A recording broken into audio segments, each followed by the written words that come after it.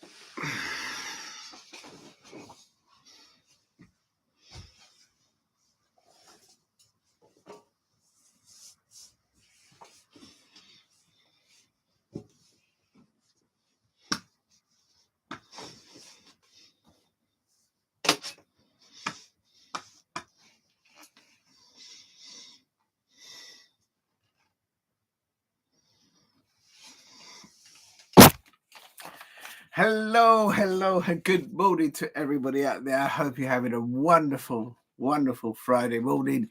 Today's 7th of February and it's approaching the 10 o'clock. It's kind of scheduled it for 10 o'clock today. And this is my very first morning football show. And I just want to welcome to everybody out there. I hope you're all doing well. Now, if you're new to the channel, please hit a like and subscribe at Diego C. Palace. And definitely massive thank you to everyone that participated yesterday on the live watch along during the League Cup and the watch along before that. Whoever said that the League Cup was not important? Did you not all see the passion, the determination from both the Newcastle players and the Arsenal players, and as well last night between the Liverpool players and of course the Tottenham Hotspur young players, I should say, because they've got a lot of injuries and obviously they're having to deal with that as they go along. Now, for me, it's I think it was brilliant, those two semi-finals in the cup tie, and I'll go into that in a little bit, just in a moment. If you're new to the channel, please drop a like and help me get to 5 likes. I'll be really grateful if you could. Right, what's the other thing I've got to do? I've got to just check that the sound is all okay before we kick off at 10 o'clock. And let me just plug these in. And as you can see, we've got the breakfast going on the go. Make sure you eat and drink while you watch your football. I always think that's important. I'm sure why anybody doesn't do it, but I have anyway. Right, let me just check that let's have a look. Everything looks okay then. Let me just move this a little bit. How'd you do this? Wrong way. That's a bit better there, I think. Right. Let's try and not cover my my breakfast there. And right, let's have a look. I'm just going to check first before 9 o'clock, before 10 o'clock, I should say, that everybody can hear me all okay. Let's have a look. Right, the sound looks all right now. Okay, that's good. Right, now let me just quickly. So how do I then? If I go there, and then if I create, I'm just going to share it on Instagram to make sure everybody can see it. I can remember how to do it, so I'm going to go there, and then go there, and then post, and that will do. Next. Right, let's do a quick look. Well, we nearly there. Got 2 minutes to do it. Morning.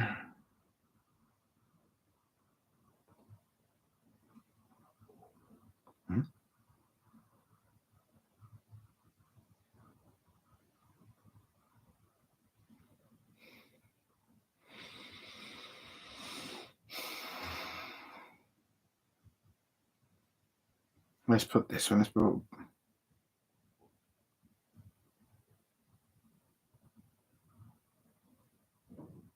Yeah, I'm just going to put. Oh, a minute.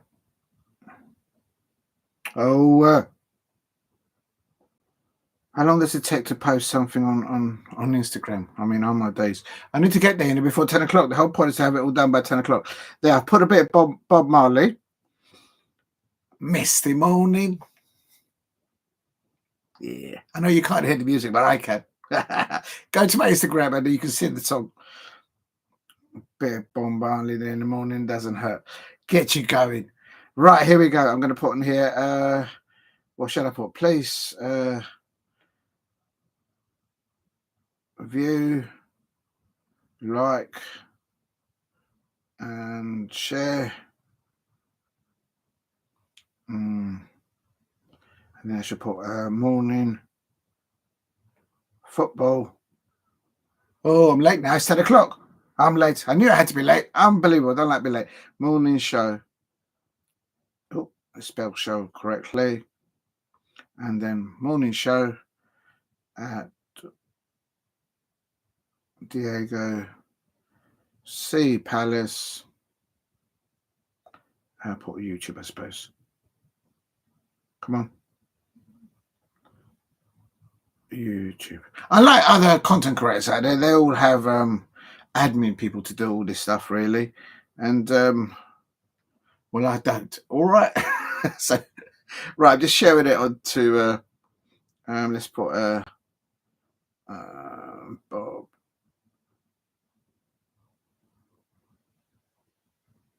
I'm going to put Bob Marley there because I'm using his song, and at cpfc at pfc at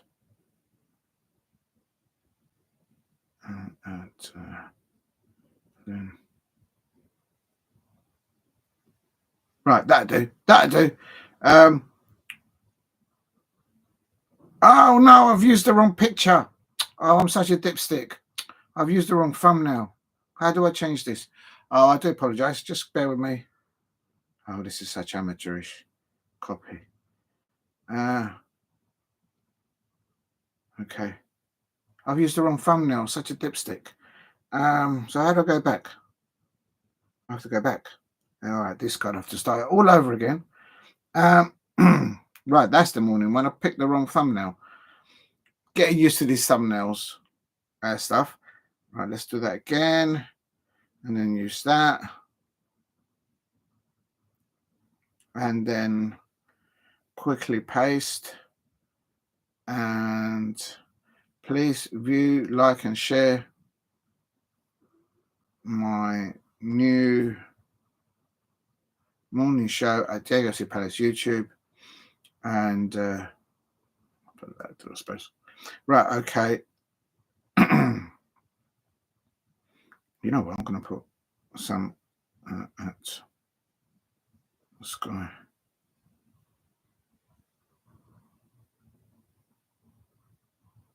I'll put Sky Sports at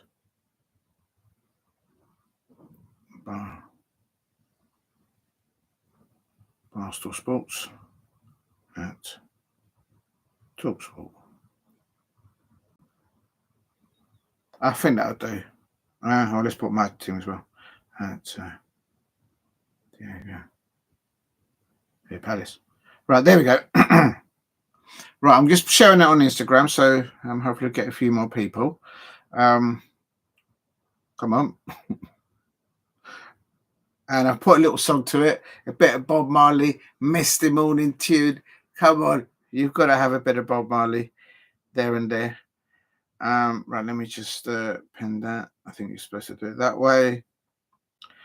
And store.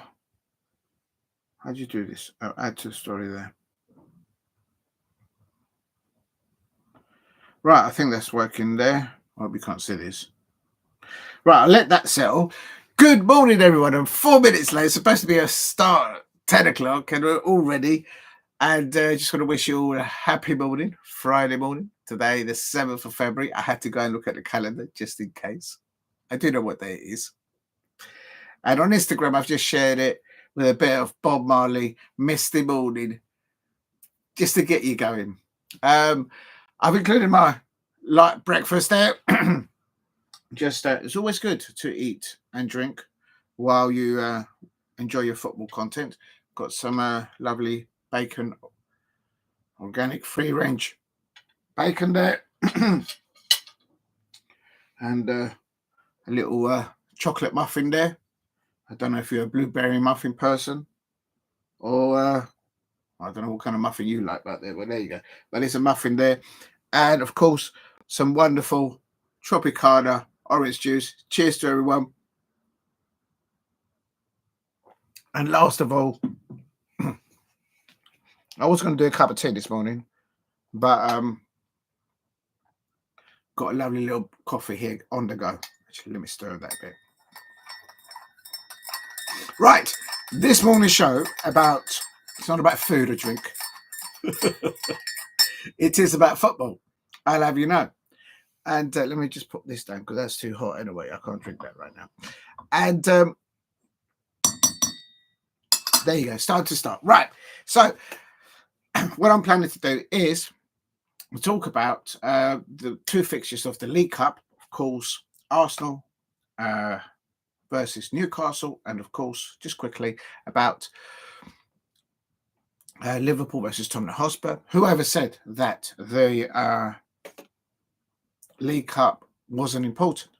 You all saw how passionate all four clubs were in those semi-finals, and it's also an illustration how fans want to get to Wembley and lift some silverware. I'm also going to include in this morning's show transfer news, and I might actually kick off with that a little bit because I might start with that, and then also at the end I'm going to talk about a little bit about this evening's match. Tonight there is a fixture on, and just want to get it correct. Yes, it is the FA Cup. It's not the Premier League. There is an FA Cup fourth round, the very first of the fourth round, I believe, and it's between none other than Manchester United versus Leicester City, and of course that is at Old Trafford. And the big headlines around that. I'm not going to go into the headlines around Manchester because there's too many of them. I can't keep up with it. There's so much news from that football club. But I think the big headline for this fixture, that fourth round of the FA Cup, is Ruud van Nistelrooy. He used to play for Manchester United, and of course he was very successful there. He won, I'm sure, many honours there, playing as a striker. I don't know if he's a Manchester United legend. You'll have to talk to Manchester United fans. They'll probably tell you where they'll rank him. But as an outsider looking in, he was never an easy cup of tea, if you like, to defend against. I'm sure every centre half and every centre right back would have had still nightmares playing up against Ruud van Nistelrooy, not just for Manchester United back in the day, but of course for the Netherlands. And for me, I think what he's trying to instill, I listened to his pre-match conference there, and because obviously he's now the Leicester City manager, he's having to deal with a minimal squad in depth, a few injuries. He's got one player coming back there. He's going to play some youngsters in the squad up against Manchester United at Old Trafford later on tonight at 8:00. And also, I think he's trying to instill, I believe Ruud van Nistelrooy came through the PSV youth setup. I could be wrong, but I think that's how he came into football.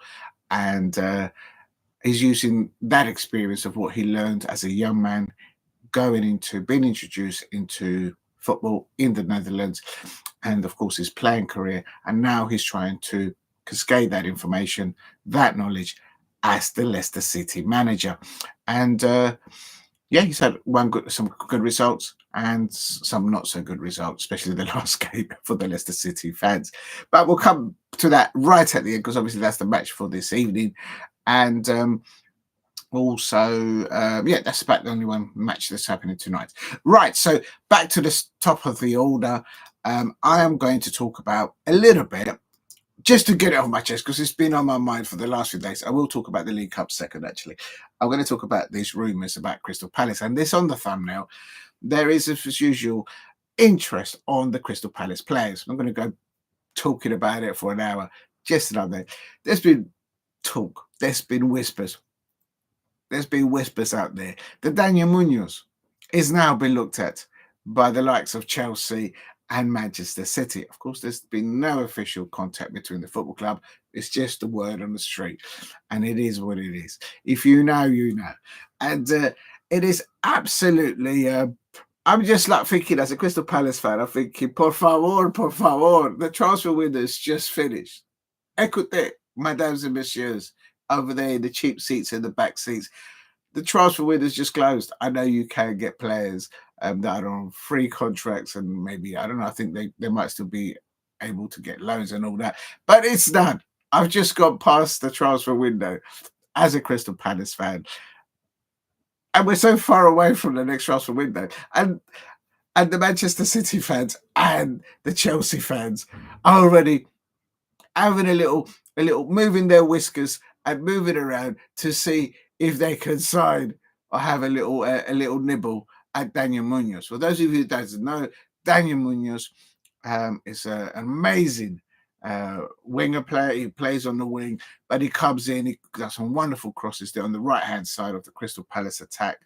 He's actually settled really well with Oliver Glasner. We're playing three at the back, embedding the thought of play of how Oliver Glasner wants his style of football, especially from the transition from defence to attack at pace, one-touch football, crossing the ball. And Daniel Munoz, the Crystal Palace football player and Colombian international, is doing absolute bits as well. And I guess tomorrow morning they'll be after Jefferson Lerma as well. I think is our best number 8 at the moment. Of course, Checky Decore, get well soon. And I hope to see you back in that lineup at Crystal Palace as soon as possible. So get well soon, Checky Decore. And but yeah, that's what it is. I just wanted to get that off my chest quickly because it's just unbelievable. And good morning, United Central. Yes, thank you for tuning in. I am going to be talking about your Manchester United club. They're going to be playing against Leicester City later on. A massive game as a neutral because I'm intrigued to see how Ruud van Nistelrooy, of course, he used to play for your football club, how he composes his players to go and play at your famous stadium, Old Trafford. I was there a few weekends ago. I'm not going to go into that because it's a sore motion. And yes, it is an FA Cup fixture, but I think more so it's important because it's an opportunity for Ruud van Nistelrooy to demonstrate with the squad in depth that he has, and it's a minimal one in comparison to Ruben Amorim's squad. He's going to. I listened to the pre-match conference by Ruud van Nistelrooy yesterday. It was yesterday, and he was talking about bringing on some 15-year-olds, some 15-year-olds, a 17-year-old, I think it was, and I'll go into that a bit later on. But I think it's important that they used the squad of what's available to him, and he did also confirm that he was involved in. So the Manchester United do see him as a legend. Of course, I don't know because I know a little bit about Manchester United, but I don't know how to rate your legends, as it were. And I'm sure he'll be hoping to get through. Yes, absolutely. I do believe he's won it twice with Manchester United. He was he seemed in that press conference, pre-match conference, he seemed very focused, very determined to ensure that his football players at Leicester City approach the fixture tonight, which is an 8 p.m. kickoff at Old Trafford, in a way to to give them a game. And there's a little bit of anxiety because of the last match that they conceded 2 goals within 5 minutes, and Manchester United, when they do turn up, look at that match against Liverpool at Anfield. Remember, Ruben Amorim was the first manager to go to Anfield this season and take a 3 at the back and play that style of formation. And he did very well against Liverpool at Anfield. So Leicester City will be, and Ruud van Nistelrooy will be wary that Manchester United can put in those performances that they think, we've got to be on our toes. So Ruud van Nistelrooy, of course, came through the Netherlands, playing football there, and he has played for more clubs than Manchester United, but he's adamant that he wants to try and instill that mental knowledge that he's learned in the Netherlands, in Manchester, and cascade that to the squad in depth that he has of both young players, established players, and also players that may be coming towards the end of their playing careers. So he'll have that, and he seems to have that from what he was saying in that press conference. He's utilising all that information that he learnt, being successful, of course, under Sir Alex Ferguson, Brian Kidd, and all those McLaren, all those managers at Manchester United with the youngsters and the established players at Leicester City. Big up to United Central says, yes, it's a match day FA Cup weekend here. Yes, it is. I'm looking forward to it. Monday, Crystal Palace play Doncaster Rovers, I believe that's the name of the football club. It's a Monday kickoff. I'm glad it's not a Friday because Crystal Palace have never won. Well, I know it's not the Premier League, but my Crystal Palace, in the history of the Premier League, we have never won a football game on a Friday. So I prefer that they play on Mondays. I just have that. I have to touch my lucky scarf when my Crystal Palace play on Friday and wear the lucky pants and all that and whatnot. But yes, a massive weekend for FA Cup fixtures. And United says, no, I mean, I hope we get through tonight. I think you should. I think you will. Of course, you've just gone through a difficult transfer window from the outside looking in at Manchester United. I think you've got very good prospect players there, and you've got a good manager. They all just have to knuckle down, get stuck in training, and play for the manager that they've got. In your instance, Ruben Amorim. I think you've got a good manager. You should all be patient with him and support him during difficult results as well. I'm not saying that lightly. He has a style of playing, and he knows what he wants from what he learned at Sporting. There's still people at Sporting wishing he never left. Real talk. Right, and no, I mean, I hope we get through tonight. Wishing Rude all the best for the season. Survival for Leicester is most important. Yeah, you know what? Leicester City, apart from their injuries that they've got, and they weren't able to extend a hand of extra deals, if you like, for Ruud van Nistelrooy during the transfer windows.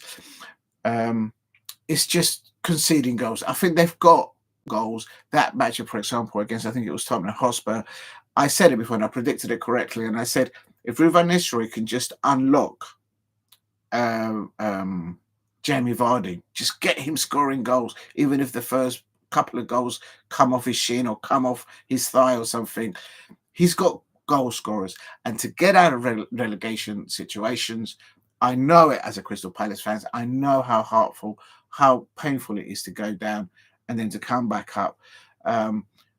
Believe me, it stays with you. The two times that I've experienced it. So I will say to you this: Ruud van Nistelrooy will get those offensive players, attacking players, scoring, because that's what gets you out and away from the bottom four, the bottom three. My Crystal Palace is working out because of boom, Mateta, because he's scoring goals, and he's not the only one there. So Ruud van Nistelrooy needs to unlock the potential, not just of Jamie Vardy. You've got Jordan Ayew there of Crystal Palace, ex-Crystal Palace. He brought the jollof rice from Guyana to Crystal Palace. He did wonderful for us. Thank you, Jordan Ayew, for signing my shirt at the end of last season. A true gentleman. He absolutely always gives time to the football fans of the club that he represents. An amazing role model for football. That's Jordan Ayew.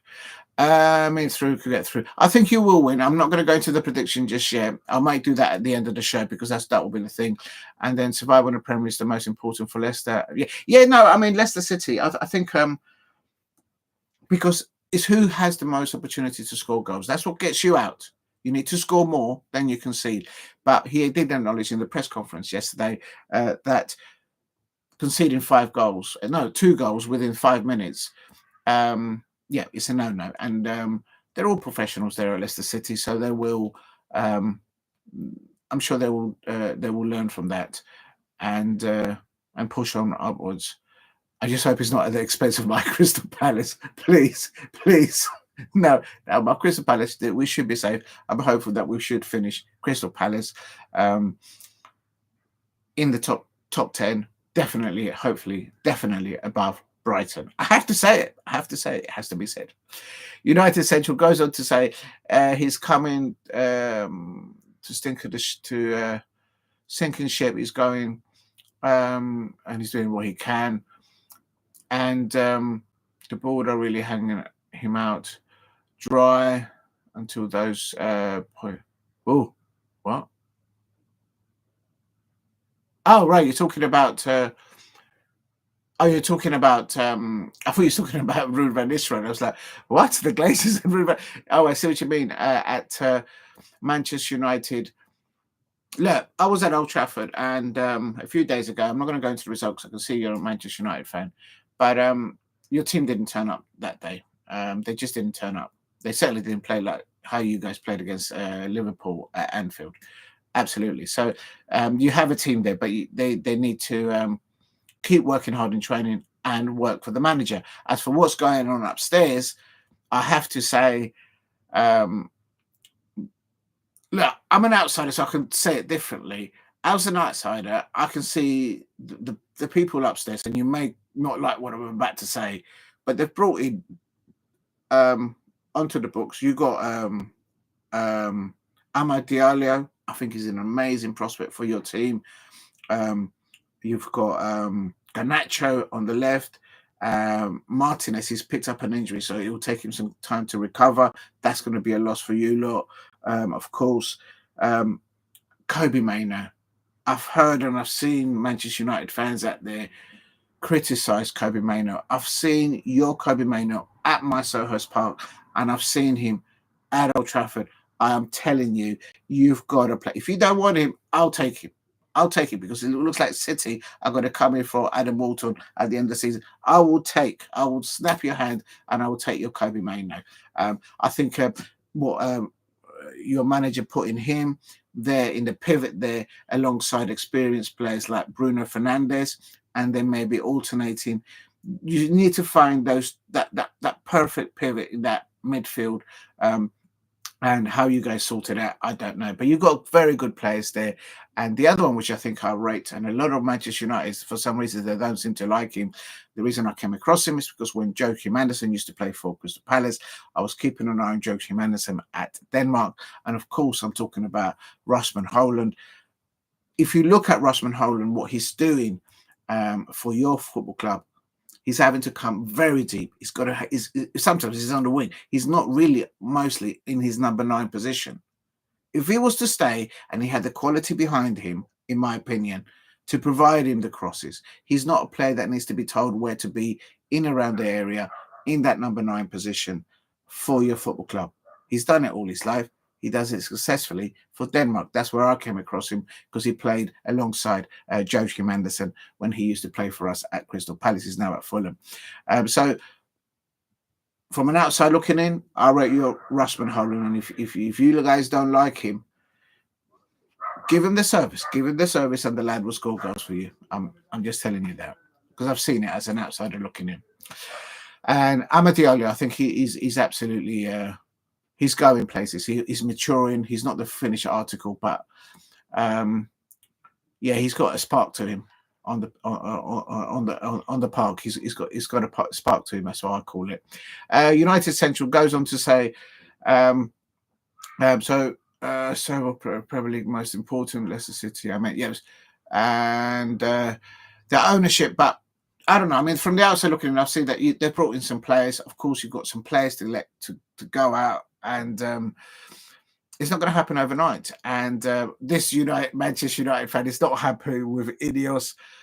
They've just spent, if I'm not mistaken, this year, of the first transfer window, the beginning of the season, I think that was just under or just over 200 mil. Right, my football club don't spend 200 mil. Dougie Freeman, the best pound for pound sporting director, he doesn't get given in the morning at the beginning of the transfer window from Steve Parrish. Says, there you go, lad. There's 250 mil. Off you go, son. Come and get me some play. We're not on that budget, okay? But Ineos has spent the money, and apparently they've asked. The thing I heard is that they're asking the fans to to perhaps maybe look at what they're paying, maybe paying more to go in. And I think that shouldn't be, because it's difficult enough for fans of all football clubs, local fans that are brought up generation locally to go to local football matches, to their football team, and now they've been priced out, not just at Manchester United but across everywhere. And we've all heard about Chelsea. There's some, I've got to be careful what I said, but there's been suggestions that maybe the tickets may be going abroad. And it has to be said, the point, what's the point of becoming a member of a football club in the sort of the ticking allocation? Because you're not going to get a look in. It's like a lucky dip if you're going to get a ticket. Literally, that's it. It's going to be a lucky dip. And so they need to look at that. And they should. So this United Central fan likes Amorim. You should like him. I think he's a very good manager. He's bringing a different style of football, very similar, in my say so, as Oliver Glasner. Oliver Glasner has developed his coaching in Europe, in Germany. He's played his football across Europe, and your manager Ruben Amorim is doing so as well. I'm talking, yes. Love Kobe Mano 68. Yes, he is. I've seen your Kobe Mano. I would not. You need to find the right person to play alongside in the pivot. You can't just rely, I believe, as Bruno Fernandes, only to be playing alongside him or off him. You need to find someone else in there in the pivot and give Bruno Fernandes to just play, in my opinion, just in front of them. That's the way I would see it. Holland doesn't get any service at this time. His biggest problem, he's lacking confidence massively. I think he's got the confidence. As an outsider looking in, I think the lad knows how to score. It's just not able to get the service. Whether it's somebody creative enough in that midfield pivot to pick a pass through the lines if you're playing centrally, or if those midfielders can pick a pass on the transition from defence to attack to go down the wings. You've got Amad Diallo, you've got Garnacho on the left-hand side. You've got good players, but they need to just get down there and cross that ball, quality balls. Your Rasmus Holland will score them, I think. But he needs to have the quality, in my opinion. But I guess you lot may see it differently. Amad is brilliant. So is Garnacho. Yes, absolutely. I think you should build a team around Garnacho, Amad Diallo, your Kobe Mano. You've got a Collier, this youngster from the Northern Ireland. Now he looks a prospect. He looks more than a handful, and he's a very young man, and he's still growing. He's a Northern Ireland. I don't know if he's in the Northern Ireland International, but he plays for Northern Ireland. I don't know, but they said that he's from there. That I think it's Toby Collier. He looks a good player. Build your teams around players like that, and okay, maybe not this season, but perhaps your next season, you should get back to where you want your football club to be at. Different Manchester United fans seem to have different expectations, so I'm not going to go into that because we'll be here all day. Also, United Central goes in to say, in all due respect, I am going to go into the other stuff, but I'll just finish these. In all due respect, Ineos have created. Better be careful what I say. I might get my channel into trouble. With respect, Ineos have Twitter fans, legends, almost very badly raising prices. Yes, I saw that. Okay, look, I hear you, but Ineos have come in. I'm not excusing how disgruntled you are of Ineos or the people who run the club, but if you're coming into a business investment and infrastructure and your spending is out of control, I mean, like literally spending is out of control. I'm not just talking about the players in the transfer window, but spending across all platforms in the business that you've just invested. You've got to wise up. You've got to wise up. And what Ineos are doing, I don't agree. I don't think they should harm the real fans, home fans of your football club that find it difficult financially to get into Old Trafford. They should give that a bit of leeway. But to me, as an outsider looking in, all platforms across your football club, you were overspending. So someone's come in, Sir Jim Ratcliffe, and he says, hold on a minute, we pay that much for that? No, we got to pull the bridge back. We got to pull this back. And then you can control your expenditure, look at your bottom line. And also you got to respond. I mean, you've got so many players there on very large contracts and whatnot. And so I think that prevents Ruben Amorim from, I expect, having the transfer window that he may wish to have. So they need to cut costs. It's as simple as that. And once you get your bottom line in order, then you can project in the short term and long term as a business on the pitch, on the field side pitch, then you may see some other returns. I think your Manchester United women, they're doing really well as well in the WSL. So I hope they can keep investing in that, similar to what Tottenham Hotspur have done with their women's side in the WSL. As an example, Ineos already, they've cut cost, right, full of grace, Ineos and Glaziers, to opinion. The thing is, the fact that you're not going to be in the Champions League, that's going to hurt costs in the short term and long term. I have 2 points of Ineos. Quickly, I'll say this because I want to get onto my breakfast as well and everything else. First of all, Sir Jim Ratcliffe is a very successful businessman. If you go on the Financial Times and you put Financial Times in Google and Sir Jim Ratcliffe's, you'll see what he's doing, what he's trying to do in Belgium with other stuff that he's doing. He's a very successful businessman, okay? Not just in Europe, but globally. And I'm not putting that lightly. What I would add to Sir Jim Ratcliffe is the investment that I see that he's put into your Manchester United, if you like, in comparison to this. Say what he's invested into your Manchester United, I would say it's between here and about there. About there. There you go. It's just that much. If you look at it from here to there, that much is how much his successful investments in other business portfolios that he has underneath his belt. He's a very successful businessman. So whether he's right for your football club, whether he'll make the right decisions for you,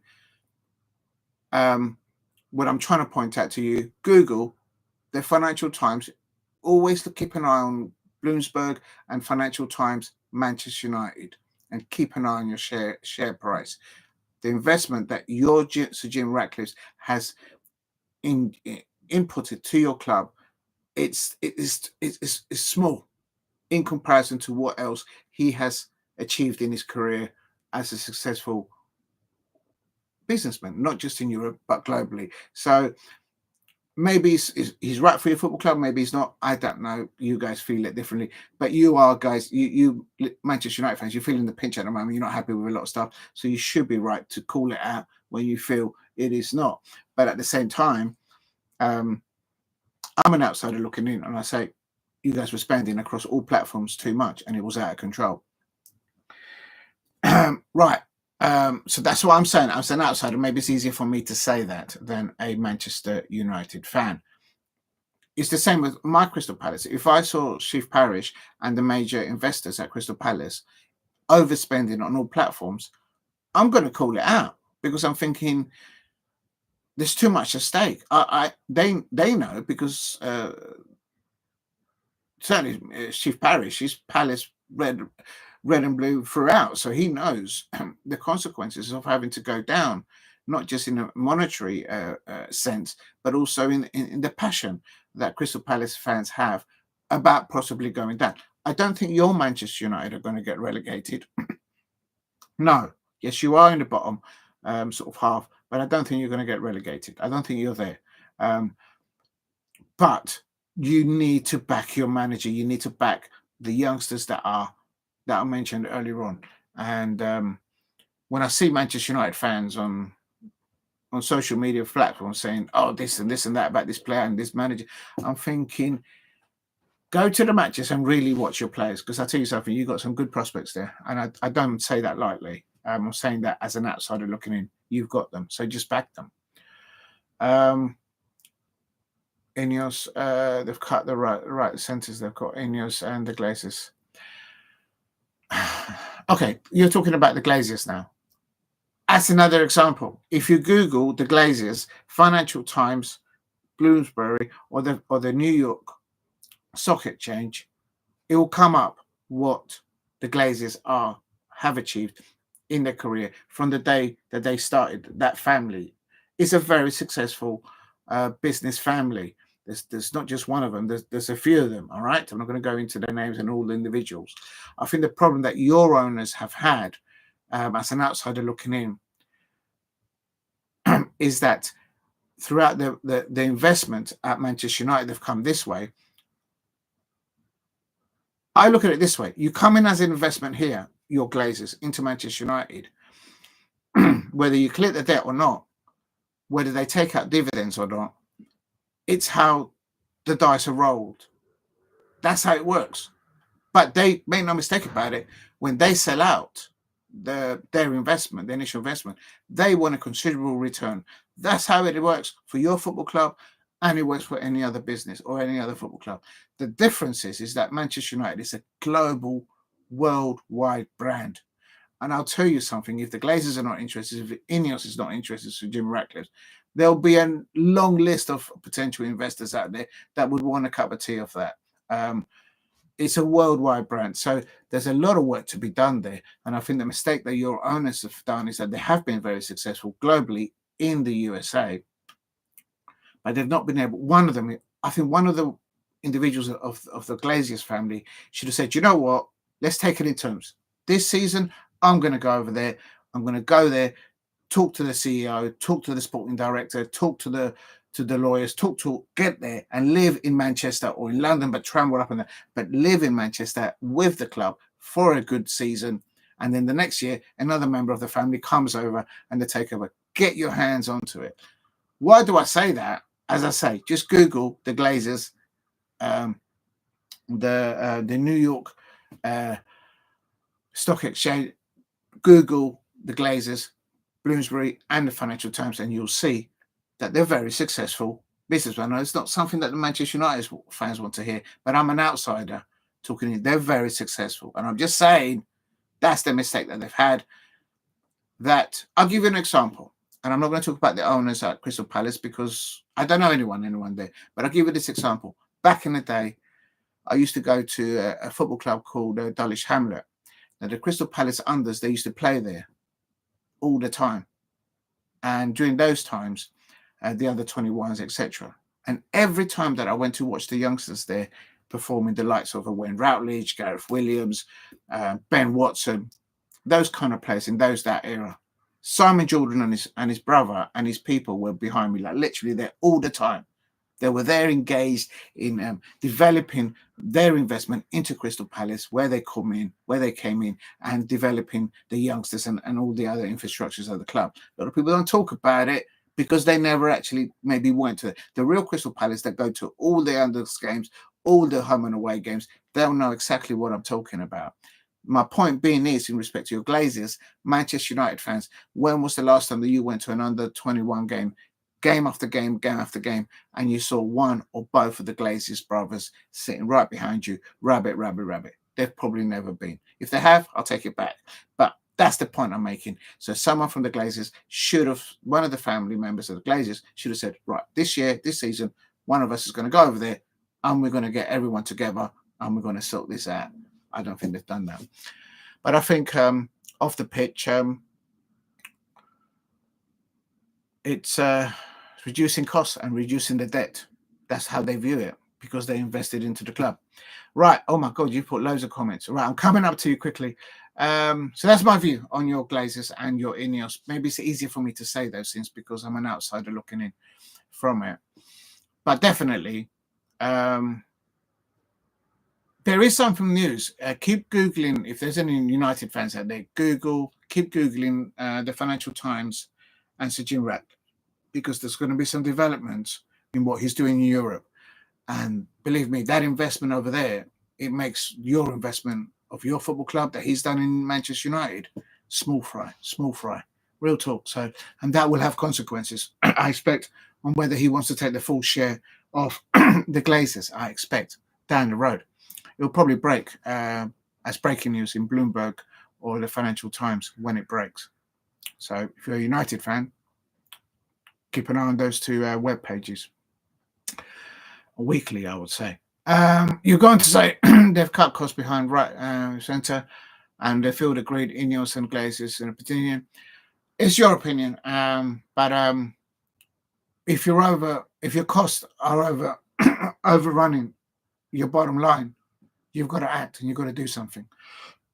And you're losing costs because you're not in the Champions League season after season.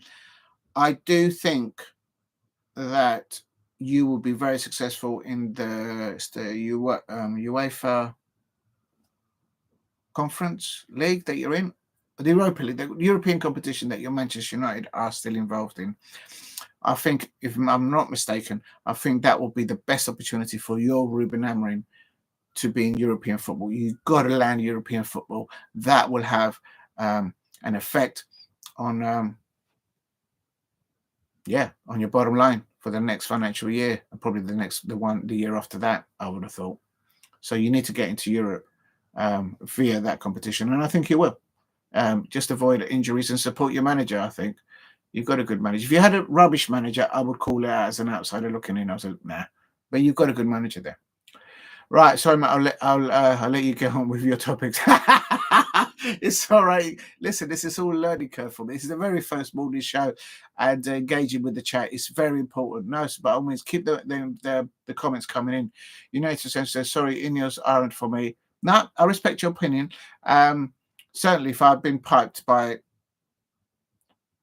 what happened with Crystal Palace, I think it's fair play. You have as Manchester United fans, you have a level of expectancy of where your first team should be at and whom they should be competing against and who they should not be losing to. And if you need to call out your Ineos, then you're right to do so. It's your football club, and you'll be there long after the present custodians of your football club are. So it's the football fans that keep the club going. And I think sometimes, people that may own the football club or people that are in the media out there, they kind of forget about that.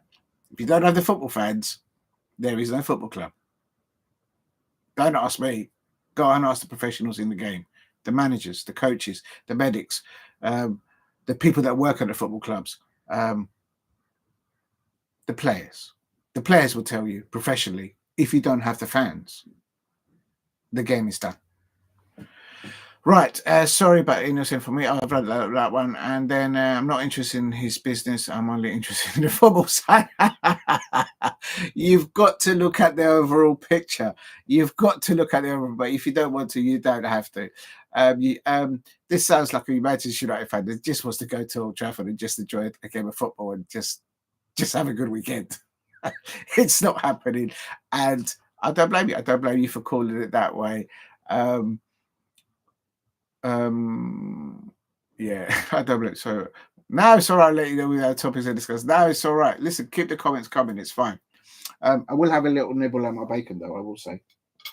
Nothing wrong with a little bit of crispy bacon.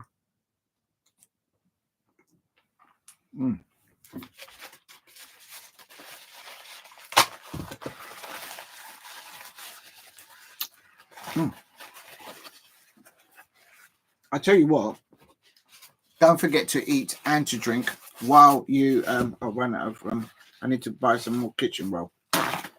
Don't forget to eat and to drink while you enjoy your football. Real talk. There's nothing wrong with that.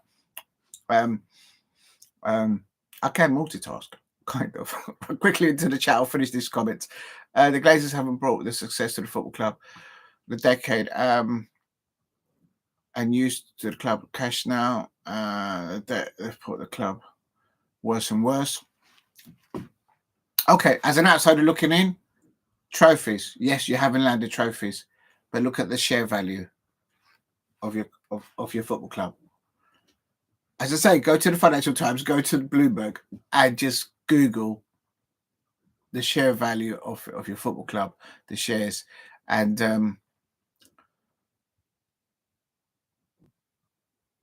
if you're saying that it's made it worse from that perspective, probably that you just want to see your football team perform consistently and win things. And I suppose you should that, I suppose, because back in the day, um, clubs used to fear playing against your Manchester United, not just at their home grounds, but also at Old Trafford.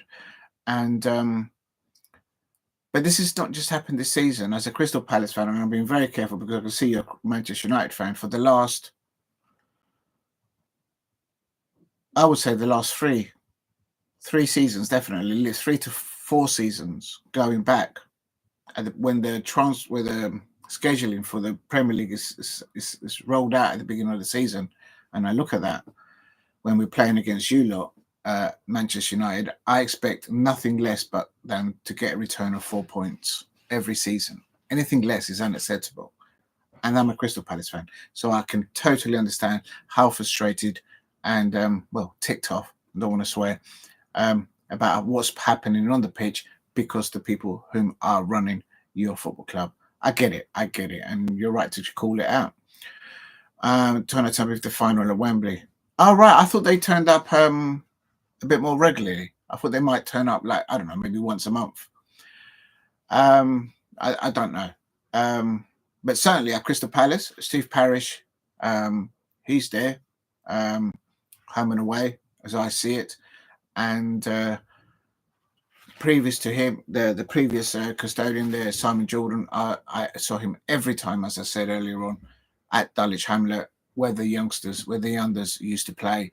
Every time he wouldn't stop rabbiting you, rabbit. Big up to Simon Jordan out there. And he was hands-on, focused on his investment, on making the football club better. And with the current ownership at Crystal Palace, we have that with, of course, Chief Parish, and I see him every time at the games getting stuck in. And that's what I want to see. Him and everyone at the football club working in all fronts to better the opportunities, not just of the young, but established players at Crystal Palace. So much that when I started this show, there's talk about Daniel Munoz perhaps being linked to Chelsea and to Manchester City, and that is what it's about. This time last season, Dougie Freeman and Steve Parish, they brought in, I believe, Adam Walton and Daniel Munoz, and look how much they've evolved their capabilities, not just individually but collectively within the squad setup on match day as well. And that's in essence your Manchester United. They need to buy smart and buy small when necessary. And yeah, of course, if you see something that's worth spending over 60-70 mil, we're not in those budgets at Crystal Palace. I don't think we are. Okay, we're not in the Crystal Palace. We're not. Dougie Freeman doesn't go, oh, there's a player, he's 70-80 mil. Let's just go get him. Yeah, we don't do that. And I think your Manchester United needs to stop doing that. Buy smart and buy it smart with the knowledge of the manager that you've got. And that's Ruben Amorim. Because the lad, your Ruben Amorim, has an idea, has a method of playing, a style of football, and it's a proven one.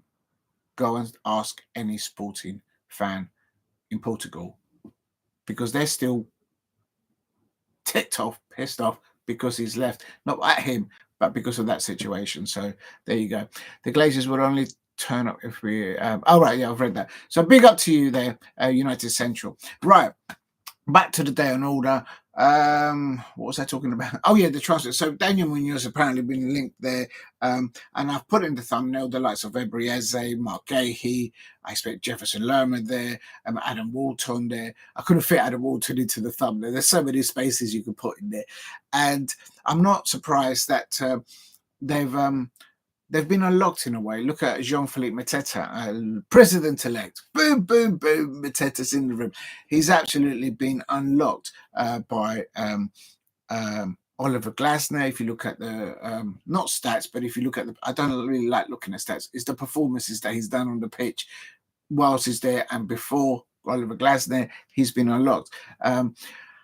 What worries me as a Crystal Palace fan, and I'm not going to go into it too much because I could talk about Crystal Palace till the cows come home, is our home form. At home at Selhurst Park, I don't know what it is that Crystal Palace players do in the morning when they go into work on match day. I don't know if they are getting the breakfast the wrong way round.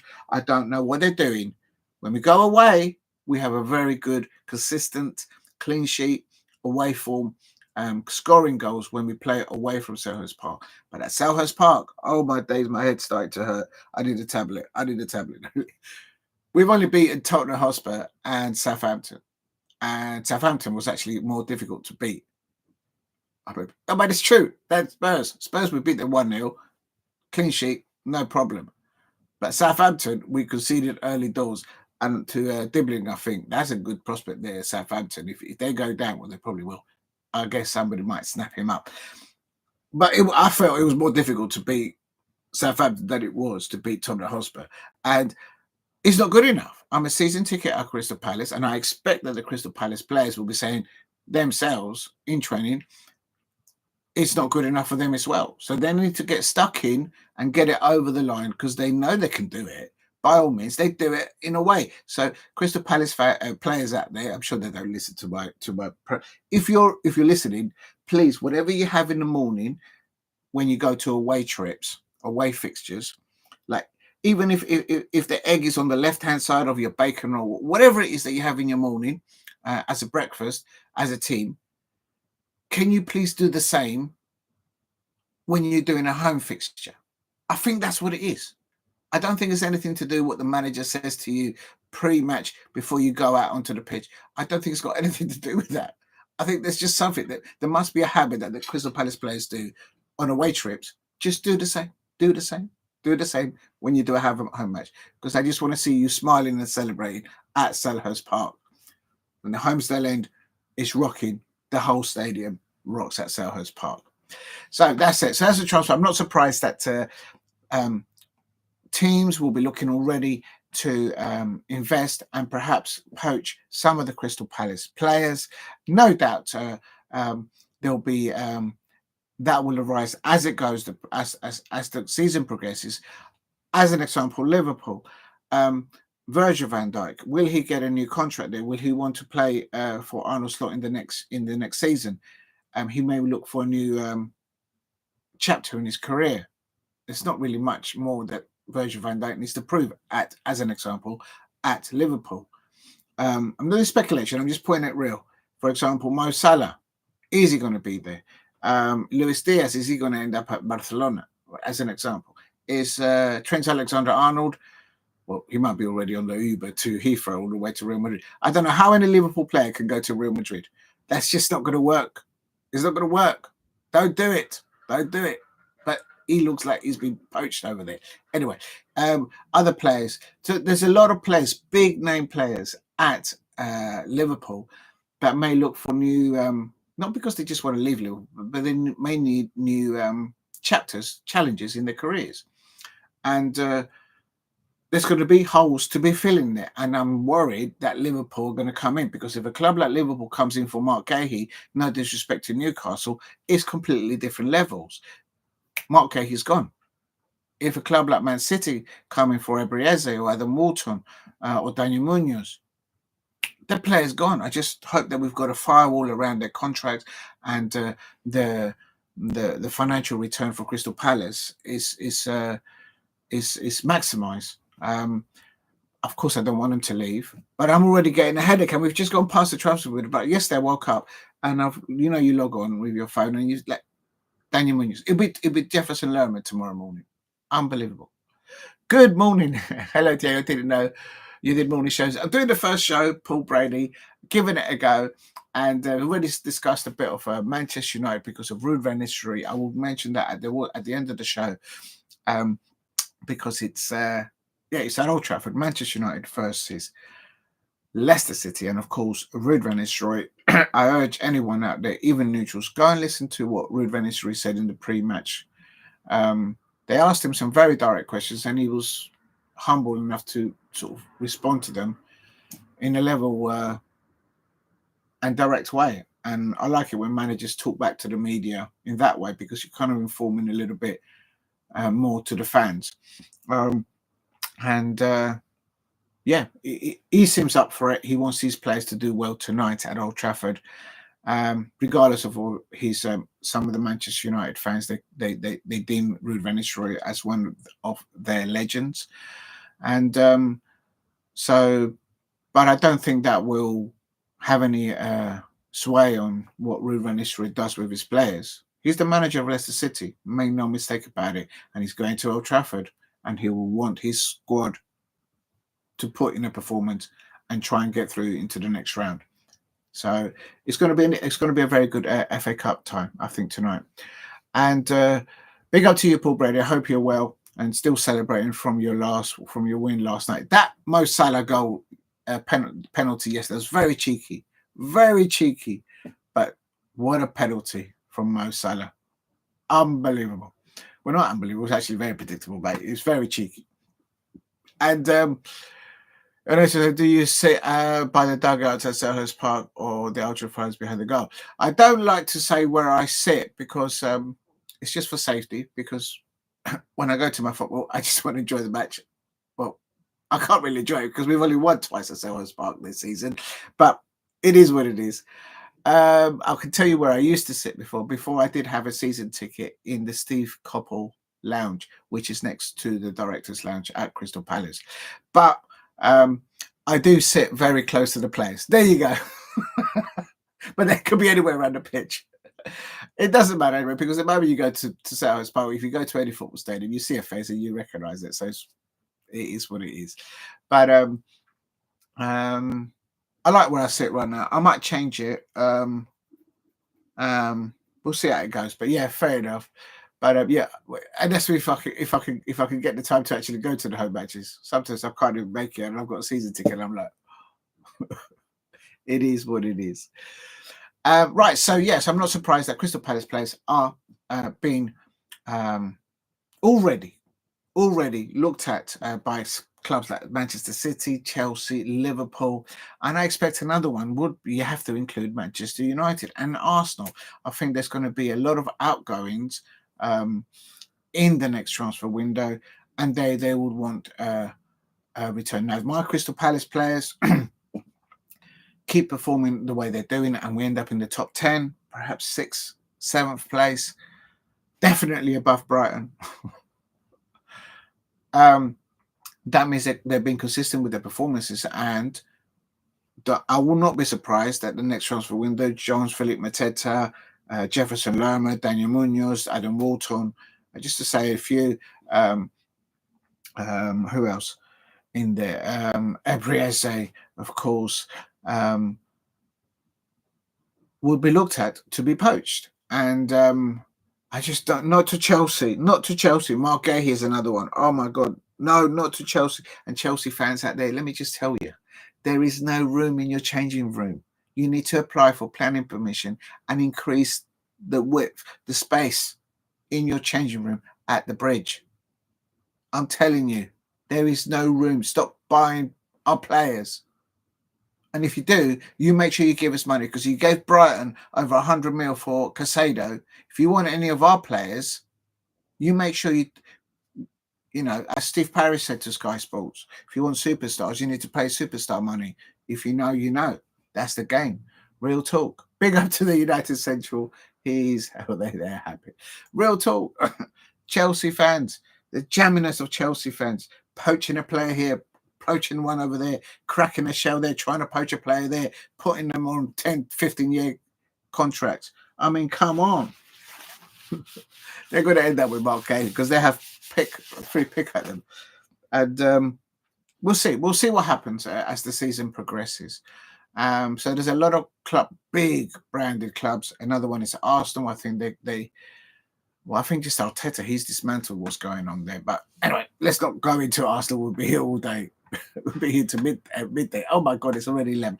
Right. So that's it. The first bit was supposed to be talking about clubs being linked to Crystal Palace. I'm not surprised about that.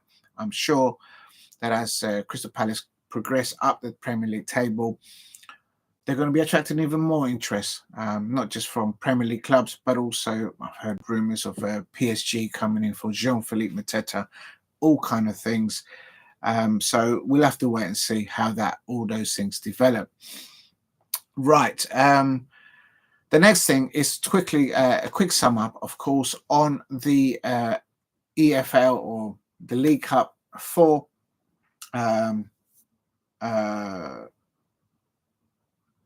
so just occurred. People say that it's not important, the League Cup. People say that the FA Cup is not important. Well, we all saw both semi-finals. I did watch alongs to both, and we saw how determined the Arsenal fans were to try and get to a final and win some silverware finally with Mikel Arteta's players, because he hasn't won any trophies with his own players. And the lad has spent over 850 million net spend, and they've got some of the highest tickets at the Emirates, and they've not won any trophies.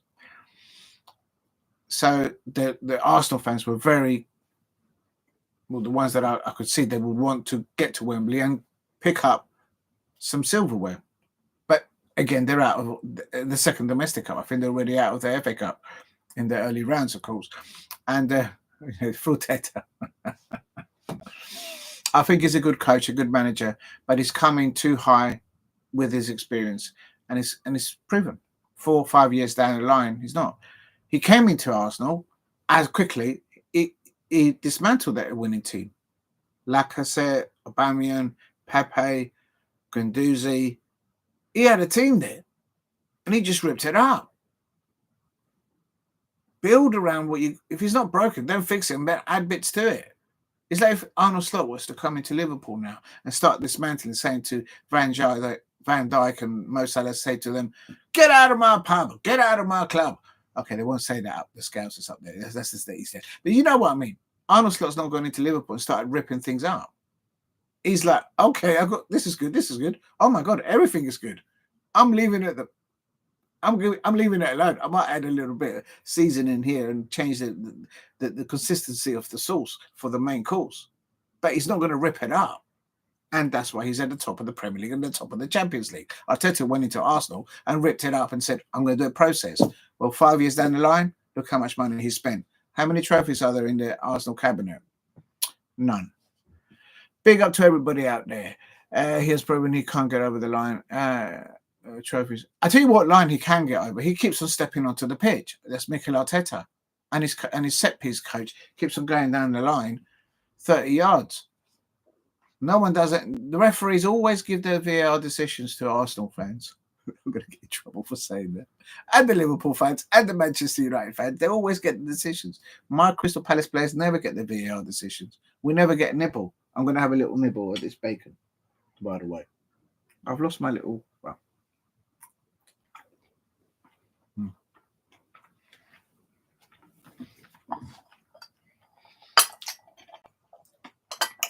just a moment.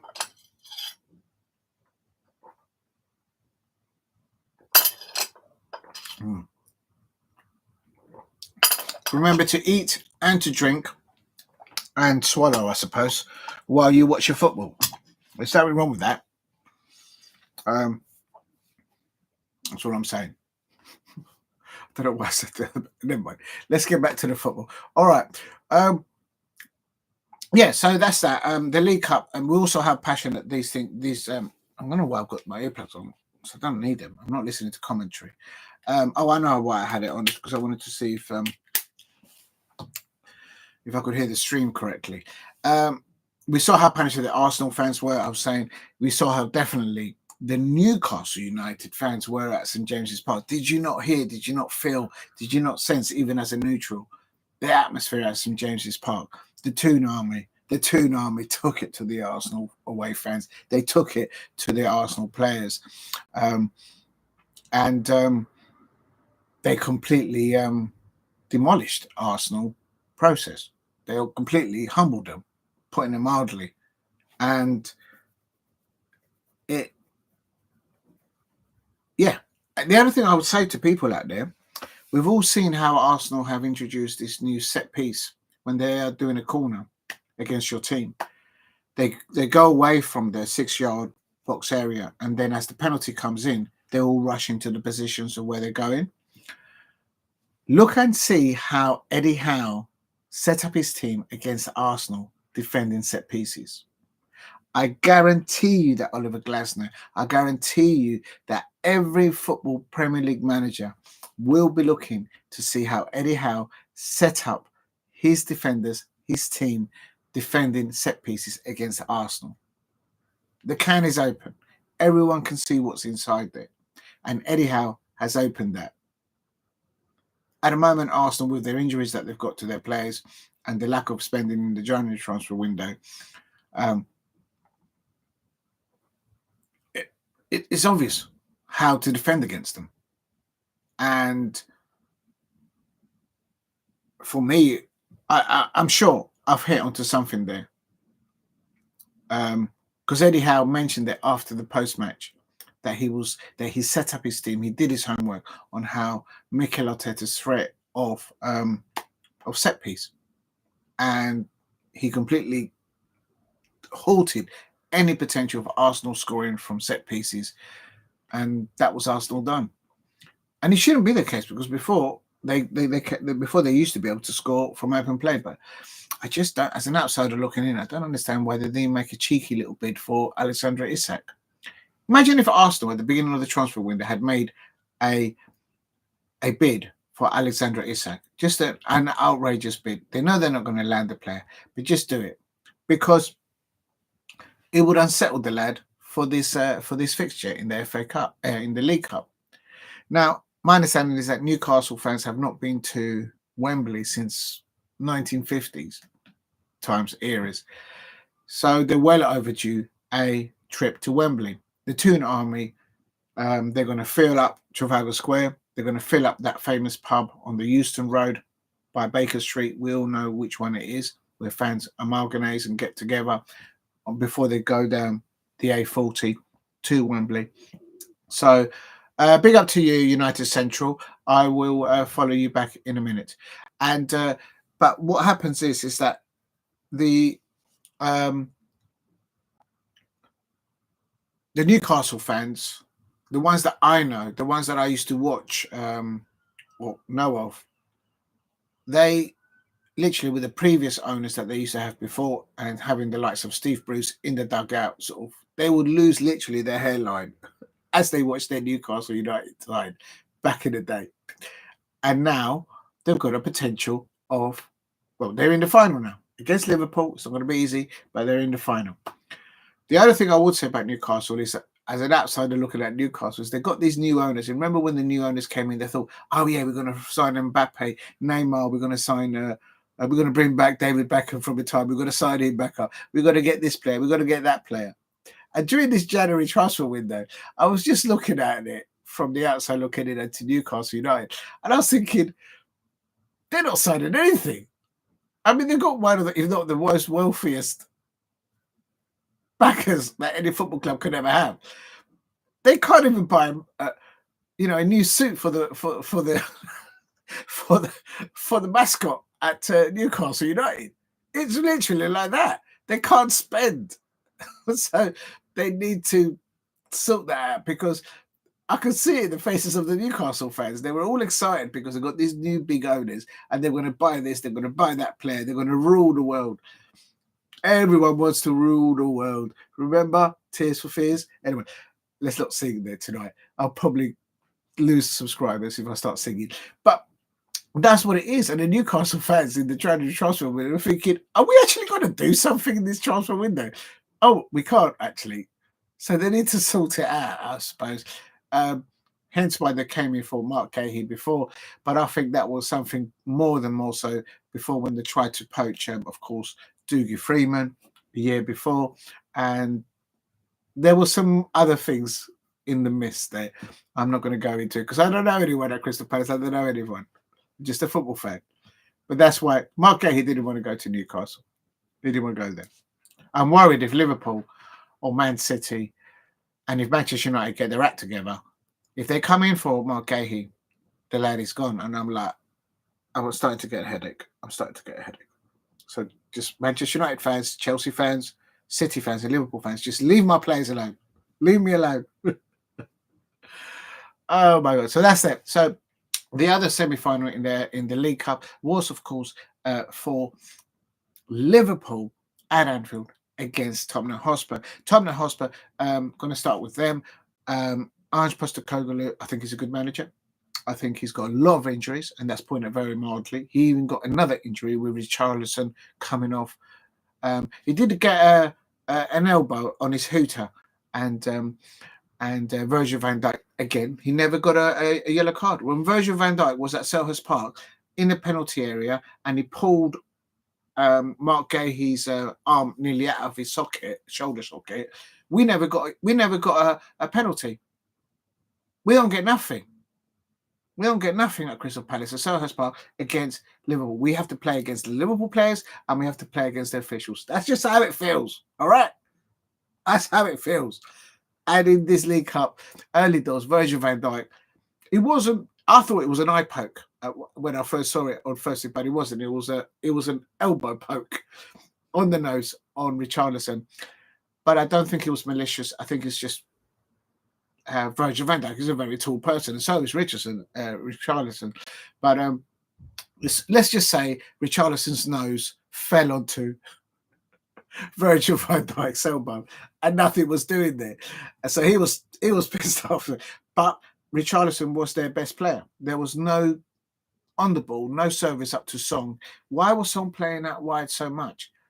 Get him more central. I think that's what they should do with Tottenham Hotspur.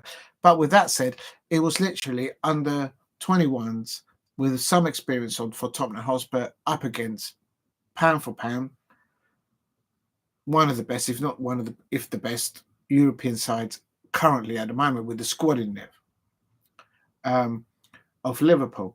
The other thing I will say about Tottenham Hotspur, I think as an outsider looking at Tottenham, I think they've done really well investing in their youth academy. Absolutely, the things that I hear from fans or parents that go and trying to get their kids through that thing. I think they've done really well, Tottenham Hotspur, in the investment in the youth academy at Tottenham Hotspur. The stadium, it has multifunction. It has so much to give, that stadium. It's just the first team is not doing it. The other thing I think Tottenham Hotspur has a positive thing on it, a tick, is the investment that they've done into the women's platform. They got to the FA Cup last season with a new manager, and they're doing not too bad this year in the WSL, the Tottenham Hotspur women's side. So that's good investment in there. So I'll give those 3 ticks to Tottenham Hotspur. But someone somewhere has just taken the eyeball off. I don't know who's been doing the scouting. Have they been doing it correctly at Tottenham Hotspur? Have they bought smart enough at Tottenham Hotspur? Not in this transfer window or the one before, but for the last 4 or 5 transfer windows. I think it's telling. And someone at Tottenham Hotspur has taken the eye off the ball in the first team, in how that platform is orchestrated, the scouting, the management. I mean, they've had Conte. Look what Conte is doing with Napoli, with McTominay and Lukaku at Napoli. They're top of the Serie A. They've had Mourinho. I mean, look what Mourinho's won in Europe and in domestic cup competitions. The list is long and distinguished. They've had Santos, the manager, Nuno Santos. Look what he's doing up at Nottingham Forest at the moment. So there's something in there at Tottenham Hotspur in that first team, the infrastructure of the scouting, the medical, maybe it's the medical side of it. There's something not right there, and it's clear, because as I said earlier on in my morning show earlier on, at Crystal Palace at Selhurst Park, we've only won twice at Selhurst Park. Southampton, Tottenham Hotspur. Tottenham Hotspur was a walk in the park. We got a 1-0 there, clean sheet. Against Southampton, we struggled. That's telling you something. So I think for Tottenham, I think it's admirable that they got thus far to the semi-finals in the League Cup. I think another positive for Tottenham Hotspur is that the youngsters that got boots on grass against one of the top sides, what I call the Jurgen Klopp legacy team. They're not Arnold's. They're his players at the moment because he's the manager. I don't take that away from the man, Arnold Slot. But make no mistake about it, the squad in depth, what's there at Liverpool right now, that is the Jurgen Klopp legacy. As an outsider looking in, that's what it is on the can. Real talk. So I think those young Tottenham Hotspur players that performed against Liverpool last night, even the new signing came on. What's it called? Matthias Tell. He looked. He did well when he came on the right hand side. Bit of kind of remind me a bit of my Daniel Munoz when he comes on for us. And if you think about, for example, let's say Manchester United, Amad Diallo, so that is they've got there's some players there at Tottenham Hotspur, but someone upstairs in the platform of the first team, they've taken their eye off the ball. It's clear to see, not just this season, the last season. And the Tottenham Hotspur fans that I know, they just want to go to their stadium and just watch a good football match and just enjoy the weekend. At the moment, they just can't do that. They just can't do that. So someone needs to put that right. Should the owner of Tottenham leave, or the gentleman that's that runs the joint up there, if you like, in straight talk, of course, Mr. Levy. I don't believe the club is on debt. It's delivered on other fronts, as I say, the academy, the women's football, and the stadium. But on the first team, someone's taking the eye off the ball. Is that his fault? Individually, Tottenham Hotspur fans will have a strong opinion on that, I expect, and rightly so, because it's probably not cheap to go into that stadium. But it's as an outsider looking at that stadium, I think they've done a good build there. The only thing I don't like about that stadium is that there is no free parking now around Whitehall. Well, the old Whitehall Lane, there was plenty of free parking back in the day, and now you so much as get out of your car to get the pay and display ticket. And by the time you get back to the car, you already got a ticket. It's just madness, absolute madness.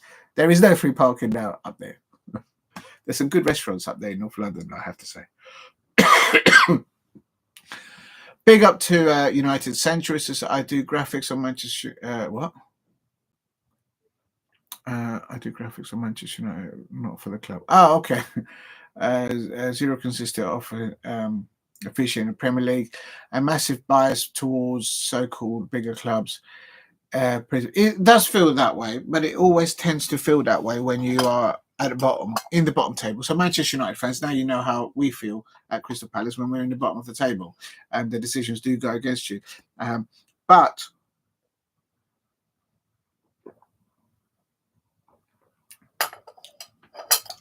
going into refereeing, and I won't go into much because I'll be here by the time kickoff is tonight at 8:00. For me, we need the referees. I think there's two things. Number one, I don't know, I can't prove it, but I think there needs to be more investment, more training in developing the skills of the referee, of the two liners, assistant referees, and the fourth official. My understanding is that the referee, the two assistant referees, and the fourth official are there to facilitate both managers on the touchline and the players to just show the fans what football is about. So we all end up talking about the football. And now all we're talking about is about the decisions or not decisions taken by referees and VAR referees. We got to help them either by investment, training. I have to say this. People that own football clubs, people that are managers, when they're professionals in the game, even the football players themselves, you can see their facial expressions. They're like, what? When the professionals in the industry are saying to themselves, they go through the preseason, they go through the beginning of the season, they go through the season, and then they come across a decision and it's like, well, why did we even bother in the first place if this is what we're going to have to deal with? I think criticizing only the referees is not the answer. I think the answer is, let's work the problem. Let's fix the problem. Let's not make the problem worse. And I think we could be making the problem worse. It's because VAR has its purpose, but the functions of how it's used cascaded down, and I'll use my words very carefully, from FIFA all the way down to grassroots levels. The way VAR has been utilised by officials, not just in the Premier League, but in other leagues. It needs to be transparent, it needs to be more consistent, and more importantly, as I said at the beginning, we need to assist those referees and assistant referees and the people training them to use the VAR equipment and to make the decisions instantly. I think another thing they should do is mic up the referees, and we should be able to hear everything they say to the players and what the players say to them. I think, why not? Why not?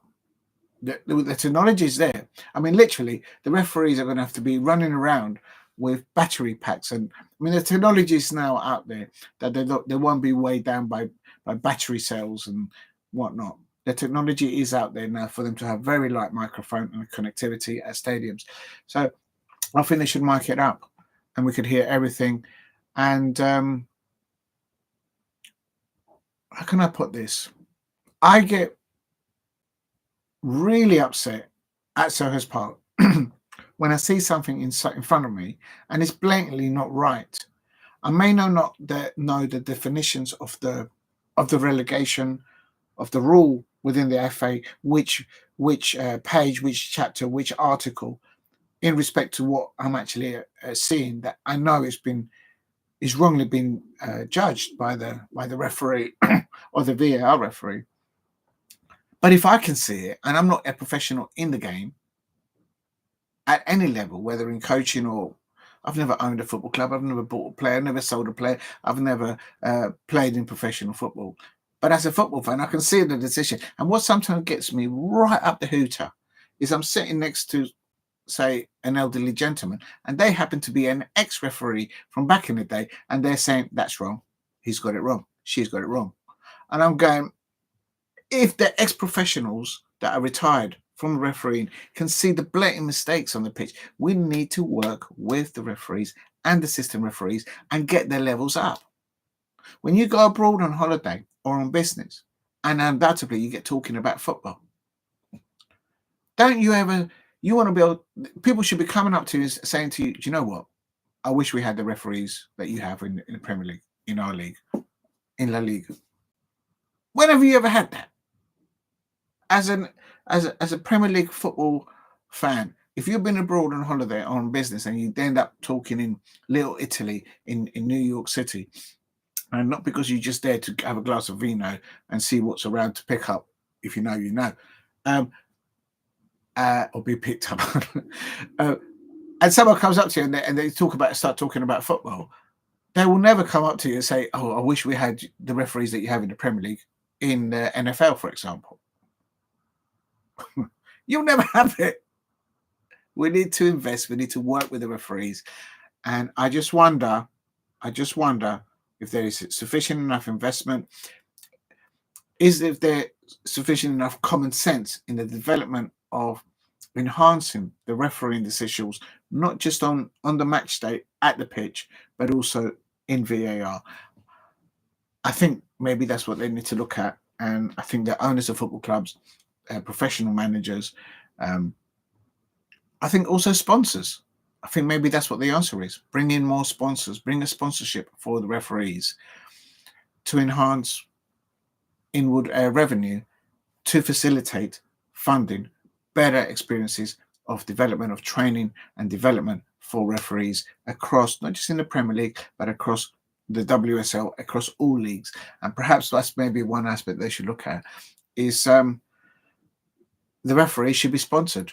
Give it to a sponsor, a big sponsor coming in and sponsoring it, and then that will bring money into it. I think maybe they should consider that. I don't know. Maybe, the referee carrying the logo of a football club or of a sponsor. If it improves the levels, if it improves the inward revenue for that development, perhaps that's an answer. It's just an idea. But we need them, and we need to work with them. And I think the football clubs, the owners of football clubs, the professional managers, the players, they need to work at the problem, not make it worse, in the sense that they need to work with these referees, and they need to work with the owners of football clubs, the managers and the players. They're the only ones that can fix it because they're on the pitch. The fans aren't. They are. Okay, sorry, I went off on one there. But when I talk about VAR referees, I have to go off one, and that's how it is. I can talk about it all day as I go. And thank you for being patient with me out there. In the chat, it's United Central says, and don't get started on VAR. It's there to stay. It's there to stay. It's there to stay. The technology is there. Tickets rationable at Palace? Then yes, they are. I mean, the box office at Crystal Palace. If I ever have a question, whether I'm there or whether I call them up, they've always been very helpful on the pricing. We're trying to I don't work for the football club, but Crystal Palace, if you're interested in women's football, there's plenty of tickets there available for the Crystal Palace women. I rang them yesterday and I asked them if there was tickets. There's tickets there for they're going to be playing the Manchester United away in the WSL. So I was asking, like, is there a coach that can take us up there? And they're looking into that to maybe look into that. But the pricing at Crystal Palace, I think it's reasonable, and it's the allocation that everyone always has an issue. If you talk to Fulham fans, if you talk to Chelsea fans, if you talk to any fans in London, I expect in other Premier League clubs, it's like in Manchester United, you're from Manchester United, local fans that are accustomed generation to take their son, their nephew, the grandma, the whole family. It just doesn't happen anymore. And it's sad to see, really. Yes, it's important to get other streams of revenue, I expect, for the football club from tourists. We call it tourist footballers, fans out there, because when they come on match day, they spend big in the box office. So that's important for the football club. You cannot cut that line, but it's a defining line of what is available for local prices. I think when you're saying prices a reasonable price at Palace, I would answer yes. But then what do you get in return? And this is where I'm critical. Sometimes I am critical of my Crystal Palace team and the club itself. The club is desperate to get to Wembley and win a trophy. I need to see my Crystal Palace at Wembley lifting a trophy. Not because I want it, just me as a Crystal Palace fan, but because the fans deserve it. The current owners, the people that work at the football club for not just the last 5 or 10 years, but for decades at Crystal Palace, we all know the faces. They deserve a trip to Wembley and to see Crystal Palace win it. The previous custodians of Crystal Palace, Mr. Jordan, and going back before him as well, they also deserve to see Palace at Wembley lifting silverware. So you're asking me, am I getting value for money at Crystal Palace? Yes, on match day, the food is brilliant, the wine is brilliant, the orange juice is real, organic, hand pressed orange juice, if that's what you like, with a bit of vodka. If you know, you know. We've got good food and match day experience. And remember, you can enhance your ticket to that premium ticket. I don't know anyone at a football club, but I recommend it. You can increase the value of your ticket to a premium match day experience. I'm not saying you're going to get a shoulder massage and you're going to get something. You're going to have a different experience. You're going to eat well. You're going to have a wonderful time there at Selhurst Park. Just call the box office or go online at their official webpage, and you'll see it's well worth the bubble. Real talk. But for me, I need to see my Palace at Wembley because we deserve to get back there, and we should be in the top 10. We should be in the top 10 and knocking on the door. If West Ham United can go into Europe and land silverware, then why cannot Crystal Palace do it as well? Why is it that it's only Chelsea, the only football club in London that's won the Champions League? I know I'm reaching out a bit too far now, but that's how the Crystal Palace players, the coaching staff, and everyone in the medics, everyone should be pushing towards. Let's get up there. Let's get up there.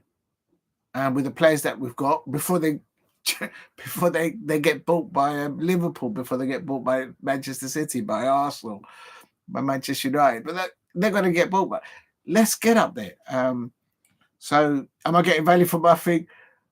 I need to see my Palace in Europe, and I need to see some silverware. At Crystal Palace, we do silverware. The Crystal Palace women team there, you can see it. That's this season. Last season, Laura Kominski, she landed silverware with a minimal budget alongside Grace Williams, who's the head of women's football at Crystal Palace. They won the Barclays Championship trophy against all odds, against other football clubs out there with a high expenditure of net spending. Grace Williams, the head of women's football at Crystal Palace, and Laura Kominski, that you can see her there in the middle there, together with her and the coaching staff, Adam Jeffrey, all the other coaching staff there, and also our Crystal Palace women's captain, Amy Everett. They all absolutely smashed it, and we landed silverware. Darren Powell, he landed silverware, and the unders 21s. Listen, we do silverware at Crystal Palace, but we need to do it in the men's team. And so, yeah, am I getting value for money? Yes and no. I need to see more silverware, and I need to see Palace in Europe. Oh man, can you imagine Crystal Palace in Europe up against Manchester United or Manchester City or Liverpool or Arsenal in the European competition? There's only one answer to that: a Crystal Palace win. Real talk. No, it's not just a dream. It should become a reality. It shouldn't just be South London that's proud. It's the whole of London that's proud. So your answer to your question, yes, I do think I do get value for money for my season ticket. But I need to see silverware, not because I just want it. I think the whole club, everyone associated with the club, we deserve it. So let's get up there. Let's get that away form at Selhurst Park, please. Like now. Okay, agreed. 100% real talk. Thank you, United Central. This is blatantly corruption in the game right now. Yeah, I mean, there's talk about what's going on with Chelsea at the moment. There's a lot of speculation. I'm going to be careful what I say because I can't back it up in a sense that football clubs will always be reaching out to get new streams of revenue, not just domestically, locally in the UK, but abroad. But if ticket allocation is being prioritised for people abroad, and the local Joe Blogs and John Smith and Daphne, the local person next to the football club, can't take her son or her daughter or her gran. They used to take her to the football at Fulham, at the Craven Cottage, at Selhurst Park, at I nearly said Upton Park, at the London Stadium, at the Emirates, because they've been moved aside because the allocation of tickets have been given to ticket holders, to people from football fans from other nations in other countries. They've got to look at that. They've got to look at that, because otherwise, what's the point of having a season ticket or being a member of a football club? Because you're not going to get nothing. It's like going to the corner shop and getting yourself a lucky dip as to whether you're going to get actually to see your team. That's ridiculous. The local fan base is the fabric, is the identity of the football club, and we can't lose track of that. So I'm sure that the custodians of football clubs will look at that. I hope. But the bad ones out there, they may not be doing that. And if they don't, they should be called out, because that's absolutely disgusting. Absolutely disgusting. An example, Manchester United fan in there. Right now at Old Trafford, they've been asking the fans to squeeze. Why are the Manchester United fans having to take a squeeze and pay more? They're not winning trophies. I tell you that as an outsider looking in. And at the same time, they can see waste of money being spent on certain things at the club. The fans should not. There should be a cap, and there should be. I don't know, how can I put it? In every football club in the Premier League, there should be at least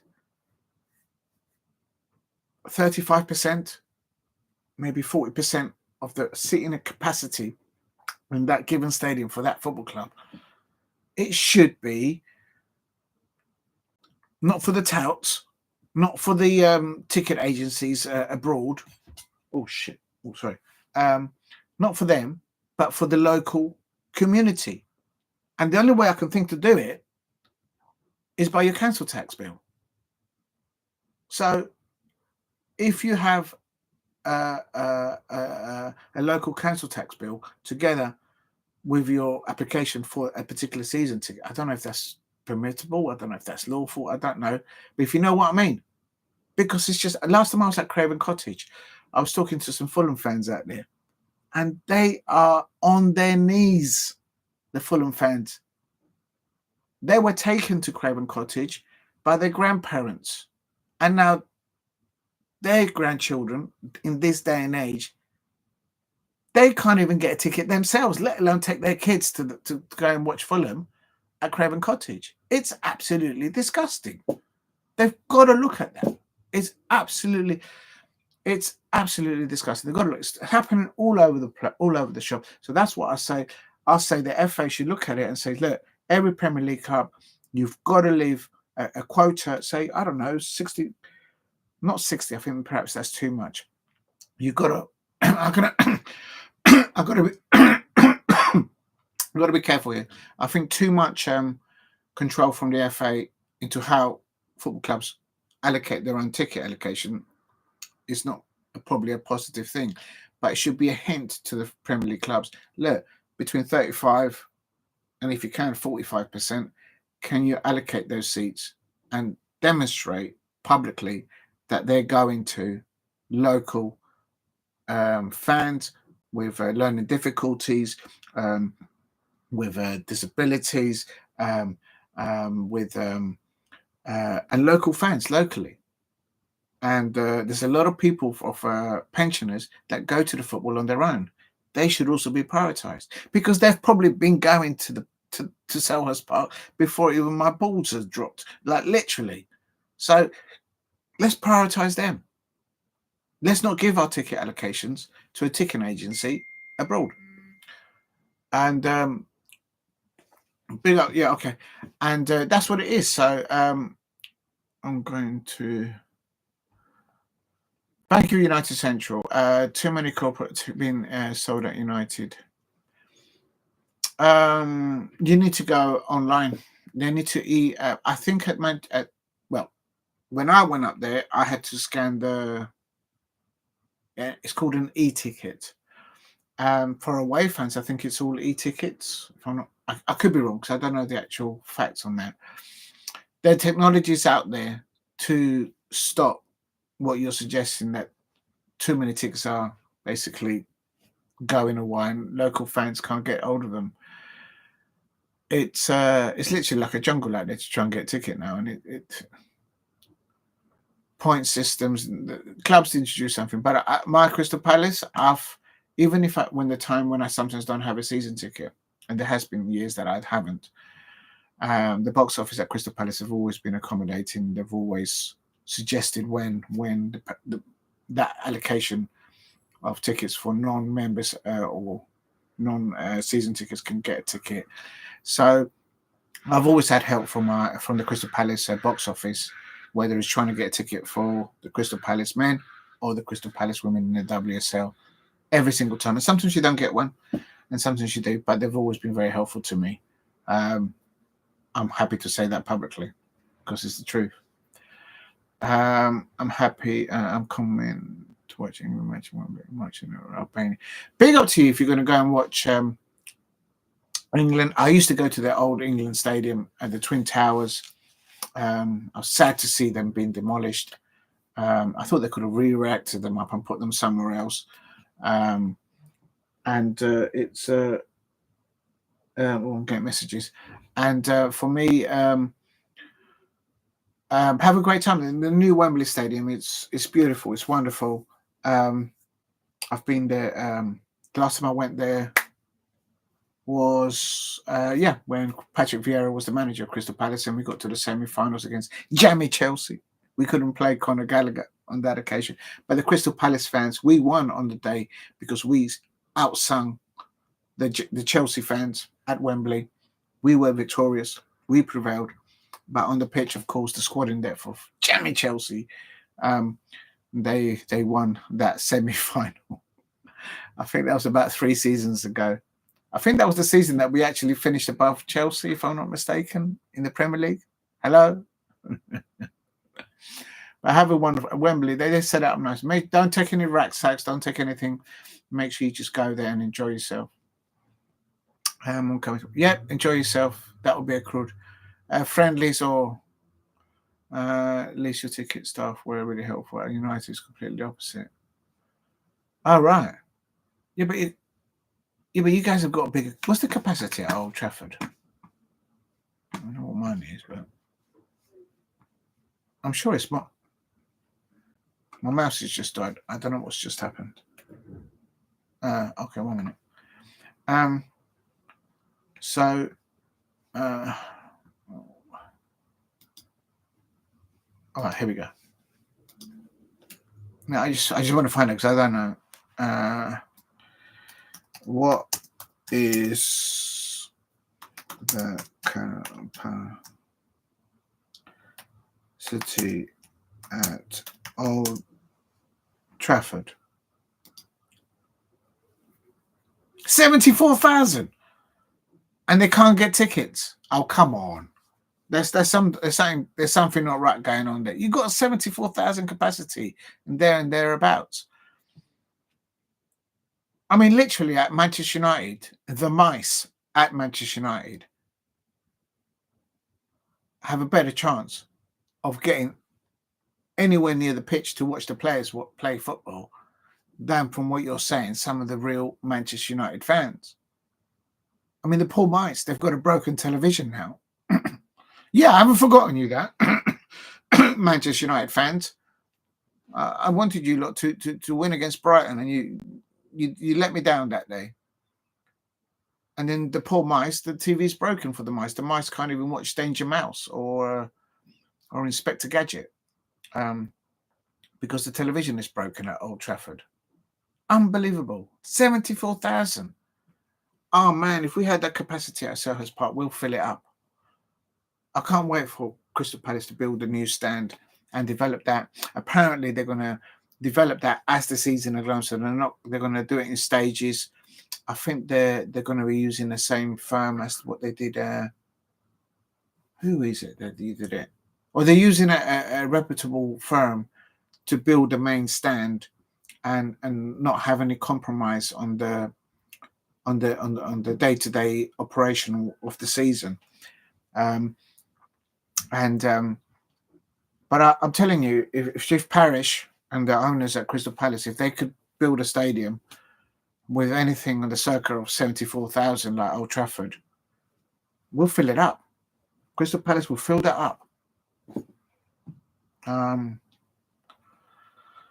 We'll see. We'll have to wait and see. They're going to. Hopefully, they'll get the main stand done as soon as possible, and that would be brilliant for corporate events. That would be brilliant for all sorts of things. It wouldn't be. They should. I'm sure they will build that main stand at Crystal Palace, the same as similar in the same objective as how Tottenham Hotspur have built the Tottenham Hotspur Stadium, a multifunction venue. It's not just for football, but for other corporate stuff as well, to maximise revenue. I expect that's what Steve Parish will be doing. I'll be very surprised if he doesn't. I'm sure that's the way it'll go. On about the service we get, the ticketing staff is. But well, I'm sorry to hear that you don't get good ticketing staff at Manchester United. You know, I don't even know where you're. I mean, I know where my box office is at Crystal Palace, of course. But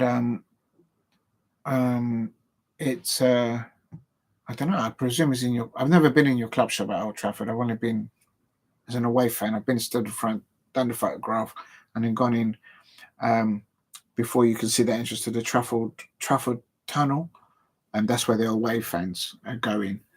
So I've no idea where your box office is at Old Trafford. I expect it's inside the big shopping entrance, as it were. I could be wrong. Right. So, oh my God, we're coming up to midday. So it was only supposed to be like a 2-hour thing. And I haven't eaten my bacon. Never mind. So there you are. I've discussed the Manchester United season ticket problem. I've discussed the transfer rumours in this very first morning show. I'm not surprised that Crystal Palace players are rumoured to the likes of Man City, Manchester United, Arsenal, Chelsea, Liverpool, as we get towards the end of the season. But we're so far away, but they're already talking about it. And I'm going, come on, por favor. So that's one there. The other one, which I will say, is the last thing I'm going to mention is, of course, the fixtures for tonight and for quickly. Looking forward to the Carabao Cup final. Obviously, the League Cup final between Newcastle United and Liverpool. I think Newcastle need to take it to Liverpool on the day. Don't let the occasion go to them. And just as they started against Arsenal, they need to put that kind of a performance against Liverpool at Wembley. And I expect Liverpool to put out a bit of a stronger side in the final.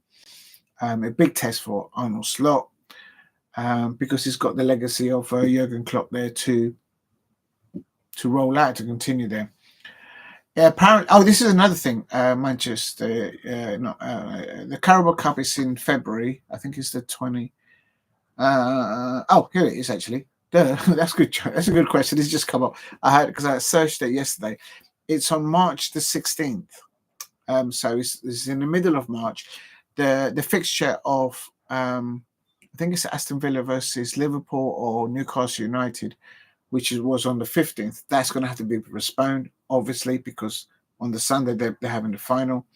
So that Aston Villa home fixture has to be postponed. But listen to this.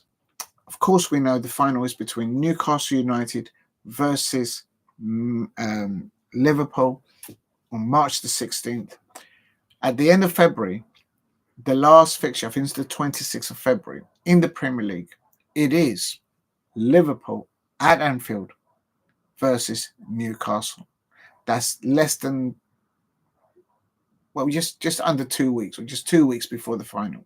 So at the end of February, Liverpool at Anfield will be facing Newcastle United in the Premier League. Is a sequel. So that's pencil that one in, because that's going to be an interesting one there. And in February, definitely Liverpool have a lot of fixtures. They've got Plymouth Argyle in the Cup in the next few days, and then they've got, I think, another 5 fixtures during February. And we're already on the 7th of February right now. So we'll have to wait and see how the squad in depth of Liverpool pans out during February into March of the 16th, when the final of the Carabao Cup is. Right. Last of all that I want to discuss today, before all my food has gone cold. You know what? No, wait. I'm just going to have a little nibble at this, because this is getting cold. Well, it's already cold, but the objective was to just have a talk about football and have my breakfast, but it didn't get around to do it.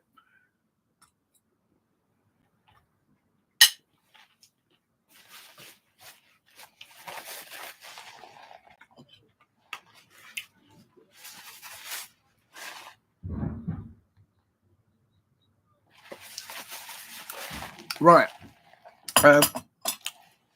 1 minute.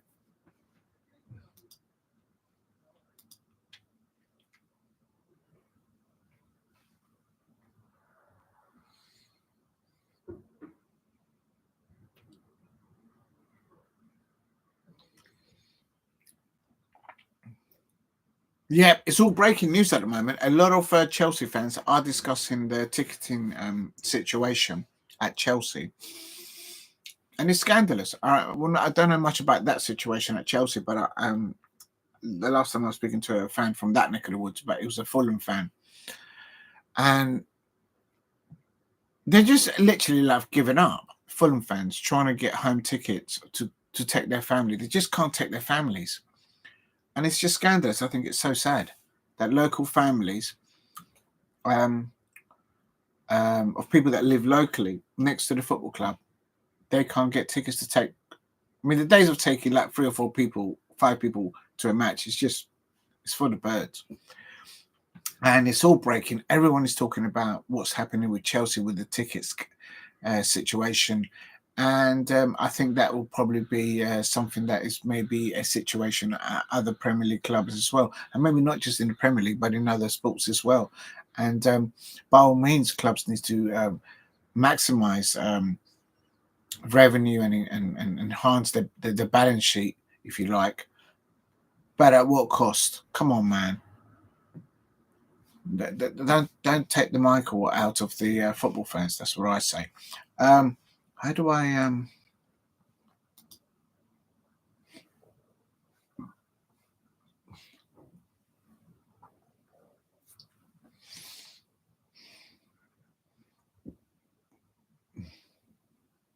Oh, there is something live at the moment. The UEFA's Women's Champions League knockout stage. They're going to do the draw. I might go into that in a minute, actually. Of course, Chelsea have never won the Champions League. So will Sonia Bombasta be able to deliver that? I think she has a good opportunity. Very good manager, Sonia Bombasta, the Chelsea women's manager there. So the group, they're in Group B. They've got 18.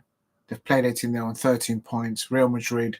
Yeah, I did actually did a watch along with Chelsea versus Real Madrid. No, but they were at Real Madrid and Chelsea won.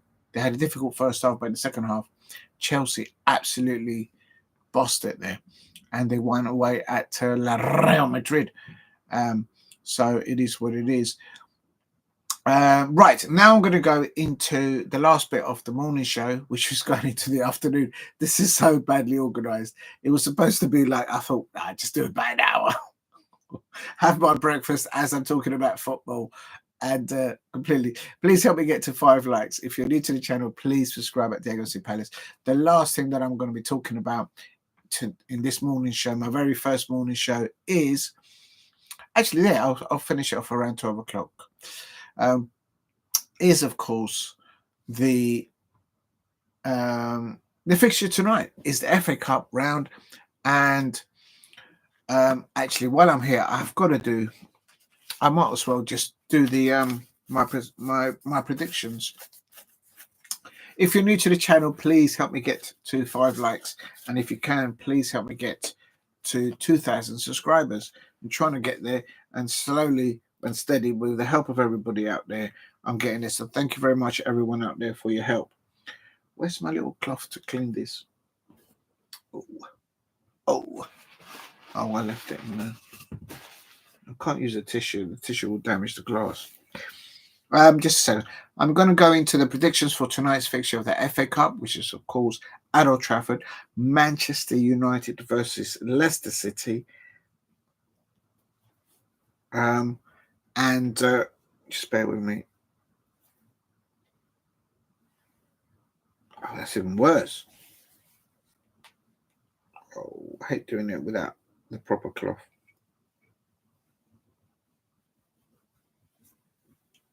Okay, that's a bit better, I think.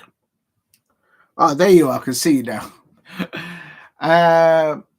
Right, big up to you. And it says it's not just getting the tickets, it's the pricing, the structure too.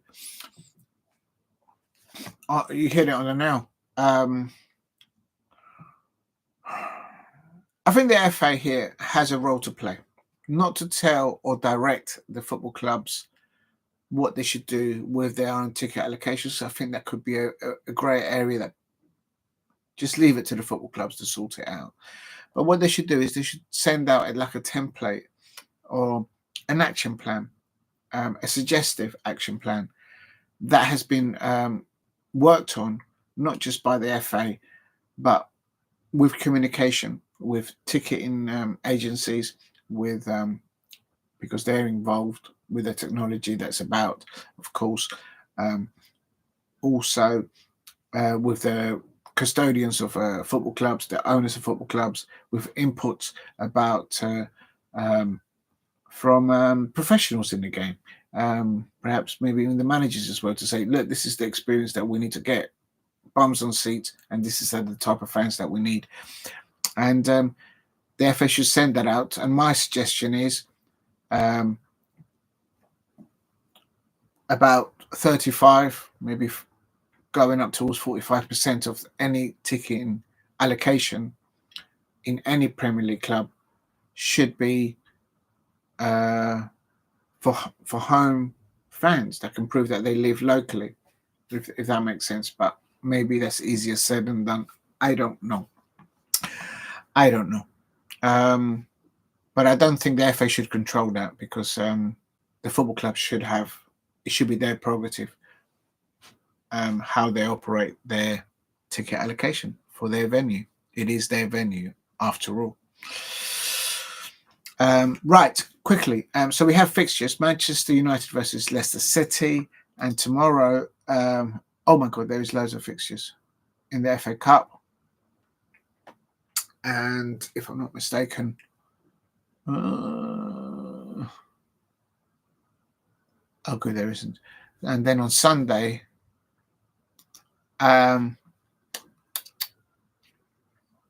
there's more FA Cup fixtures, and Crystal Palace women are at home against Newcastle in the Women's FA Cup. I have nothing to do with the football club, but if you do, and if you can get to Crystal Palace and watch the Crystal Palace women, if I can, I'm actually going to try and go to that one. I'm not sure yet, depending of timing. And I know that's available as a 1 p.m. kickoff at the VBS Community Stadium, Crystal Palace versus Newcastle United in the Women's FA Cup 5th round. Definitely looking forward to that. That's going to be a brilliant fixture. Newcastle United are not in the WSL, they are in the Barclays Championship, if I'm not mistaken. So that should be a good fixture all round. Right, I'm going to do my predictions. Where's my pen? And if anyone wants to do predictions on there, feel free to do so. Right, to do safe paper here, I'm going to put it on here. Do you know what? This pen is not very good. Let me get a different pen.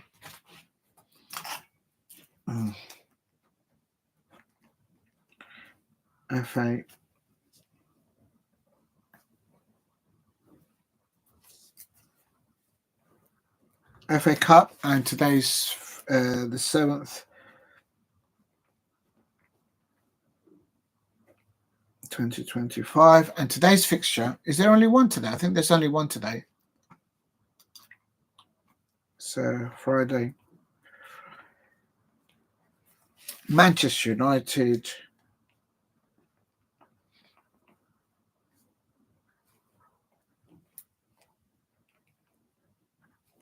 and it's Leicester City.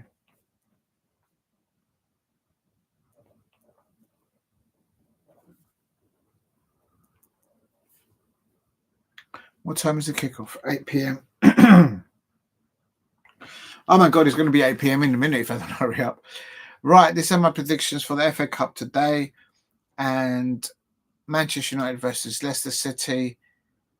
Of course, Manchester United are coming off that terrible loss for them in the Premier League.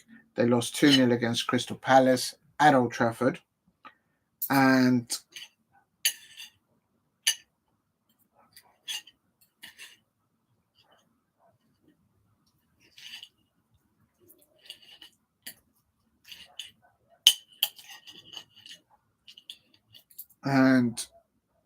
they won in Europe 2-0 away against FCFC. Manchester United won 1-0 against Fulham. Although Fulham, I remember they cleared off the line. They had a chance cleared off the line in the second half. I think it was Toby Collierwood who saved it off the line. Onana was out of position, again from his touchline. I remember that. And then Manchester United won away. Won against Rangers. I remember that. I did a watch along for that. And then they lost against, and then before that they lost against Brighton. I'll never forgive the Manchester United fans for that. I really thought that they would get a result against Brighton, and unbelievable.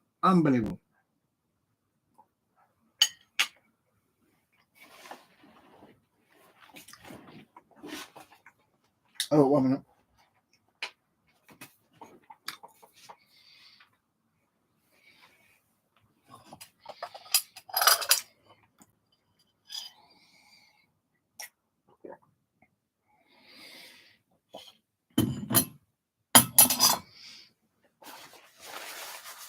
Right, that's Manchester United's form.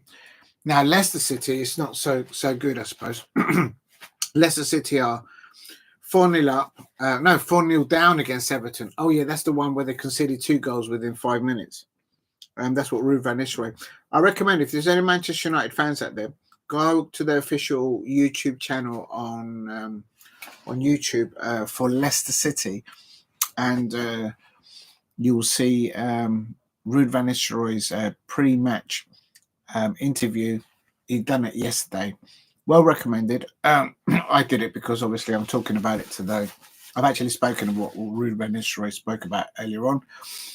He was very adamant. He's positive about the fixture, about Leicester City, his Leicester City players going up to Old Trafford, not just putting a performance, but to get the job done. He's conscious that early goals conceded is a situation, and they're looking to address that and rectify at Old Trafford. Ruud van Nistelrooy, from Manchester United fans in the chat, they confirmed very clearly that they deem him as one of their legends.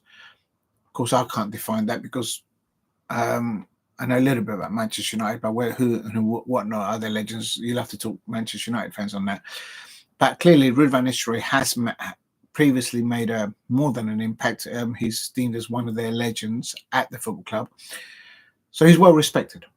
He's also been, my understanding, a caretaker manager at Manchester United and an assistant manager at Manchester United. I could be wrong, but I think he was. I think that's what he said in the press conference.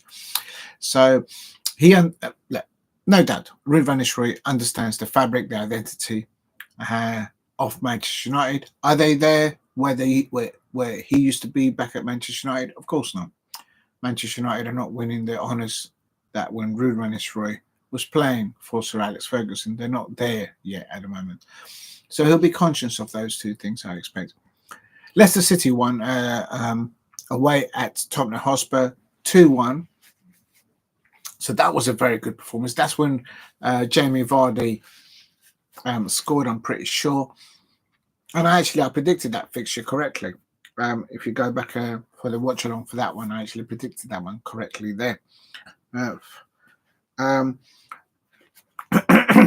they lost to Fulham. They lost to my Crystal Palace 2-0. And they won in the FA Cup. The last round was against Queen's Park Rangers, QPR, the R's. And 6-2. So that's what they need to do. They need to bring in that performance like they did against Tottenham Hotspur and Queen's Park Rangers in the FA Cup tonight.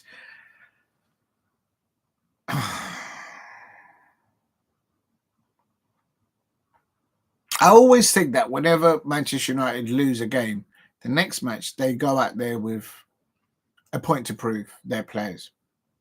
Over the decades, I've always seen Manchester United like that. Of course, they lost recently to my Crystal Palace. I was there at Old Trafford. Oh, yeah, I didn't mention a massive thank you to those Manchester United fans. I was standing there minding my business before the match, and they just approached me and we had a few conversations. So a massive thank you to those Manchester United fans there. I think they recognised me and the channel. That was very nice of them to do that. I wasn't expecting that over there. And they were very polite and very humble. So, yeah, thank you to those Manchester United fans. I appreciate that.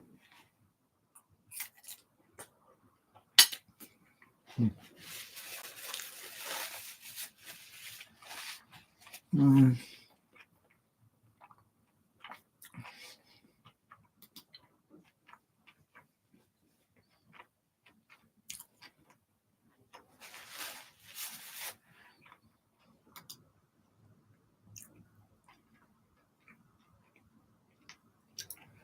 I'm going to keep going because what it is now, the managers are now talking about their pre-match, and no doubt Oliver Glasner will be talking, but I wonder if he'll have it today, then, the pre-match. So I can give you some quotes, breaking news as it develops. And Chelsea have got an injury to Guihu. It's another player called Mark Guihu. I'll go into that in a sec. So I'm going to do my predictions for the FA Cup. I wanted to see. So for Manchester United versus Leicester City,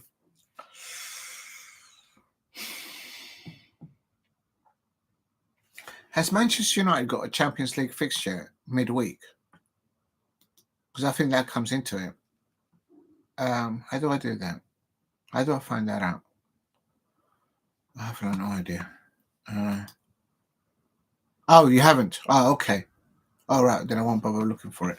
Thank you. No, then of course, if they don't have not Champions League, the European competition they're in. So if they're not in Europe midweek, then I expect Ruben Amorim to start. Amad Diallo on the right hand side. I expect him to start. Rossman Holland up top. On the left hand side, Garnacho. I don't know if Garnacho picked up an injury for them.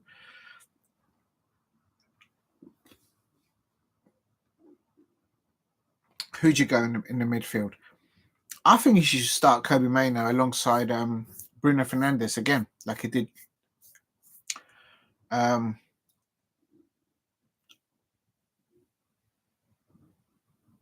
They've had some players that have obviously left during the transfer window. He's literally Ruben Amorim. I think he's just basically dealing with straws, what's left of it, of players actually moving on to other challenges. So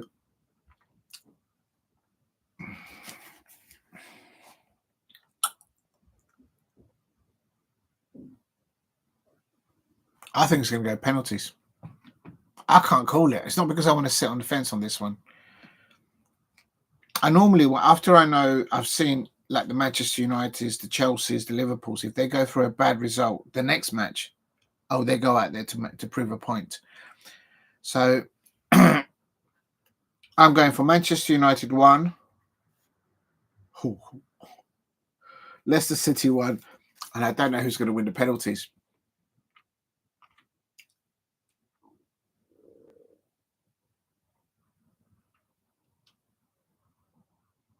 I think Manchester United are going to win on penalties. We all remember how Amad Diallo scored that penalty against, I think it was against Arsenal. What a penalty taker! What a penalty taker! I mean, the technique, the wanton desire by Amad Diallo when he took that penalty against Arsenal. Yeah, I'm going to put United to win on pens. There you go. I put it down, and I don't flip-flop there. I put it down. Manchester United 1, Leicester City 1, and Manchester United to go through on penalties. I don't know if there's extra time, and I don't think there's a replay. So that's my prediction for that one. It's crucial, I think, that Leicester City score first to get anything out of that one. Right. Who is the other fixtures now? How do I get the fixtures for tomorrow? For Saturday, I should say. Jesus, it's gone past midnight. I thought I'd be able to do all of these within like 1 hour or 2 hours. I'm so unprofessional. I do apologize to anybody out there still holding on with me. I thought I'd be doing this. Like, I just do a morning show, just a quick hour. When did I start? 10 o'clock. Maybe that's what it is. I need to start earlier. I need to start maybe at, say, 8 o'clock, and then just round it off around 9:30. Oh my God, I've gone over nearly 3 hours. That's mad. Time flies. Right, quickly, let's not mess about. So then Saturday, FA Cup. Right, let's go through this quickly. Leeds United versus Millwall. Oh, Leeds United fans, you've got to win. You've got to win this one. Oh my God. Well, if my Crystal Palace face Millwall in the next round, bring it on. We're ready for it. Can you imagine it if the next round, the 5th round of the FA Cup or whatever it's called, it's West Ham United versus Millwall? As an example. Oh, the whole world is going to tune into that one.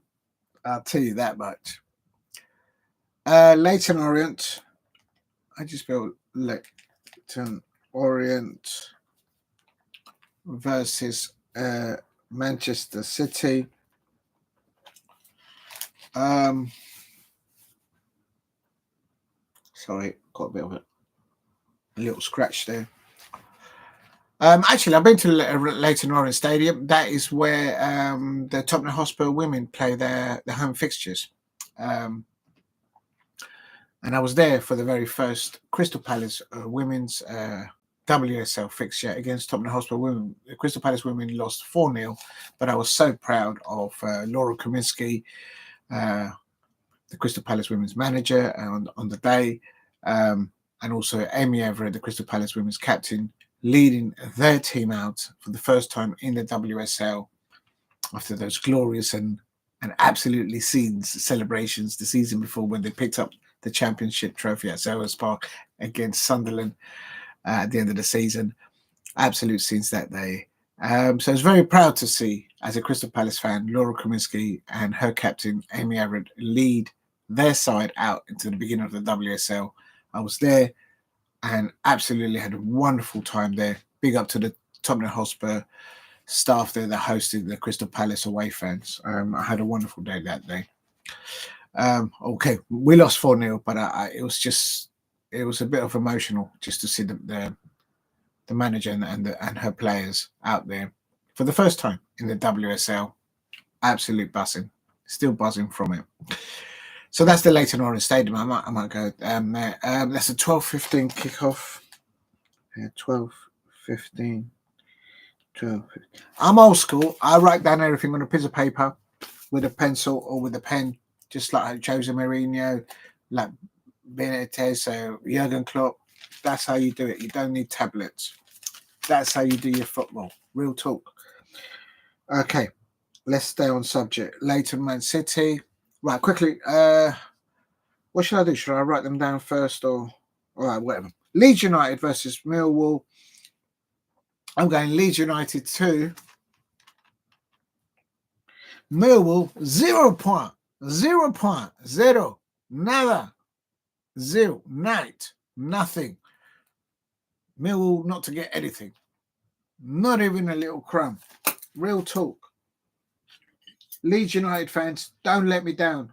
Please don't let me down like the Manchester United fans let me down when they played against Brighton. Real talk. So Leeds United, I think Leeds should do well because they're at the top of the championship, and Millwall are they're in the bottom half or mid-table of the championship. So for me, I think Leeds United will do well. Having said that, they may look to maybe save some of their players for the next fixture in the championship. They obviously want to secure, that's Leeds United, automatic promotion into the Premier League. So, please no.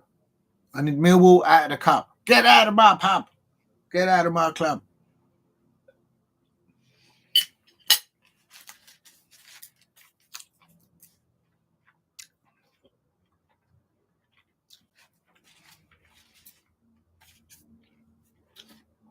Next one is a big occasion.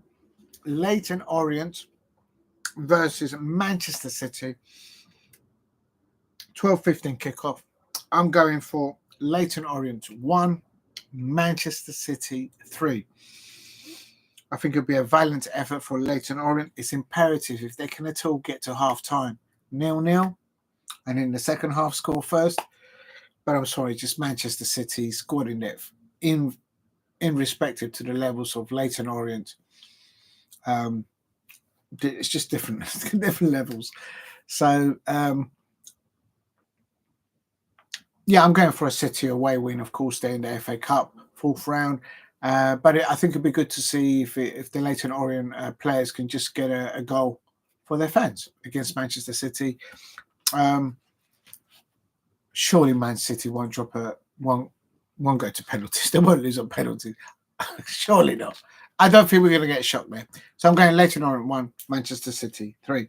Next one up, Coventry City, whom I believe have won the FA Cup, versus Ipswich Town. Oh my God, there's so many to do. I better hurry up. I'm not going to finish this until 1 o'clock. Oh my days. Let me just quickly finish my coffee.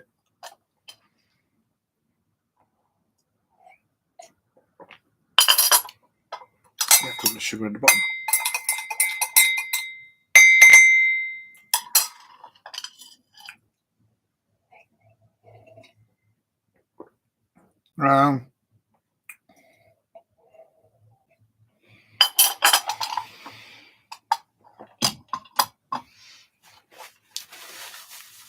Right, here we go. Coventry City. It's supposed to be a morning show, and we're in the afternoon now. I'm so bad at this. I don't know how to do this stuff anyway. All right, Coventry City, Ipswich Town.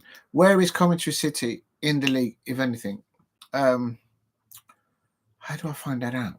It's been the Championship. Oh, I don't know how to do this. Football. Table. Championship.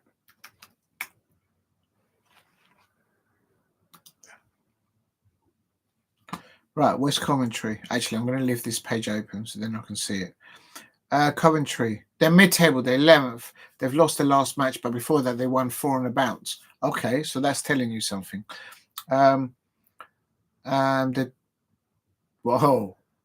They've scored 41 goals this season by letting 40. So they're scoring goals, but they're letting in bucketfuls. If you're letting 40 goals in any season, in any league, man, you're feeling some pain there. So basically, they're just about outscoring what they're taking in. But they've got goals in them. So yeah. All right. So let's leave that one open there.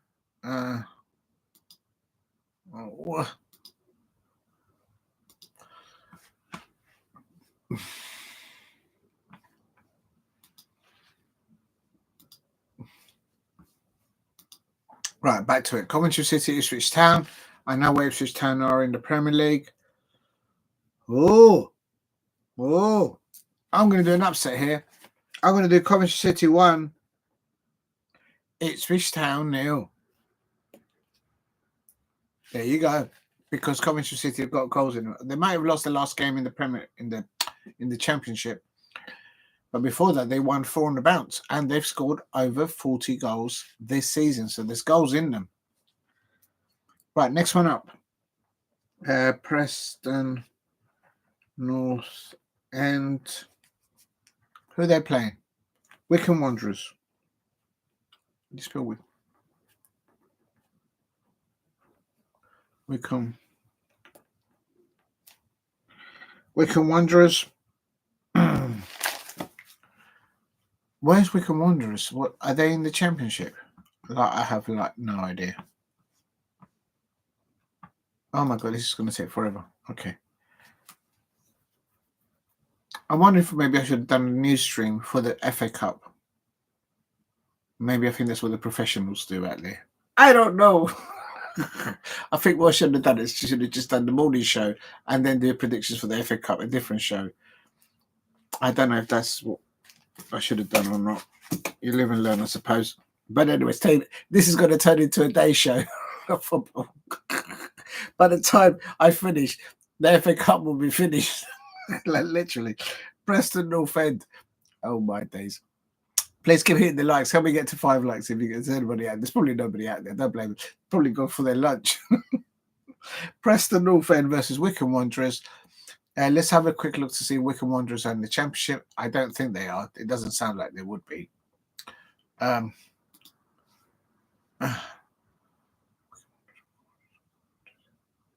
They're not. So, like, what table are they in? Like, where? They must be in League One.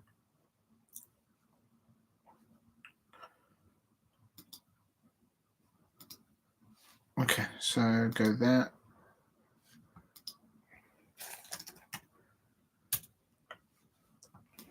How do I...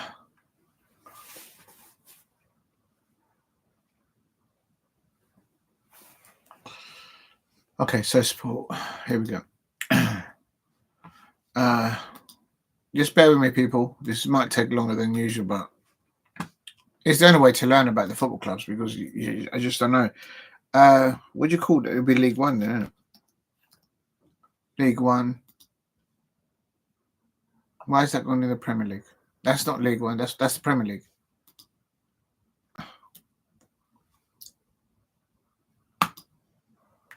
Here we go. Wigan. Oh wow, Wigan Wanderers are second in League One in the automatic promotion places. I didn't know that. I do recall having a glimpse that Birmingham City were up there somewhere, but I didn't know Wycombe Wanderers up there. Have they changed their logo recently? I think they may have done. Real talk. Oh, that's about to die. Let me just charge the phone on that. So Wycombe Wanderers there, they have scored over 50 goals this season, and they haven't lost for some time. Hence why they're second position, automatic positioning, in the. Let me just put that down there, so I can put my elbow there. Okay, quickly. All right, let's not dwell on it. So they're up there. They can score goals. They might get into the Championship. So my prediction there is, oh God, I've gone into BBC Open or something. Coventry City and then mid-table. No, I've done Coventry City, haven't I? Preston North End. Preston North End and Wycombe. West Preston North End. Oh, God, this is hard work. Wycombe only second in the league. Thank you, Paul Brady. Yeah, I didn't know that. I found that out. I knew Birmingham City were up there. I'm trying to find this tab. I've opened the tab and I've put in the table for the League One, and I've come out and I've gone back in and it's disappeared. I do know how to use a tab on. Oh my God, this is hard work. Okay, I found it. Right, Wycombe Wanderers is Preston North End. I've actually been to Preston North End back in the day. Crystal Palace organised the coach, and I went all the way up there. And they're not even in League One. So where are they then? They must be in League Two then. League. I have been there. Preston North End and Crystal Palace are one of the founders of the Football League. Back in the day, if you go to Covent Garden, in front of the Freemasons building, there is a pub.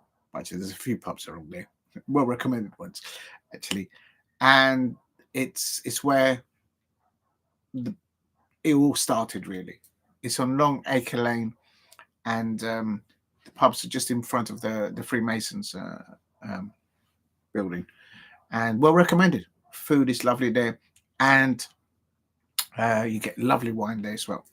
Definitely well recommended, and there's a lot of history in there. They don't mind you coming in just to have a look around. They're very pleasant, the staff in there. League Two, let's have a look in League Two, and I'm looking for Preston North End. Where is Preston North End? Oh, Doncaster Rovers are there. We got them on Monday. They lost the previous game, but they won 400 pounds before. They're not in this league either. Accrington Stanley. I can't find Preston North End. Does anyone?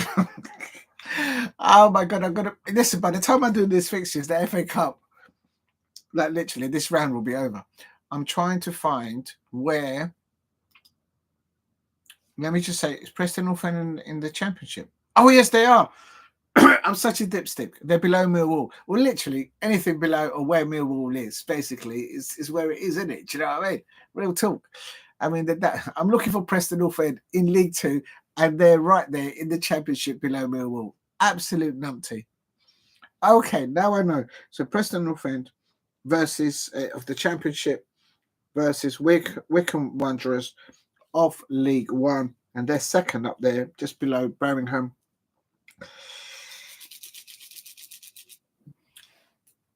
I'm going for Wycombe Wanderers win 2-0. You're at the top of the table. They're going to go for it. So that might be a shocker there as well. Right, who's up next? Excuse me. Everton. Oh, right, Everton. Everton versus Bournemouth. Oh, Premier League fixture. Yeah, I remember that one. Bournemouth. I'm going Bournemouth all day long. Everton 1, Bournemouth 2. I'm going to do this quickly because I need to speed up. So that means I missed that one. I went straight from Coventry City straight to Preston North End, and I missed Everton. Preston's 15th in the Championship. Thank you, Paul Brady. Yes, I was actually looking at it until you pointed it out. I was looking for Preston North End in League Two, would you believe it? Fighting with the tabs, and I didn't need to. They're below Millwall. Millwall are 14th, and I hope they keep going down. I have to do it. Come on. Whenever I think of that horrible club, Millwall, I get hungry. I have to have a nibble. I'm going into my egg now. Remember to eat and drink while you watch your football, while you do your football predictions. That's what I'm doing. I forgot the mustard sauce, actually.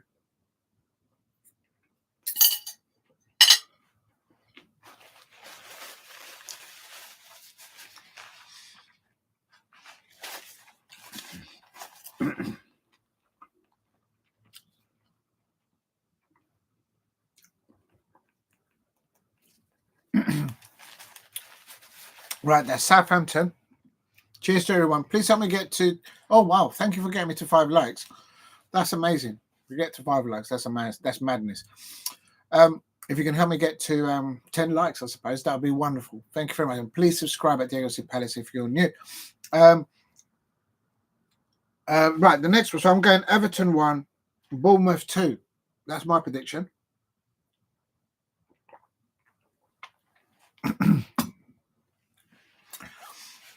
Next one up, if I can get my voice back. Southampton versus Burnley. Do you know what? I'm going for a Southampton win. I'm going Southampton 2. They will concede because Southampton always concede. But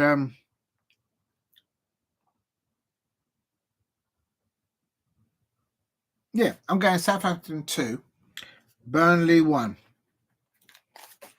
I'm just being nosy. How are Burnley doing in the Championship? Oh wow, they're second. Oh, I've written it. Once I've written it down. Literally, these two clubs could be swapping places at the end of the season, but maybe not so because Sheffield United are also on 61, but they're on 3 points, and Sunderland there. They've got a youngster there, Ben Doak, a Liverpool player on loan to Sunderland. Oh no, he's not. No, he's at. He's at Middlesbrough. I'm getting them mixed up. I do apologize. So Burnley are doing quite well. They won the previous game. Oh, I don't know. That might even go to penalties. No, I've written it down. I'm going to go Southampton 2, Burnley 1. There you go. That's my prediction. I didn't realise that Burnley were below Leeds. Of course they are. Of course they are, because they recently faced each other on a Monday evening. Right, please hit a like, and they drew against each other. I remember I think it was a 0-0. Because I was going to do the watch along for it, but I had other plans. Right, quickly. I've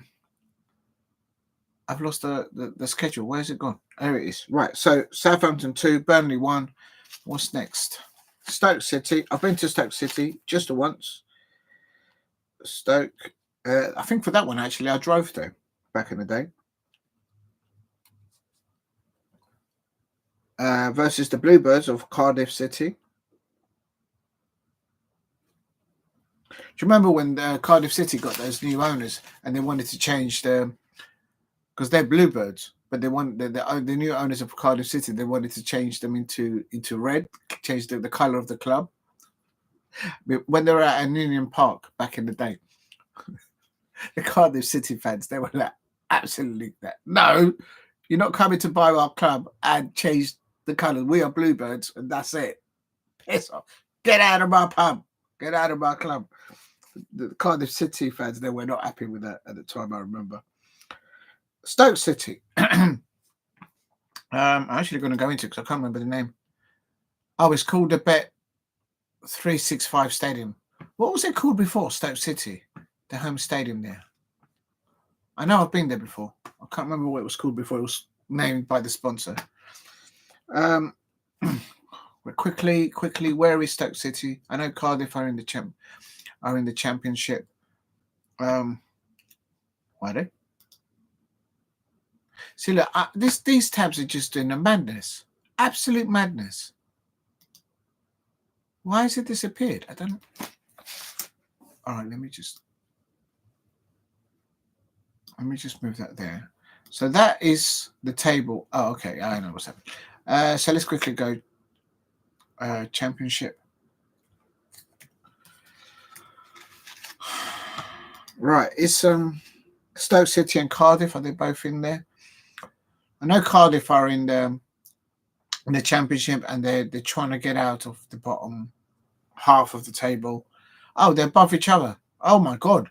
Stoke City are in 18th and Cardiff City are 19th. I didn't know that. I knew Cardiff were in the championship. I forgot that Stoke City were down there, literally on top of Cardiff. That's where they are. They're on 32 points and Cardiff are on 31. Stoke City won the previous game. Bluebirds lost their previous one. Cardiff City do like to leak goals. Who is the manager at Cardiff City these days?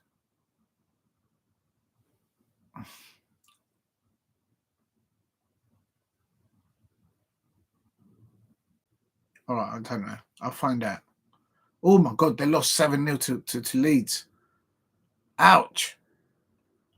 Yeah, I remember that one. That was a big one. Everyone was scoring big goals.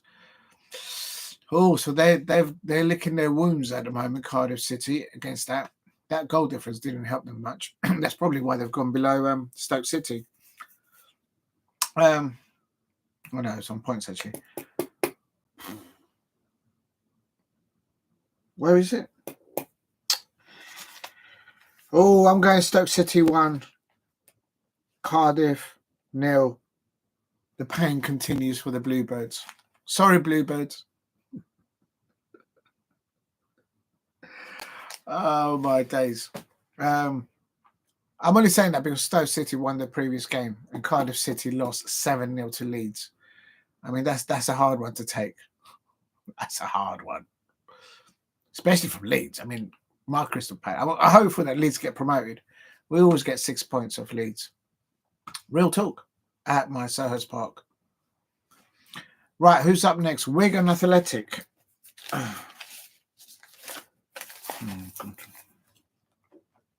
Wigan.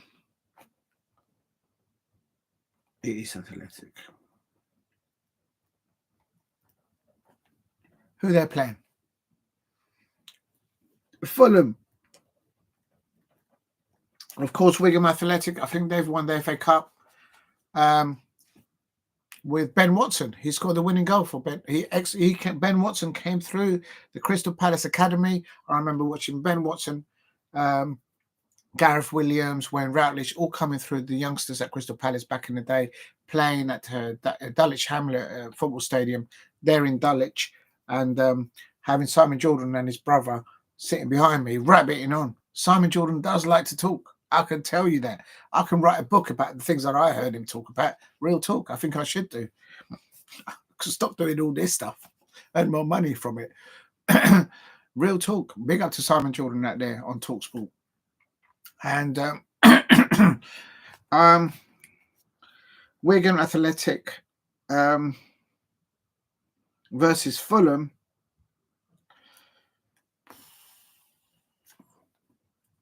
Where is Wigan? I have no idea. I know where Fulham are in the Premier League. Is Wigan in the Championship? I can't see them. Wigan are not in the Championship. Are you mad? I thought they were. Oh, they must have dropped last season then. All right, then let's go to League One then. Surely they're not in League Two. Oh, why is it gone? Why it keeps doing that? Oh, League One competition. Okay, we're back in there. I'm looking for Wigan Athletic. Where is Wigan Athletic? Did Stoke play at Victoria Park? That's the one. That's the one. I've been there. That's right. That's Stoke City. Yeah, that rings a bell. I've been there. I've been there once, and I drove to that one. Parking wasn't a problem back in those days. Back in the late 90s, I suppose. And or maybe early 2000. I remember going there for a game. Definitely. Victoria Park. They've obviously had to change it to, they've got a betting company to get some revenue. So for Stoke City, if they can beat the Bluebirds and then the next round, do you know what I mean? Get a big name in the FA Cup, that will help help their balance sheet, I suppose, in a big way, I suppose. I'm still trying to find Wigan. Oh, there they are. They are in League One, and we've got them down in 16th place. And as I say, I do remember Wigan winning the FA Cup. Do you know what? I can't remember who they beat in the FA Cup, but I remember Ben Watson, who came through the Crystal Palace Academy. He scored a goal, and I'm pretty sure they won the FA Cup. I can't remember who they. Okay, now I need to find out. I'm getting so diverted. By the time I finish doing all these predictions, literally, this round of the FA Cup will be over. I mean, like, literally.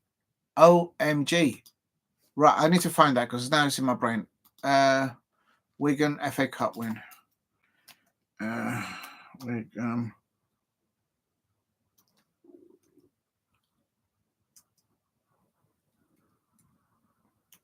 Wigan FA Cup win. Who do they play?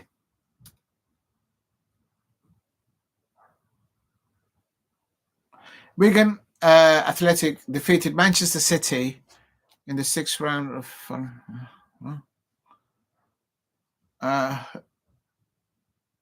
I'm sure they won the FA Cup. Oh, I don't know. I don't even have to Google it. Oh, there it was against 2013. Yeah, they beat. They had Tevez. Even Manchester City had Tevez and Aguero.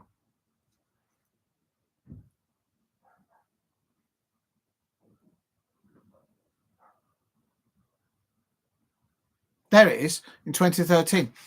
Wigan Athletic won against Manchester City. Yeah, I do remember, and it was a major upset. Yes, and I am pretty sure that it was. Yeah, Ben Watson in extra time, 90 minutes. I remember it. See, I can remember some things. Sorry, when I get something, I need to find it out. I knew it was Ben Watson that was scoring the winning goal, and it was against City. So at Wembley Stadium, in the old Wembley Stadium, and the referee was Andrew Mariner. Do you remember that? Andrew Marrimer. Oh, don't remind me of him. Oh my God. Anyway, let's get back to the Wigan Athletic versus Fulham. Sorry, Wigan fans out there. Sorry, Ben Watson. I'm going Wigan Athletic 0, Fulham 2. After all that, and I quickly just said my prediction. Right, come on, let's get back into it. Okay, who's up next? Oh, I'm getting near the bottom. Brighton. Oh, no, that's not Brighton. That's Birmingham City. Birmingham City. I remember when Karen Brady and David Gold and O'Sullivan bought Birmingham City back in the day, and they took off. They bought.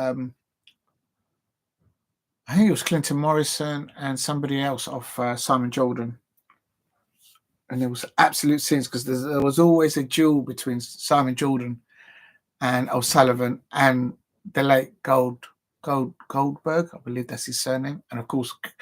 There always respect between the two. But actually, there wasn't. I think they just didn't like each other. Big up, Steve. I hope you're well. I've been doing my predictions, and also I've been doing my morning show for the first time about transfers, Crystal Palace players linked to other football clubs at the beginning, and also I mentioned the League Cup fixtures that we've just experienced between Arsenal versus Newcastle United, and of course Liverpool versus Tottenham Hotspur. So Birmingham City versus Newcastle United. Birmingham City, I knew. Let me just write this down.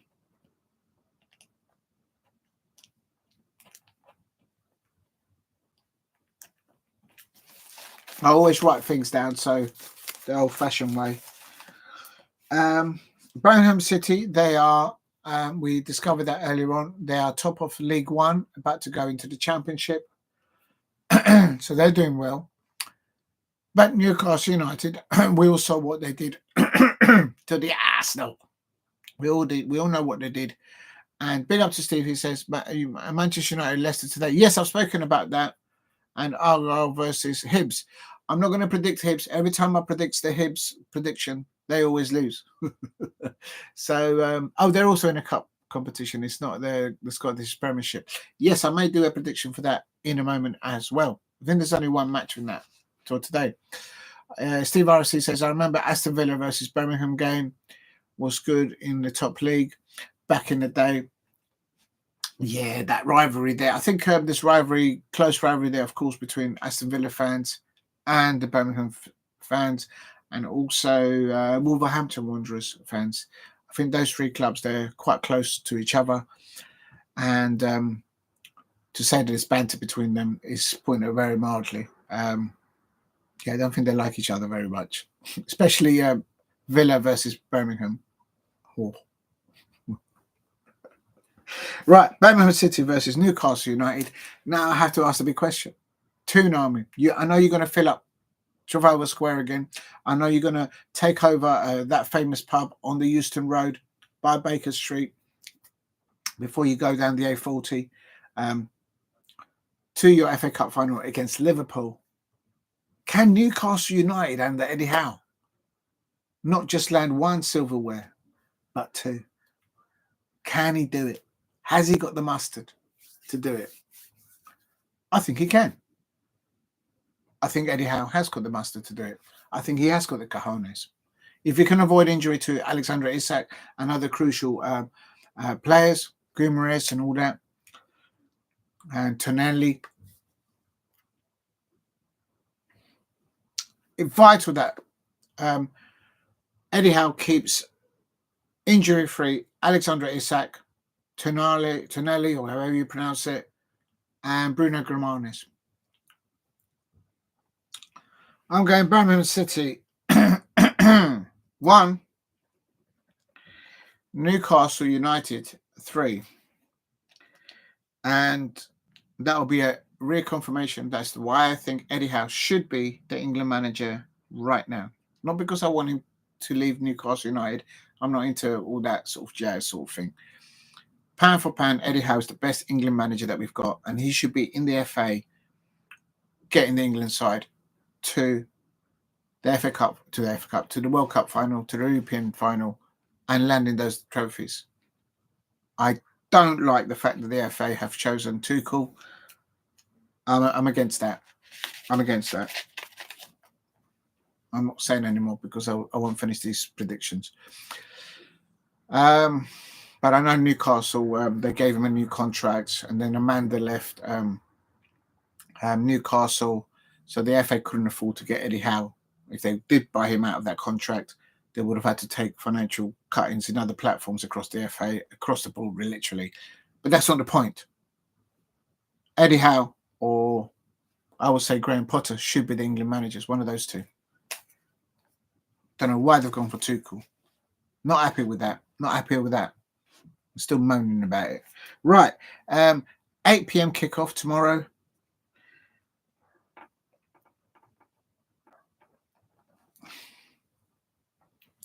The big one for the blue ones in on the Fulham Road. Brighton versus Chelsea.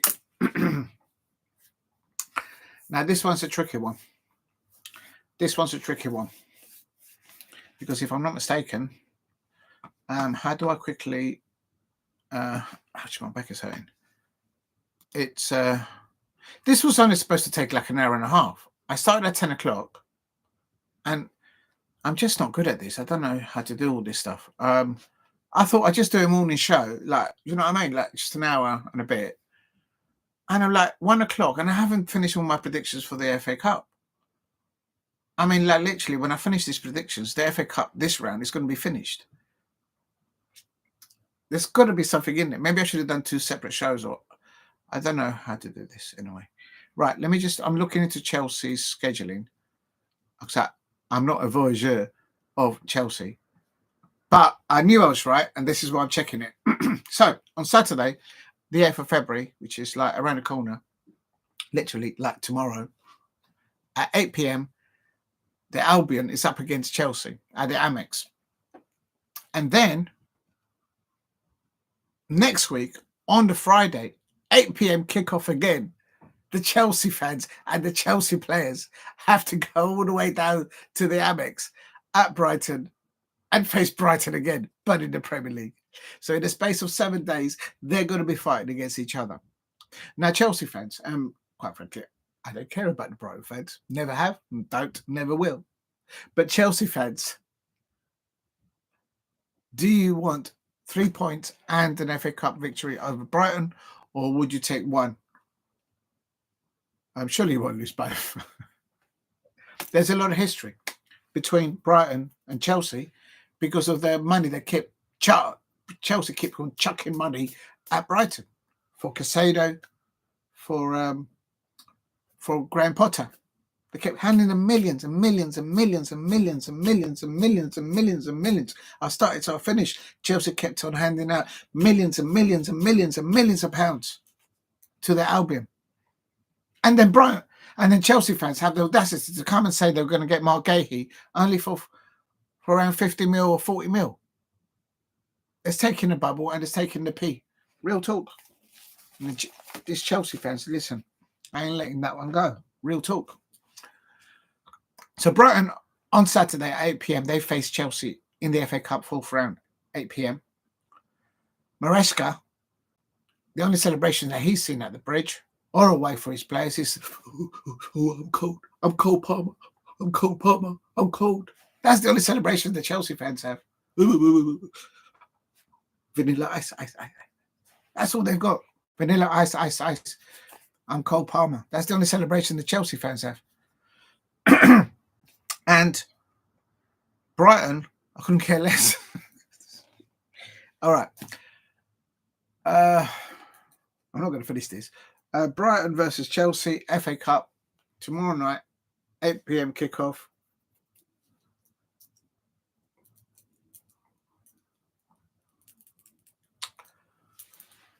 I'm a Crystal Palace fan, thus, and I thou shall not. When Crystal Palace are in the nest, yeah, because we're eagles, right? When we're in the nest and we're breaking out of that shell, the first thing we think when we break out of that shell is food. Feed me. Yeah? The second thing we think of is we need to finish above Brighton in the league. And we need to knock them out of the FA Cup, or any cup. That's what we think. So I cannot, I know thou shall not ever, ever predict a Brighton win. It just cannot be done. It's how we are brought up as Eagles. So I'm going Brighton 1. Another Chelsea win by 2 goals.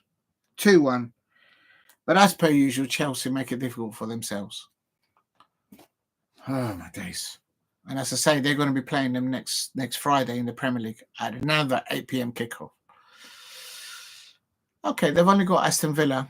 Geez, they've got 3 away fixtures, the next for Chelsea. And the next one is Aston Villa, the 22nd of February. And then on the 25th of February, they're at home against Southampton. So they finish on an easy one at the Bridge. Right, where were we? Brighton versus Chelsea, 1-2. So that's for Saturday. Here we go. That's it. I'm gonna. That's for Saturday. I'm gonna go into the Scottish Cup.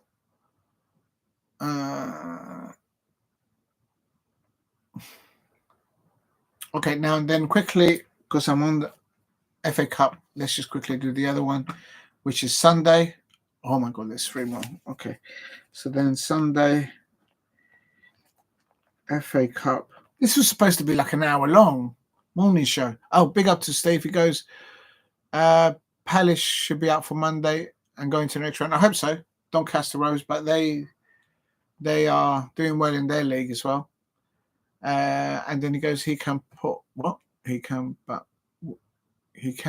will rather final than United this time.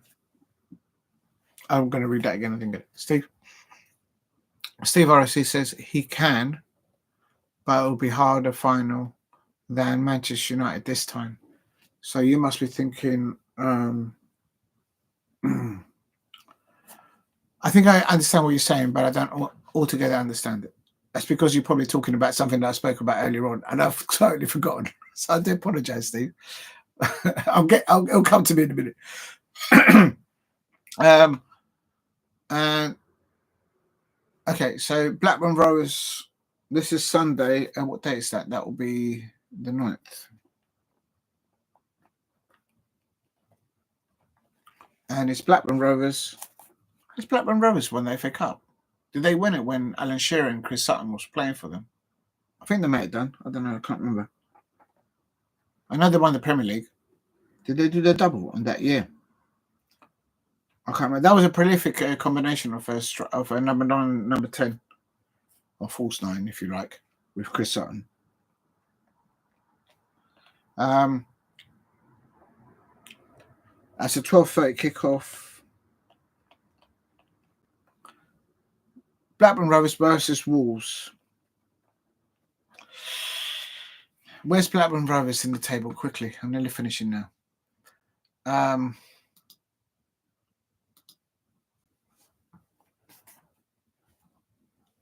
Where's Blackburn Rovers anyway? Are they in the League One or?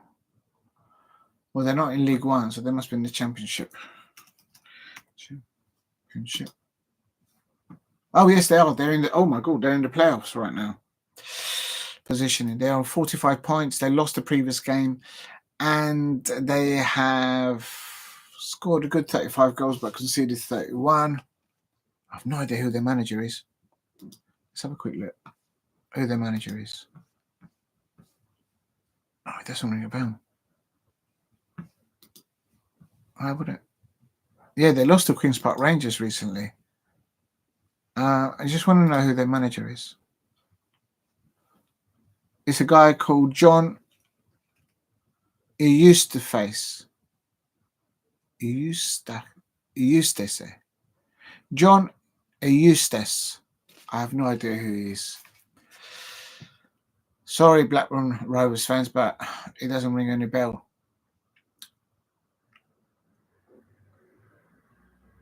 Okay. So, Blackburn Rovers versus Wolves. Surely Wolves will win that, isn't it?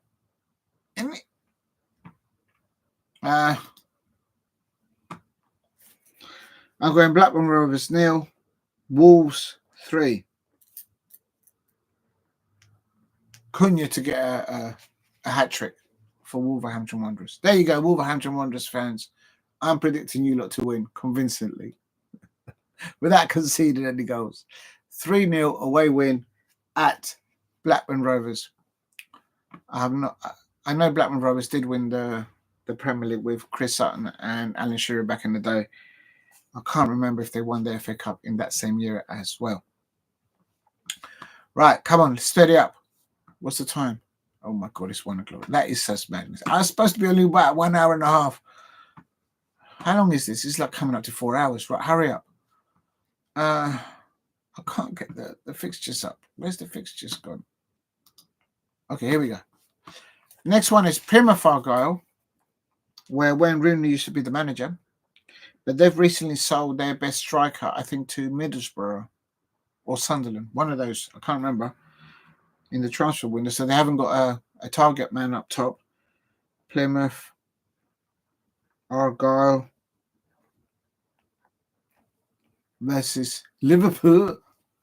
That was my Scouse accent. I probably just butchered it. Liverpool. No, that's not good. That's not good. I'm not even going to try. If there's any Liverpool fans out there, they're going to right, get it away. Not having it.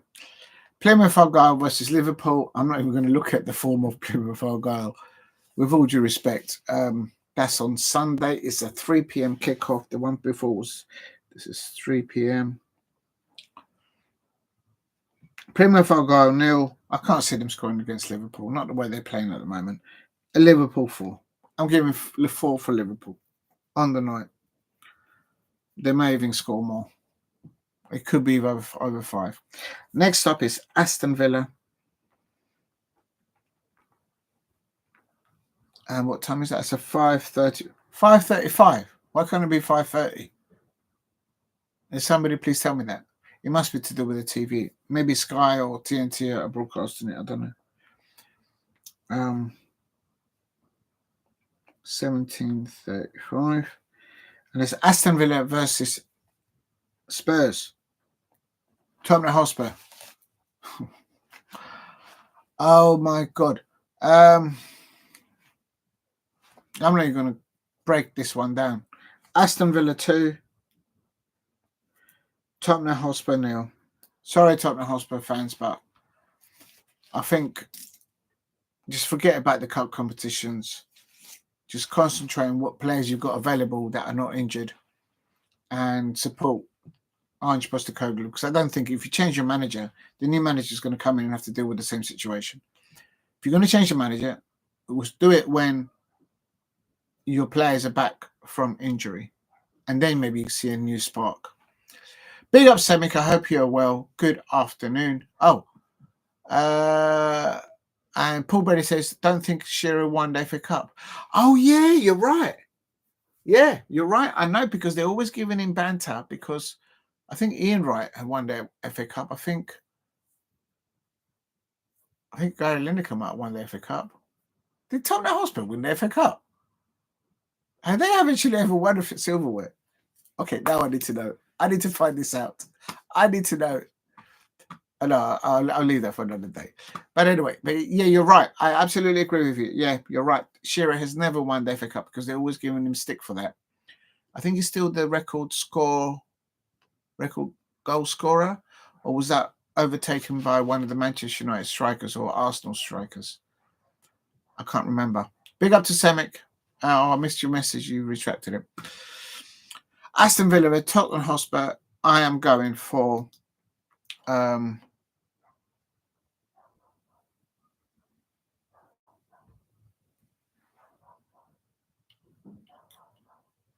going Aston Villa 2, Spurs 0. If anything, because this is away from home, it might actually spark Spurs to start the match good. But I still expect Villa to win that at Villa Park. Yeah. And then, of course, the Monday, that will be the 10th. And that's, of course, then my Crystal Palace in the FA Cup Doncaster Rovers. See, we're always last at Crystal Palace in the lineup in match of the day, and also look, we're the last match. So that's got it. Doncaster Rovers. Big up to Crystal Palace Football Club. They've arranged 5 away coaches. Well done to you lot. And Crystal Palace, Doncaster Rover versus CP. I'm going to put Crystal Palace there. I'm so tired. I'm going Doncaster Rovers.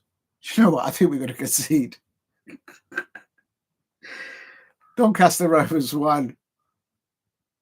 Our best form is away at the moment. Crystal Palace 3. Boom, boom, boom. Mateta's in the room. And I'm hopeful for a goal for Jean-Philippe Mateta if he does start. Do you know what? I'd like to see Eddie Nketiah start instead of Jean-Philippe Mateta. Rest him.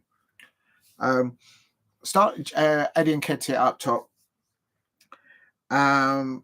If there's any players that have got niggles or injuries, they're trying to just push out the way, Oliver Glasner, please rest them against Doncaster Rovers. And as I mentioned when I started this live stream, woke up this morning. Yesterday, it was Chelsea linked to Daniel Munoz of Crystal Palace. This morning, I wake up and there's rumours and whispers. The Manchester City fans wiggling their whiskers and have a little sniff at trying to get Daniel Munoz perhaps in at the end of the season. Now, I get worried as a Crystal Palace fan when clubs like Liverpool, Manchester City, Chelsea, Arsenal, if they can get their act together, they need a new manager at Arsenal, I think. And also Manchester United, if they can get their act together. But I think they do have a good manager there in Ruben Amorim. When those clubs get their act together and they come in for our players at Crystal Palace, as Steve Parry said to Sky Sports, if you want superstars, you need to pay superstars money, and they can land that. No disrespect to Newcastle United fans out there, but that's how it is. So that's what I woke up to this morning. Transfers out there.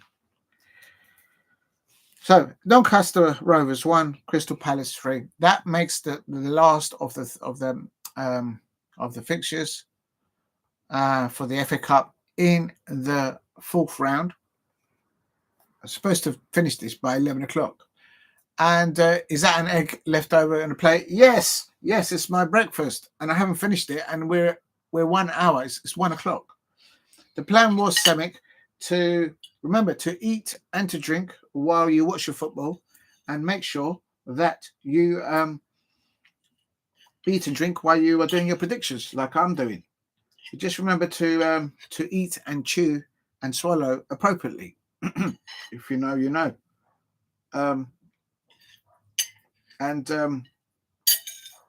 Nothing wrong with a little bit of bacon rash, you know what I mean?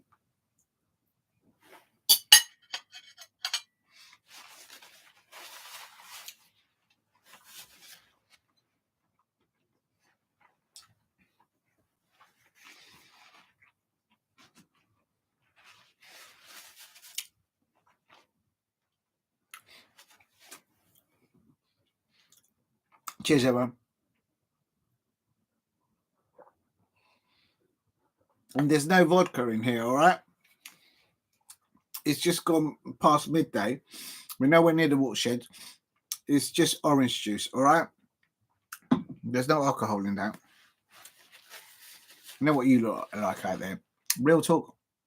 So, I expect Crystal Palace to win. I think we're going to concede a goal. But I think we should win. 3-1 away at Doncaster Rovers. Hopefully for a goal from Eddie Nketiah. A goal for Roman Eze, a new signing from Millwall. And a goal for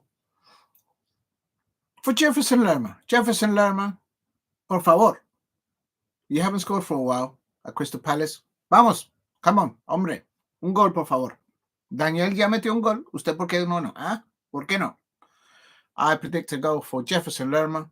I predict a goal for... although he might be rested, and they might bring on Adam Walton along Will Hughes. I don't know. We'll see how it goes. Please see chat page. Yes. Oh, I didn't see that. Thank you. Sorry. Is that an egg left over on the plate? It's not left over. I'm still going to eat it. It's not left over because I haven't finished eating. It's supposed to be my breakfast. I'm supposed to have finished this morning show at 11:30, and it's now 1 o'clock. And I hope Hull City get really. Semic doesn't like the Hull City owners. No, I'm not going to. I like Hull City. I used to work with a Hull City fan. He was a complete nutter, absolute nutter at work. And yeah, you wouldn't want to piss him off. I used to work with him. I'm not going to say his name. But he used to love Hull City. He would have a flag of his football club in his vehicle, like literally. He was a complete nutter. But true gentleman there back in the day. And anyway, relegate this year. His owner is more interested in Fenerbahce. That means the owner of Hull City is a co-owner of other football clubs. Fenerbahce. Fenerbahce is not a small. It's not a small club in Turkey. Not sure if it's bigger as a brand than the other Galatasaray, of course, as deputy president, and paid and.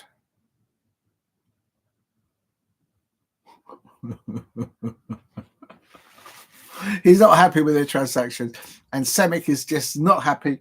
I tell you what, Semic, why don't you go to the fridge or the refrigerator, I should say, and get yourself some eggs and some bacon, stick it into some ketchup and some mustard, little seasoning with a little lettuce, and make yourself a little bun sandwich. There you go. You'll be happy then. Steve RSC says Manchester City must win tomorrow. I expect them to do, and draw must be on Monday. You know what? I have no idea. Let's find out quickly before we end the show. Oh my God, it's 1 o'clock. It is so 1 o'clock. Literally, I'm not going to finish this morning show. The FA Cup fourth round fixtures are going to be finished by the time I finish this. This is supposed to be my first ever morning show at Diego C. Palace, and it's turning out into an all-day show. It's just so unprofessional. But you live and learn, I suppose. How do I Google this? Just trying to open a tab. I do know how to open a tab. Oh, my God. Do you know what? I'm going to put my hat on to speed things matters along. Right, here we go. When is the next FA Cup draw?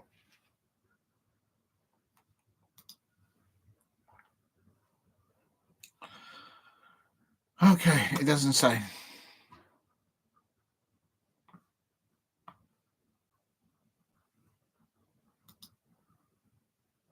$6 p.m. on Sunday. No, it's on Sunday. It says here are the details you all need to know ahead of today, Sunday the 12th of January. Oh, no, it's not today. I can't find it. Sorry, people. I've Googled it incorrectly. I think that's when you need Alexia, that automatic thing. Okay, how do I word that properly then? When is the next FA Cup? No, when is we're in the fourth round. When is the fifth round?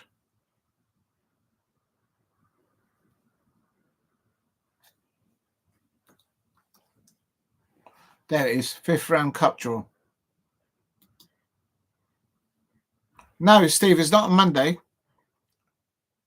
It's on Sunday the 9th of February. So it's on Sunday. I'm going to put it in the chat so anyone can see, and actually I remember. Do you know what? Why am I writing it down when I can literally copy and paste it? And it's not been confirmed yet. Oh dear. So I could be wrong. Why am I wasting my time then if it's not been confirmed? Surely they would have arranged that by the FA, surely by now. I think they need to do it earlier than that, Steve, because clubs need to get things in place for FA Cup fixtures, and there'll be a timetable and whatnot. Well, that's what I'm reading here. The draw for the fifth round of the 24-25 FA Cup is expected to take place on Sunday the 9th of February. And will you be in that hat? Will you have a hat to put the draw in? I don't know. So there it is. I've put that in there.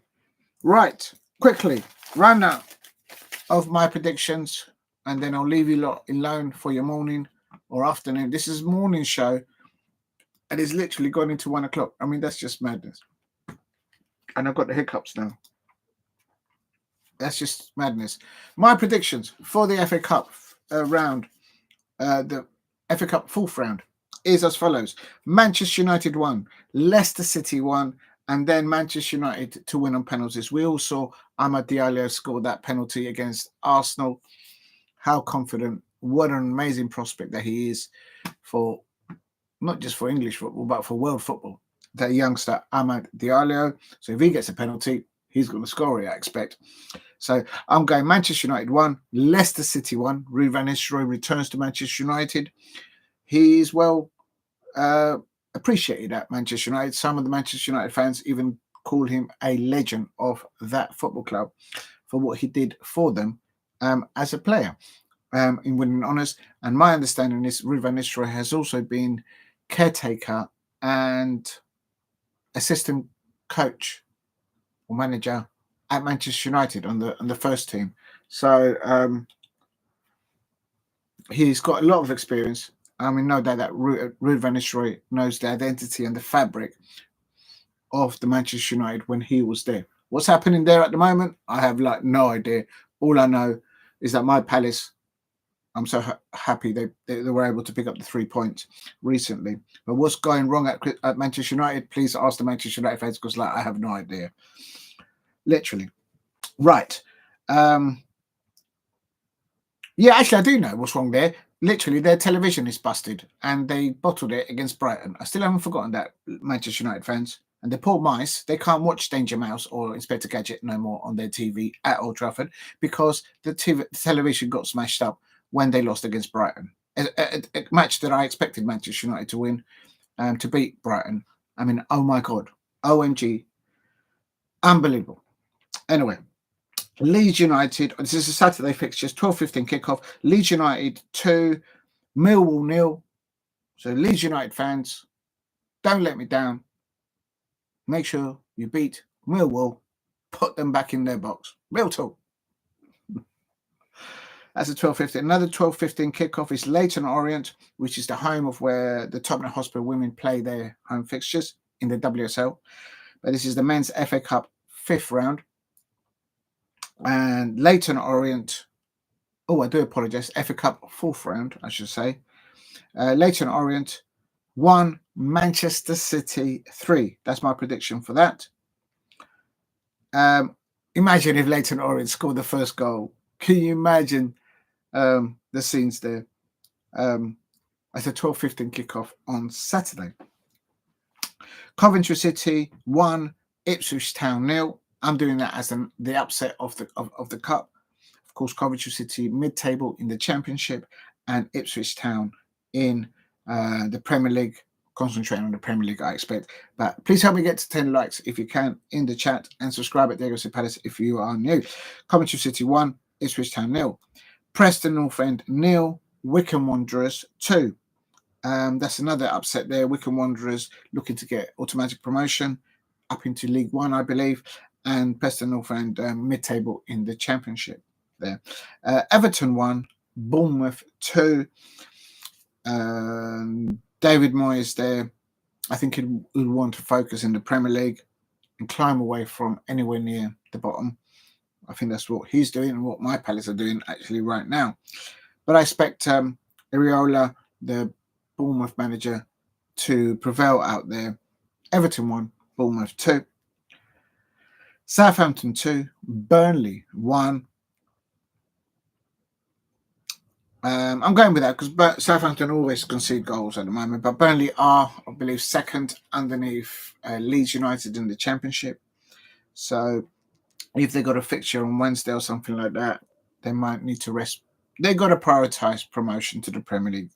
That's the jewel in the crown for them, and if they can do so, and do so in a way of automatic promotion.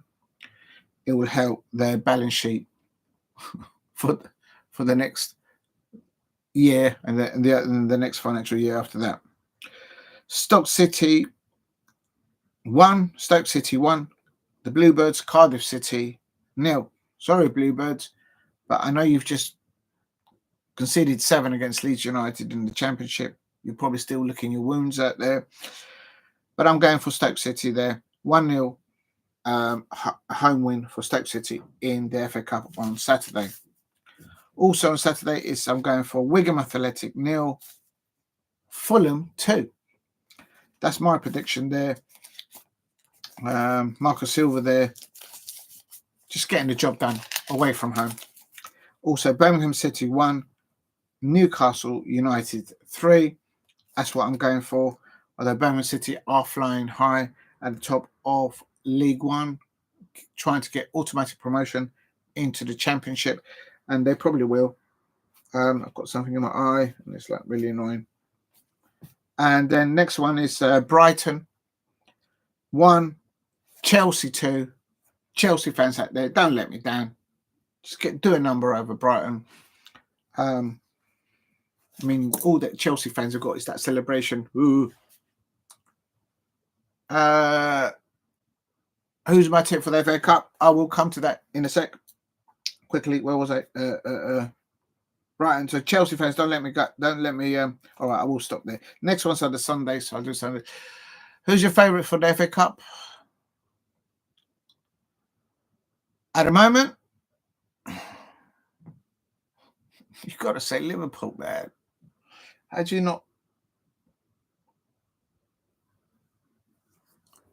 I'm not hearing Liverpool players getting injured. I'm not hearing any of that. I'm not hearing any Liverpool fans out there moaning because some of their players are not re-signing contracts or because they've been deflected from their priorities as professional football players playing for Arnold Slot, for the Liverpool fans and for their manager.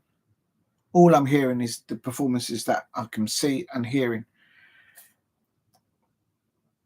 I think your question is, who's the tip for the FA Cup? I think the tip of the question should be is who can stop Liverpool? Who can stop Liverpool? And this goes back to how I was saying earlier on. Look at how Ruben Amorim took his Manchester United side. I know Mike Palace just pelted them 2-0 and literally chopped them up at Old Trafford. But look at how Ruben Amorim took that Manchester United players to Anfield and got that draw. I suppose Manchester United, Liverpool, Manchester United, it's like a grudge mark. But the question is not just who's going to win the FA Cup, but the question is for me, as an outsider looking into it, who can stop Liverpool?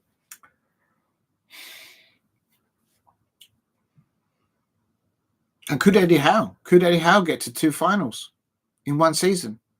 Oh my God. Can you imagine I hope I haven't jinxed it, but can you imagine the Toon Army getting to the League Cup final and the FA Cup final with Eddie Howe and losing both of them? Get to do similar to what happened to Pochettino at Chelsea, getting to all those finals and just that will be a heartbreak. Okay, I'm laughing, but Crystal Palace haven't been to a final for a long time. But I'm just saying.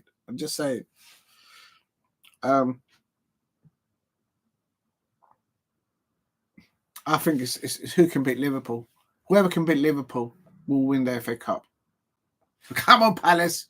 Let's get Liverpool in the next draw and let's take them out. Let's put those Liverpool fans back where they belong. Come on, Palace.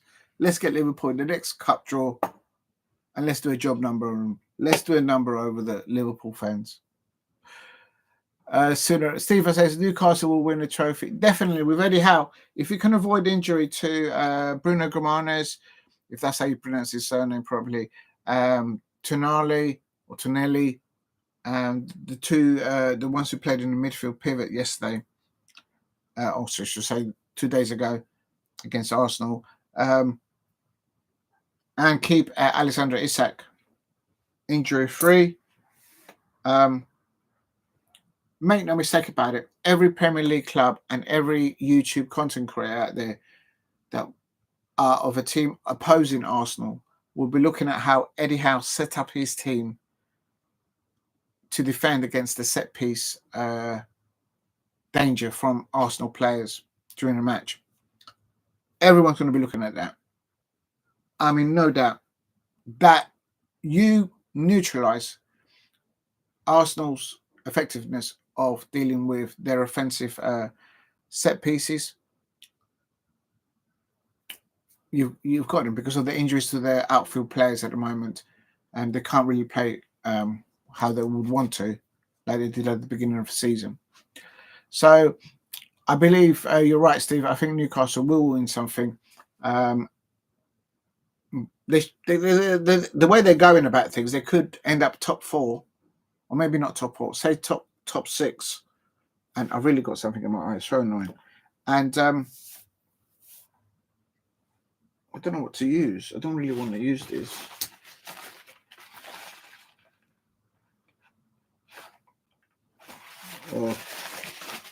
Oh, that's really painful. All right, I need some more eye drops. And so who can win the FA Cup is the team that beats Liverpool.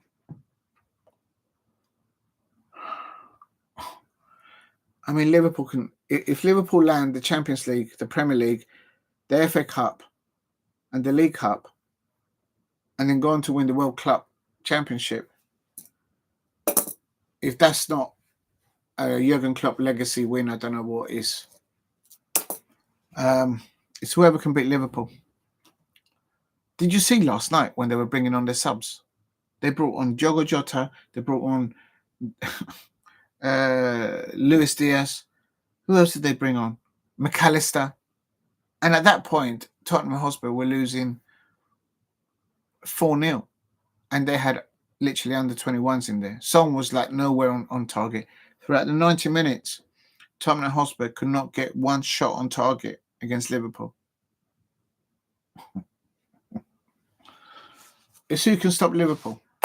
Will win either the League Cup or the FA Cup. As for the Premier League, the lack of inactivity from clubs like Arsenal in the January transfer window, I just don't see Arsenal anywhere near up there. I would say it's between City and Chelsea to challenge Liverpool for the Premier League. I don't think Arteta's got it in him.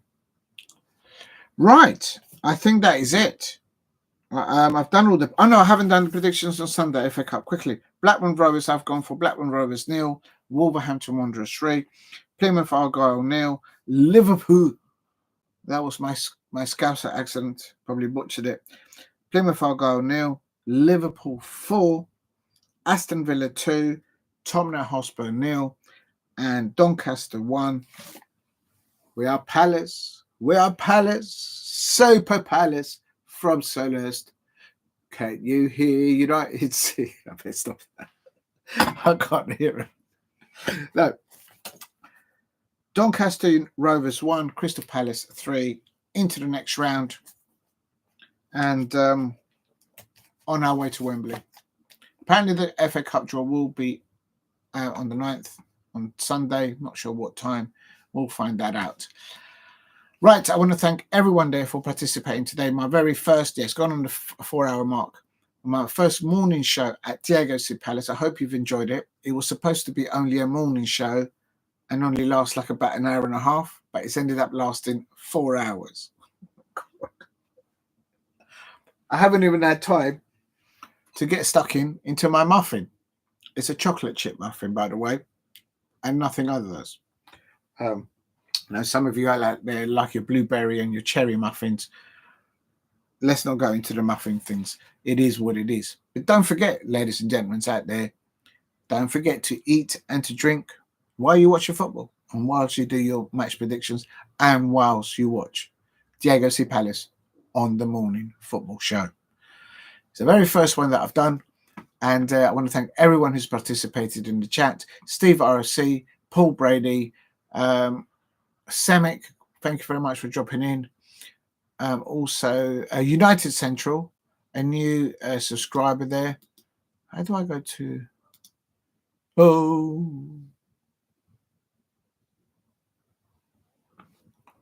How do I? Oh, 1 minute. Oh no, I've lost the live stream. Oh, I nearly had a heart attack. I couldn't find the tab for the live stream. I'm never going to do that again. But thank you very much, United Central, for subscribing and for dropping in all those brilliant comments there. Absolutely smashed it there early doors. And also a massive thank you to, I don't know who else dropped in there. Oh yeah, anybody else is that. If you're watching on playback, please leave a like and subscribe at Diego Silva Palace. If you want to leave a comment, please leave a constructive comment. Please don't leave anything silly in there. There's just no time for that, really. And Paul Brady says, your favourite player? Nunes plays well, to be fair. Yes, Daniel Munoz, he's not just him, Adam Walton, since they came in this time last year. I'm going to take this off because it's getting a bit hot in here. He's done absolutely well. El Colombiano, he's put himself in the shop window well. So I'm not surprised that teams like Chelsea, I think what Chelsea on that position, they have Madueke, because on the left-hand side they have Sancho, if I'm not mistaken there. And so, oh, have I lost you lot? Has the live stream finished? Oh no, it hasn't. No, I think we're still okay. So yeah, Daniel Munoz has done really well, and I'm not surprised that he's been rumoured. I don't think he'll get rumoured with Liverpool because, oh, actually, hold on a minute. If Mo Salah does leave Liverpool at the end of the season, and we all know that Mo Salah plays down that right-hand side as a winger, Daniel Munoz could be an option for you lot at Liverpool. Whether he's as good as Mo Salah, well, of course he's not there yet. Mo Salah doesn't have nothing to prove in European football or in the Premier League. Daniel Munoz has not got there yet. But, oh my God, that's even scaring me just thinking about that. No. If the next transfer window, my Crystal Palace lose Jefferson Lerma, Daniel Munoz, if we lose Adam Walton, if we lose Ebrieze, if we lose Mark Gahey, if we lose Jean-Philippe Mateta, hello, we ain't got any players left. It's not good. I'll get stressed over it, and the transfer windows down the road, long way down the road. No one. T-Virus says no one will want to play Liverpool in the USL for sure. I know that because they finished top of the Champions League. How do we? Have they done the draw for the next in the Champions League? Oh, hello. I'm not going to call up now because this is live breaking news. Oh, no, it's Ange Postecoglou. He's just talking about the match, obviously, at the weekend. I thought something had happened at Tottenham Hotspur. This is interesting. This is, of course, for Crystal Palace. Crystal Palace manager Oliver Glasner is due to speak. Oh, no, I did not want to read that. That means I'm going to hold on now because as a Crystal Palace fan, I can't not. They're due to speak at 13:30 GMT, so I'm going to go quickly. That will be probably on Palace TV. I was going to stop now, but then Oliver Glasner is literally going to start in the next 3 minutes. And he's obviously, it says here, it will be the first time it's the first time that he's going to be able to speak about Ben Chilwell, who's on loan from Chelsea, of course. Will he be involved? Is he match fit? Has he spent too much time at the tattoo parlor? You've seen all those tattoos that Chigwell's got. Are they going to weigh him down? Arsenal will also be asked about the Tottenham Hotspur approach for Mark Gahey. Oh, come on. This morning I woke up to Daniel Munoz being linked to Manchester City. Last night it was Daniel Munoz linked to Jamie Chelsea. And now I'm reading breaking news. Oliver Glasner will be speaking about Ben Chilwell because he's now on the books. He's ready to go. Bish, bash, bosh. And now they're saying that apparently now Mark Gahey maybe asked about Tottenham Hotspur. And how quickly was that rejected? Oh, right. That was during the transfer window. Oh, my God. I'm having a headache just thinking about this. Oh, my God. Oh, my God. The transfer window's finished. Can we stop talking about transfers? But I mean, that is my headline in my thumbnail. But it's just my head hurts. We're not going to have any players left. I mean, it's all going to be good for the money. We'll be able to build a stadium now. We won't just have money to build the main stand. Steve Parish will be able to, if we sell all our players, we'll be able to build up a new stand for the Arthur Wade stand, like literally, and have change left over. We're not going to have any players left at this rate. Everyone wants our players. I'm happy they're getting their attention, but it's just doing my head in. Oh my God. And the thing is, when Manchester United get their act together, they're going to go shopping as well. Oh my God, my head hurts. Right, so it's live now. Let me just plug in the earphones. And now I'm going to do the, I think professionally, I think what should have happened is that I should have done just my morning show, say from 10 to 11, and then have set up a different one for my predictions for the FA Cup. That would have been a different show. And then a third show for this one, which is Oliver Glasner going to be talking to the media. I'm going to quickly log into my Crystal Palace official webpage. I wonder if I've got the technical ability one day in the future, would I be able to show it live? Probably not, because Palace TV is a subscription process, I suppose. Live, Oliver Gloucester. Yeah, so big. I recommend anybody out there, even if you're not a Crystal Palace fan, it doesn't cost that much. Just get the Palace TV function on the official webpage. Well recommended. And what do you mean sign up? I am already signed up.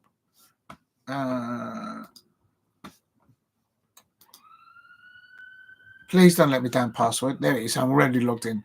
I already paid for it. It's not very costly, but I recommend Palace TV from the official webpage. And I'm just waiting. No, he hasn't come to the chair just yet. They're just waiting for him to come to the chair. And you can see Sky Sports there, microphone, and Palace TV. And there he is. He's just taking his place, Mr. Oliver Glasner, the Crystal Palace manager.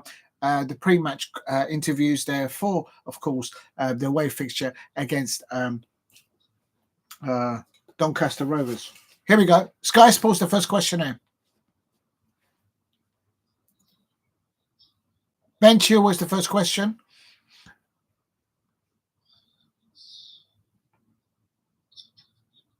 Oliver Glasner says he's happy that it's good to have Chilwell at Crystal Palace. Second left wing back option to cover for Tarek Mitchell. We didn't say that, but that's what I'm saying.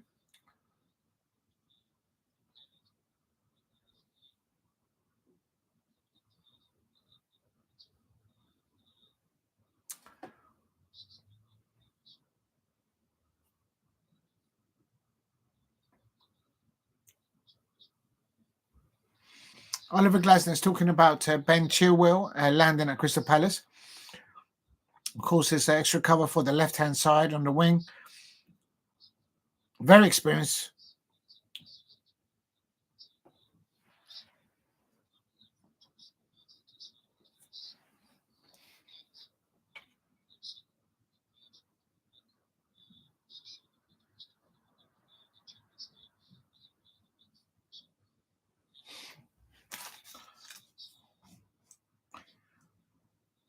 I mean, Darwin Núñez, mate. I'll come back to you in a minute. I'm listening to Oliver Glasner now. Now, listening. Now,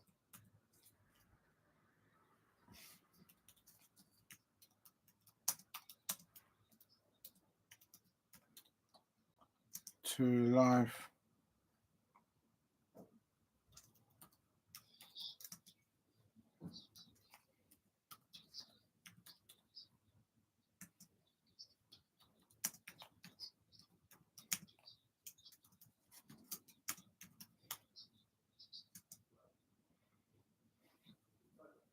Right.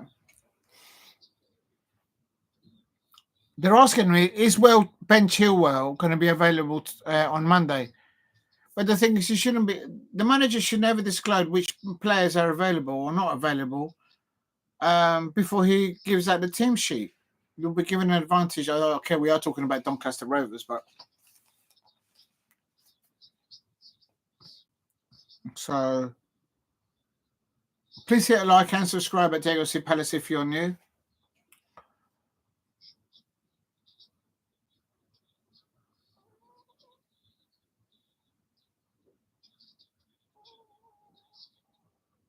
All right, he's saying that Ben Chilwell is fit, but he wasn't able to take practice while he was at Chelsea, so he's not.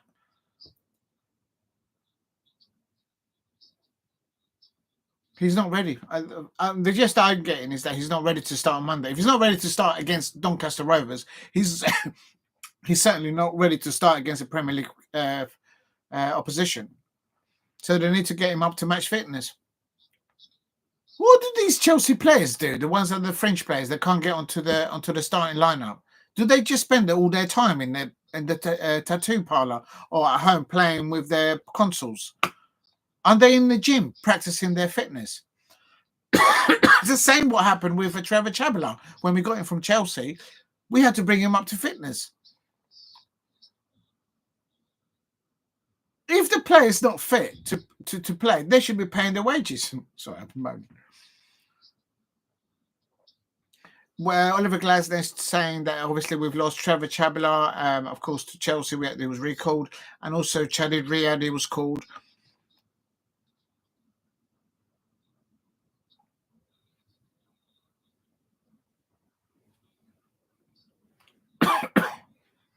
The question now has been asked is to Oliver Glasner is looking forward to the FA Cup fixture on Monday evening. Of course, the Crystal Palace away form is very good.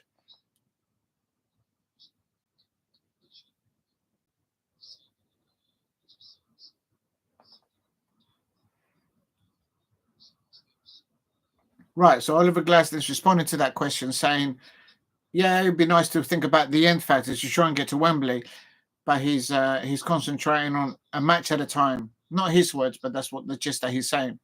This is a reaction live to Oliver Glasner's pre-match for Monday evening's fixture in the FA Cup fourth round at Doncaster Rovers, I should say.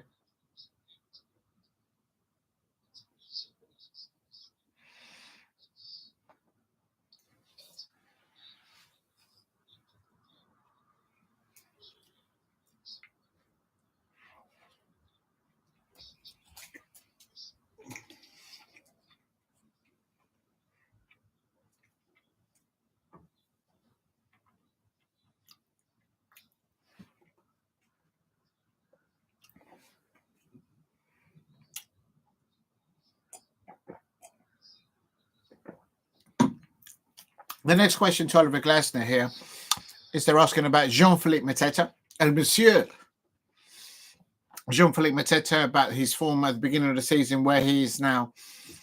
And I think there's more to Jean-Philippe Mateta still. I mean, he's on fire at the moment.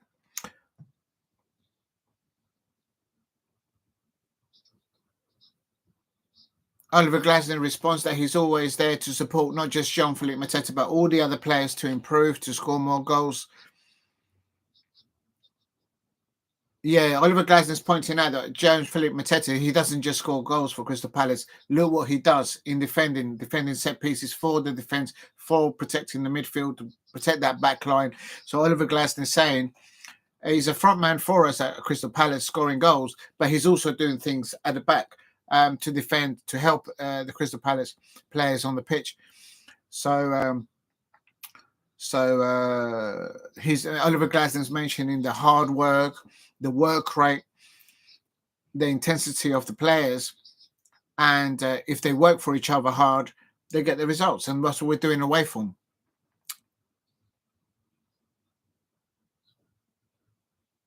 Now, players available at squad level.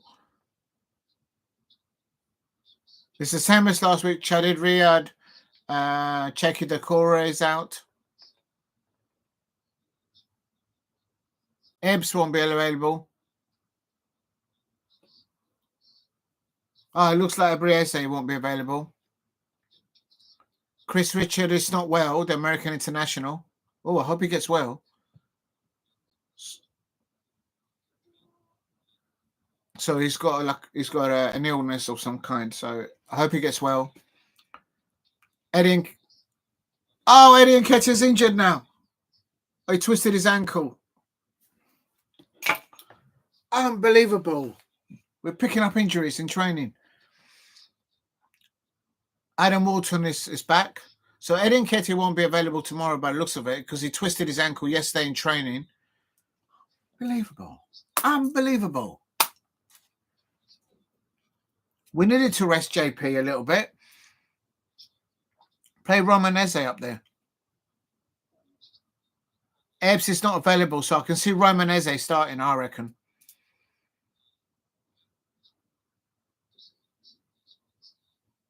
So there's still some players that may be evolved on Monday night, but they'll wait for Sunday. Yeah.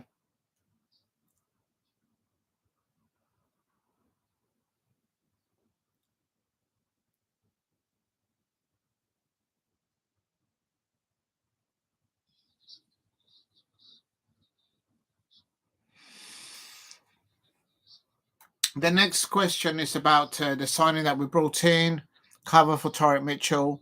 Oliver Glasner's responded that they were looking at for centre back options, 3 centre halves, who they're able to play in both positions. I think that's what he said.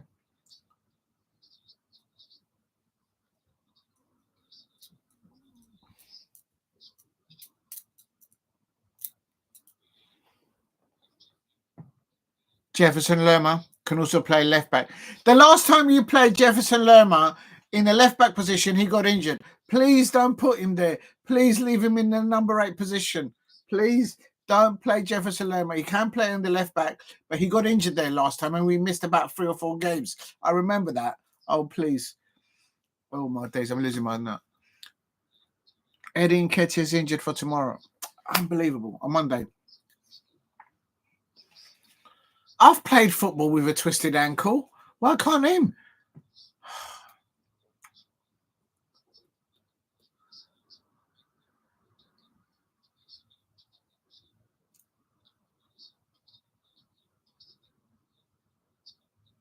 Oliver Glasner is saying that there's a great spirit, there's a great group at Crystal Palace. And so if players have to play in different positions, they're able to adapt. Not his words, but so there's options there for the manager, for the coaching staff to set up the team in different formations where players have to play in different formations, given their injuries to Ebriese, to Eddie Nketiah now. Can the cup run give momentum for Premier League? Yeah, we lost at the Emirates because the referee didn't see that second goal from Gabriel Jesus was clearly offside. I remember the Sky Sports reporter live saying, that's offside.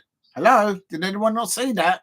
All the linesmen and the referee didn't see, and there was no VAR. And as per usual, the Arsenal fans are always getting the decisions going their way at the Emirates. Real talk. Please subscribe at Diego Palace if you're new, especially if you're an Arsenal fan. So Oliver Glasner's there saying that he gives all the respect to Oliver Glasner, and it's a League Two Cup. It's a responsibility for Crystal Palace to go there, and Oliver Glasner is very respectful of the Doncaster Rovers' positions, and he's saying that if his players turn up there and they're all sloppy, and then we'll get a little wake up call. So please hit a like and subscribe at Diego Palace if you're new.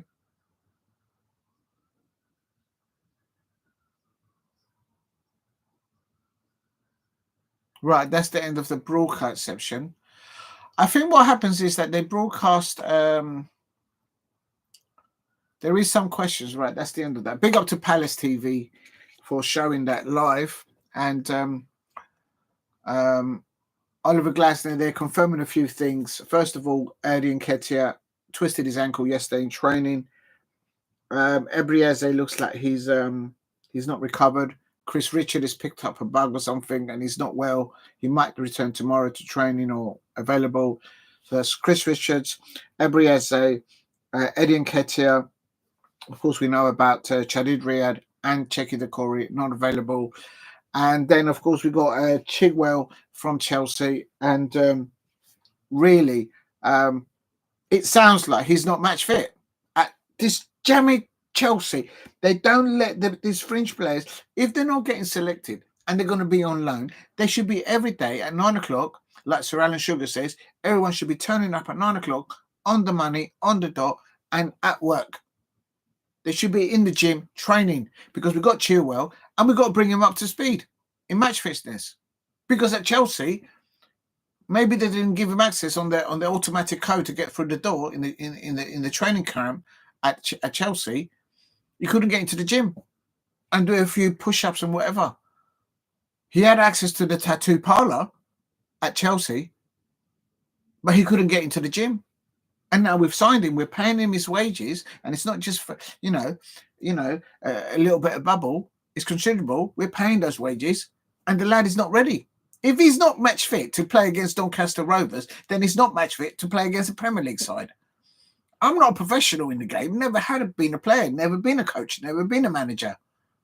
But if the player is not ready to play to lower league table teams, then the lad is not available.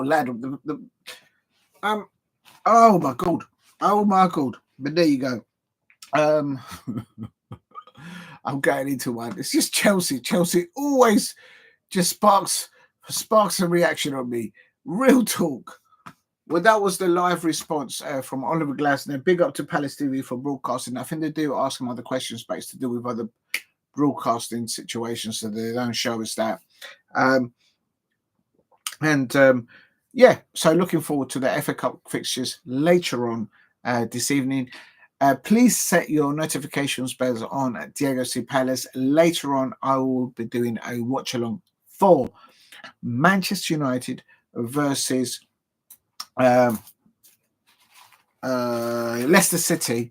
Tottenham in my mind. Leicester City. Ruud van Nistelrooy returning to Old Trafford. Of course, we all know, especially I suppose the Manchester United fans, they'll know exactly what Ruud van Nistelrooy has offered to them all in the past. But he's going back there as the Leicester City manager.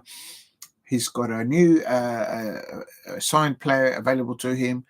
But he's got a lot of injuries. He's also taking a 15-year-old part of his squad, and I think an 18-year-old part of the squad that he's introduced. So I think a 17-year-old or something like that, but definitely a 15-year-old is in the squad for Leicester. So that's telling you he's struggling to get the bodies in that options there against Manchester United. Now, Manchester United, of course, are under Ruben Amorim. They've come off a difficult result against my Palace, where we won 2-0 at Old Trafford. I was there, had a wonderful day, of course, no doubt. But big up to the Manchester United fans that greeted me outside Old Trafford. Absolutely didn't expect that, but it was really nice of them to just approach me and talk to me. That was nice. And the other thing I would say is that they're coming off a result. And I've always said that when big worldwide brand football clubs go for a bad result, the next match, the players are like really up for it. And I think that is what you might find the case with the Manchester United players. They've got an injured Martinez, of course, there. So they're going to have to bring adaptations to that. Xerxes, I think he's left them on loan somewhere else. They've lost Anthony to another football club. I think it was a Portuguese side. I might have some of this information wrong because I'm not a Manchester United fan, so I don't know. But on the right-hand side, they've got Amad Diallo. They've got on the left-hand side, Garnacho, I think he's still fit. I don't think he's injured. And also, what's the other thing? Bruno Fernandes is not getting sent off regularly now for them. And he's helping the youngsters in the midfield pivot, the likes of Kobe Mainoo, to steady themselves. The fact of the matter is, will Onana be given a rest again? I don't know. I mean, I've predicted it quickly. Manchester United won, Leicester City won, and then going to penalties. But then Manchester United winning it on penalties. and that might be cruel on Leicester. I don't think there'll be an upset there. I think Manchester United will get it over the line somehow because of the previous performance where they're professional, so they will want to respond back to how things ended at Old Trafford against my Crystal Palace. It's only natural for them to do that. So Leicester City will be wary of that. I expect Ruven Nistelrooy will be also wary of that. Last of all, Steve did mention something in the chat earlier on, something to do with one of the Scottish fixtures. I can't find it, Steve. I know it's in there somewhere. But I will do my prediction for it quickly before I wrap up at 2 o'clock. This has come up to 4 hours and a half. It's supposed to be 1 hour and a half. It's a morning show. It's not a morning show. It's an all-day show, football show. And I've still got to do the live stream later on tonight. Oh, my God. Someone give me strength. Okay. They have released, this is breaking news, Manchester City will face Chelsea in the Champions League's quarterfinals. I can confirm this. I'm going to put it in the chat. And this is, of course, in the women. Actually, I'm going to... Oh, no, never. So, literally, and Arsenal are away to Real Madrid. I think that's easier than facing... Chelsea. Everyone wants to avoid Chelsea in the Champions League, and everyone wants to avoid Barcelona, of course. We all know that Kira Walsh is back at Chelsea. Well, not back at Chelsea, she's at Chelsea. And so looking forward to that. This is confirmation. Women's... Oh, why is it not doing anything? Champions League. Champions League. Women's Champions League fixtures.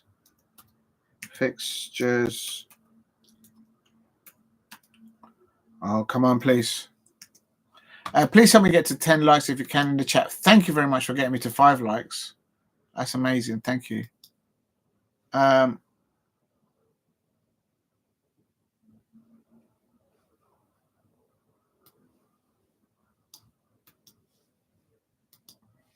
Right, there you go. I've put it in the chat for anybody there. Thank you very much for the hearts. I don't know how to do anything to respond to that. I think if I put it on the phone, I think I might be able to do it. But thank you for that acknowledgement, people out there. And also, I'm just going to put it in the comments as well. What I'm going to do is in the comments, I'm going to do the list of how I spoke in the whole morning show, so anyone can just more or less break it down. I think that would be a good idea.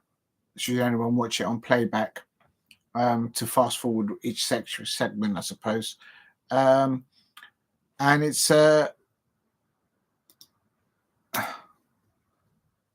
Arsenal, Wolfsburg, Barcelona. It's so jammy. They've got away fixture at Wolfsburg, and Bayern Munich have got a home fixture against Lyon. I mean, how easy? It's not easy, but there's no easy fixtures, I suppose, at this stages of the Champions League for the women's side. But I can confirm, as I've put in the chat there, Manchester City are up against Chelsea in the Champions League quarterfinals. Remember, Chelsea have never won the Champions League. It's the only trophy they haven't won. And they've won everything else like countless of times. I've lost count. And like literally. And now Real Madrid playing against Arsenal. Good luck to the Arsenal women's team there. Although recently they've just lost against Chelsea. I mean, oh my God. Sorry, they lost the previous fixture in the WSL against Manchester City. I do apologize. I got that wrong. Wolfsburg versus Barcelona. The favourites in this competition, by me as an outsider looking into, because I'm a Crystal Palace fan, I'd love for the Crystal Palace women to be in the Champions League. Oh my God, Laura Kaminsky, trophy incoming all day long. Real talk. In the Champions League. Let's get there. But the strongest sides there are Barcelona and Chelsea. Of course, but Barcelona have won it loads of times and Chelsea haven't. So can Sonia Bombasta, the Chelsea manager, get something done over the line? Unfortunately, Emma Hayes obviously couldn't do for Chelsea, but I mean, she's been the best manager in women's football. Not just in the last few years, but probably in the last decade, like literally, not just in the WSL, but in Europe, I would say she's up there, definitely. So a big announcement there: Manchester City versus Chelsea, Real Madrid home fixture first with Arsenal, so then the return fixture is at Arsenal. That's the quarterfinals. Wolfsburg versus Barcelona, and Bayern Munich starting at home against Lyon. And I'm just going to write this down.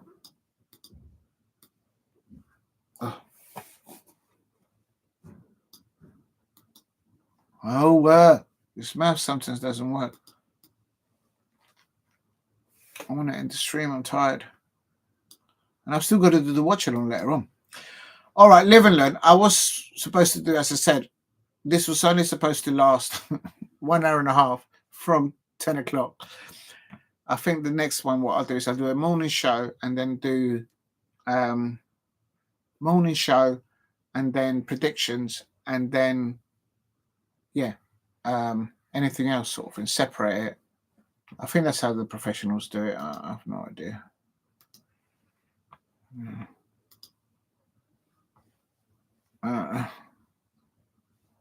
Right, I'm just putting that in the chat for the future reference, and then I'm also going to put it in the description for me later on. I might have to do a video or a live thing talking about that one, just to see what kind of response you get. I don't think I've ever done. Well, I have done live watch-alongs for women's football, but I've not done a live discussion sort of talk about. Example, I could do about the Champions League, or I could do one about how the Crystal Palace women are doing, etc. And they've got so it's I have to go and do it. It's just I've got to slot it all in and whatnot. Of course, I'm thinking of maybe travelling there, getting there. Crystal Palace women are playing at home against Newcastle United in the Women's FA Cup 5th round on Sunday. It's a 1 p.m. kickoff. I have nothing to do with the football club, but please, if you can get to watch that fixture, go and do it. I've heard that the Newcastle United have made a vast investments in the women's platform there for their players, for the coaching staffs, ever since Amanda took over the club, although she's left now. So it'll be interesting. Newcastle United are not in the WSL. They are, I believe, in the Championship. Do you know what? Let me find out how West Ham Newcastle United are. WSL. Well, the Women's Championship. I think that's where Newcastle United are. Oh, they're not. Oh, I take it back. Oh, yes, they are. Oh, dear. There you go. Newcastle United. Sorry, it's because their badge hasn't got... Why haven't they got a badge picture? I mean, Newcastle United is an established team. Maybe they haven't submitted it. Surely they're playing under the same team as the men's... Anyway, I don't know how it works. But anyway... they're in the Championship. They're mid-table. They've drawn the last one. They've won the last one, and they drew 2 before that. That's Newcastle United Championship side. And actually, I'm going to go into it. I have no idea who their manager is. How would you find that out? If I go there, so if I go to a result, I suppose. West Newcastle. Oh, they drew against 2-2 against Southampton. Southampton are a good side. Southampton came to Selhurst Park last season, and they actually won against us in the rain at Selhurst Park. I was absolutely gutted for Laura there, but the Crystal Palace women got promoted, and they're in the WSL. Southampton. Let me just check. I'm just intrigued at the managers' names. Southampton got Remy Allen. And the Newcastle United manager is Becky Langley. That name rings a bell for some reason. I'm going to Google it. I have to Google that because it's ringing a bell for some reason. Let me just find out why it is the case. She used to play for, or they used to manage one of the other football clubs. Let me just, football coach. I think she's because she's one of the youngest. I think that's why it's ringing a bell. Becky Langley. She. How do I find out about her career? I don't know how to do this. How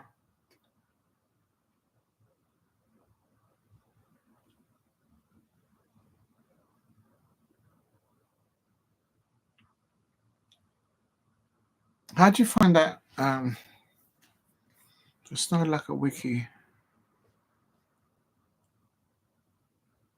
Okay, here we go. This is the FA Cup. So this is a reliable web page. This is Becky Langley, Middlesbrough. She's from up the northeast. Yeah, so no, she's from the Middlesbrough, and oh god, she was born in 1995. So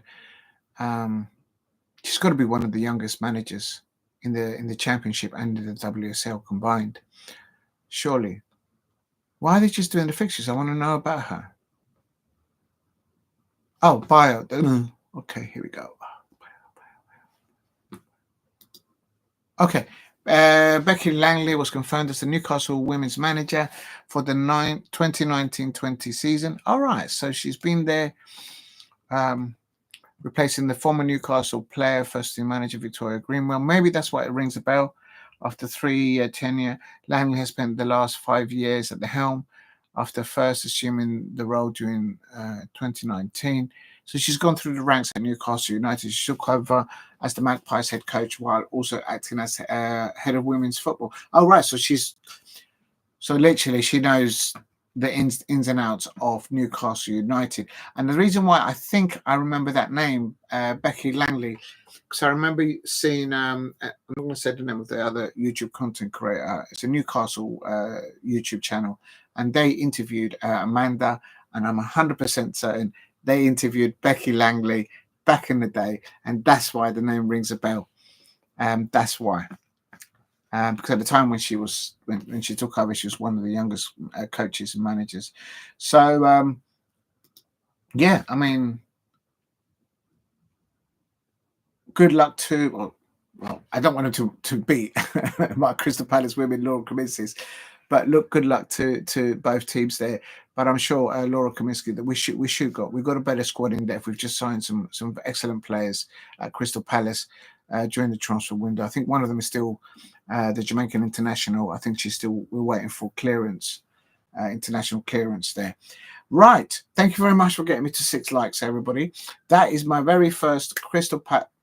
I'll start again. That was my very first morning show at Diego C. Palace. It's lasted nearly 5 hours. I started at 10. I was supposed to just finish at like 11:15, but it's gone on.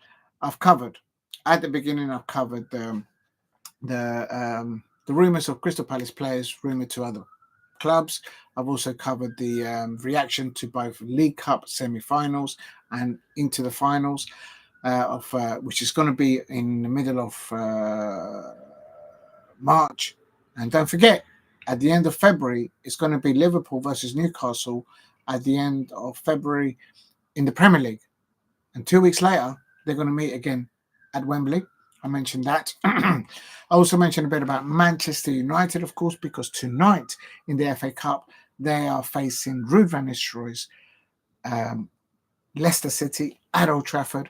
For Manchester United fans, they should understand what Ruud van Nistelrooy did for them as a player, as a coach, and as an assistant coach, if I'm not mistaken. He's been the caretaker and assistant manager there. So I've gone for Manchester United 1, Leicester City 1, and then penalties, Manchester United to win on penalties. That's my prediction tonight. I've also done the predictions for the FA Cup weekend fixtures going all the way to Monday, and where I predicted my Crystal Palace to win 3-1 away at Doncaster Rovers.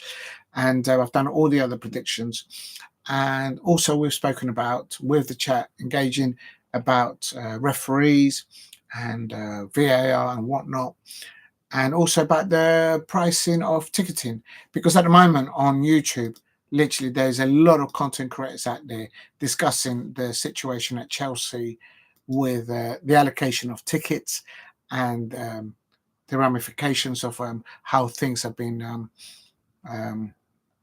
dealt with and sorted out with, and whatnot there. So let me just have another look, see if there's anything interesting out there that they are discussing.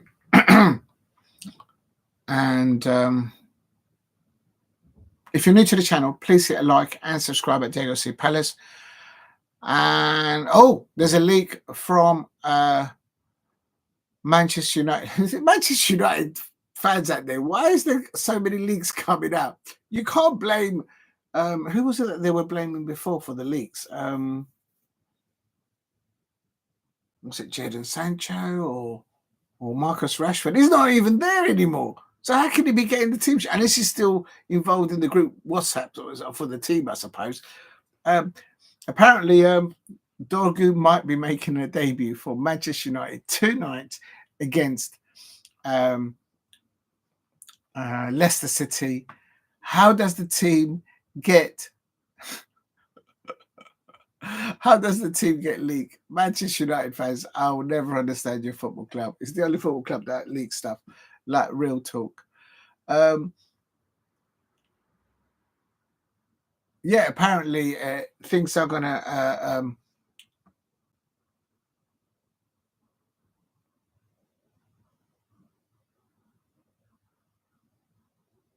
Apparently, there is a leak of the Manchester United team.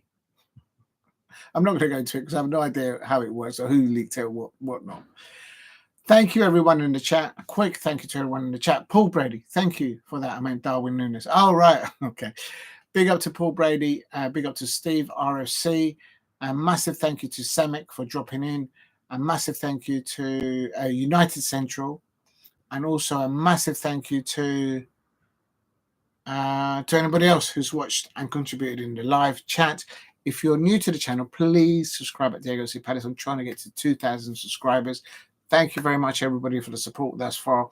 It's steadily going up and going up. So thank you very much. And also a massive thank you if you've dropped a like. Thank you for getting me to 6 likes. If you can help me get to 10 likes, if you're watching on playback, please drop a like. And I'll catch you up later on in the afternoon or evening for the Manchester United versus Leicester City. Ruben Amorim with a new playing formation at Manchester United versus a legend, apparently, as for Manchester United fans, a Manchester United legend, none other than Ruud van Nistelrooy. He's back at Old Trafford and he's hungry for his Leicester side, for Jamie Vardy and his family, be careful what I say, in the VIP box next to Wayne Rooney's family VIP box. Jamie Vardy, Wayne Rooney. There could be scenes. There could be scenes. Will people be focused on what's going on the pitch, or will be focusing on Jamie Vardy's entourage in the VIP box versus the Wayne Rooney VIP box? Who's going to get the most attention? What's going on in the VIP boxes or on the pitch at Old Trafford? But no doubt it's going to be a great match. My prediction is Manchester United 1, Leicester City 1, and Manchester United to win on penalties. Please set your notifications bell on at Diego C Palace, and I'll catch you up later on. And thank you very much for tuning in for my very first Diego C Palace morning football show.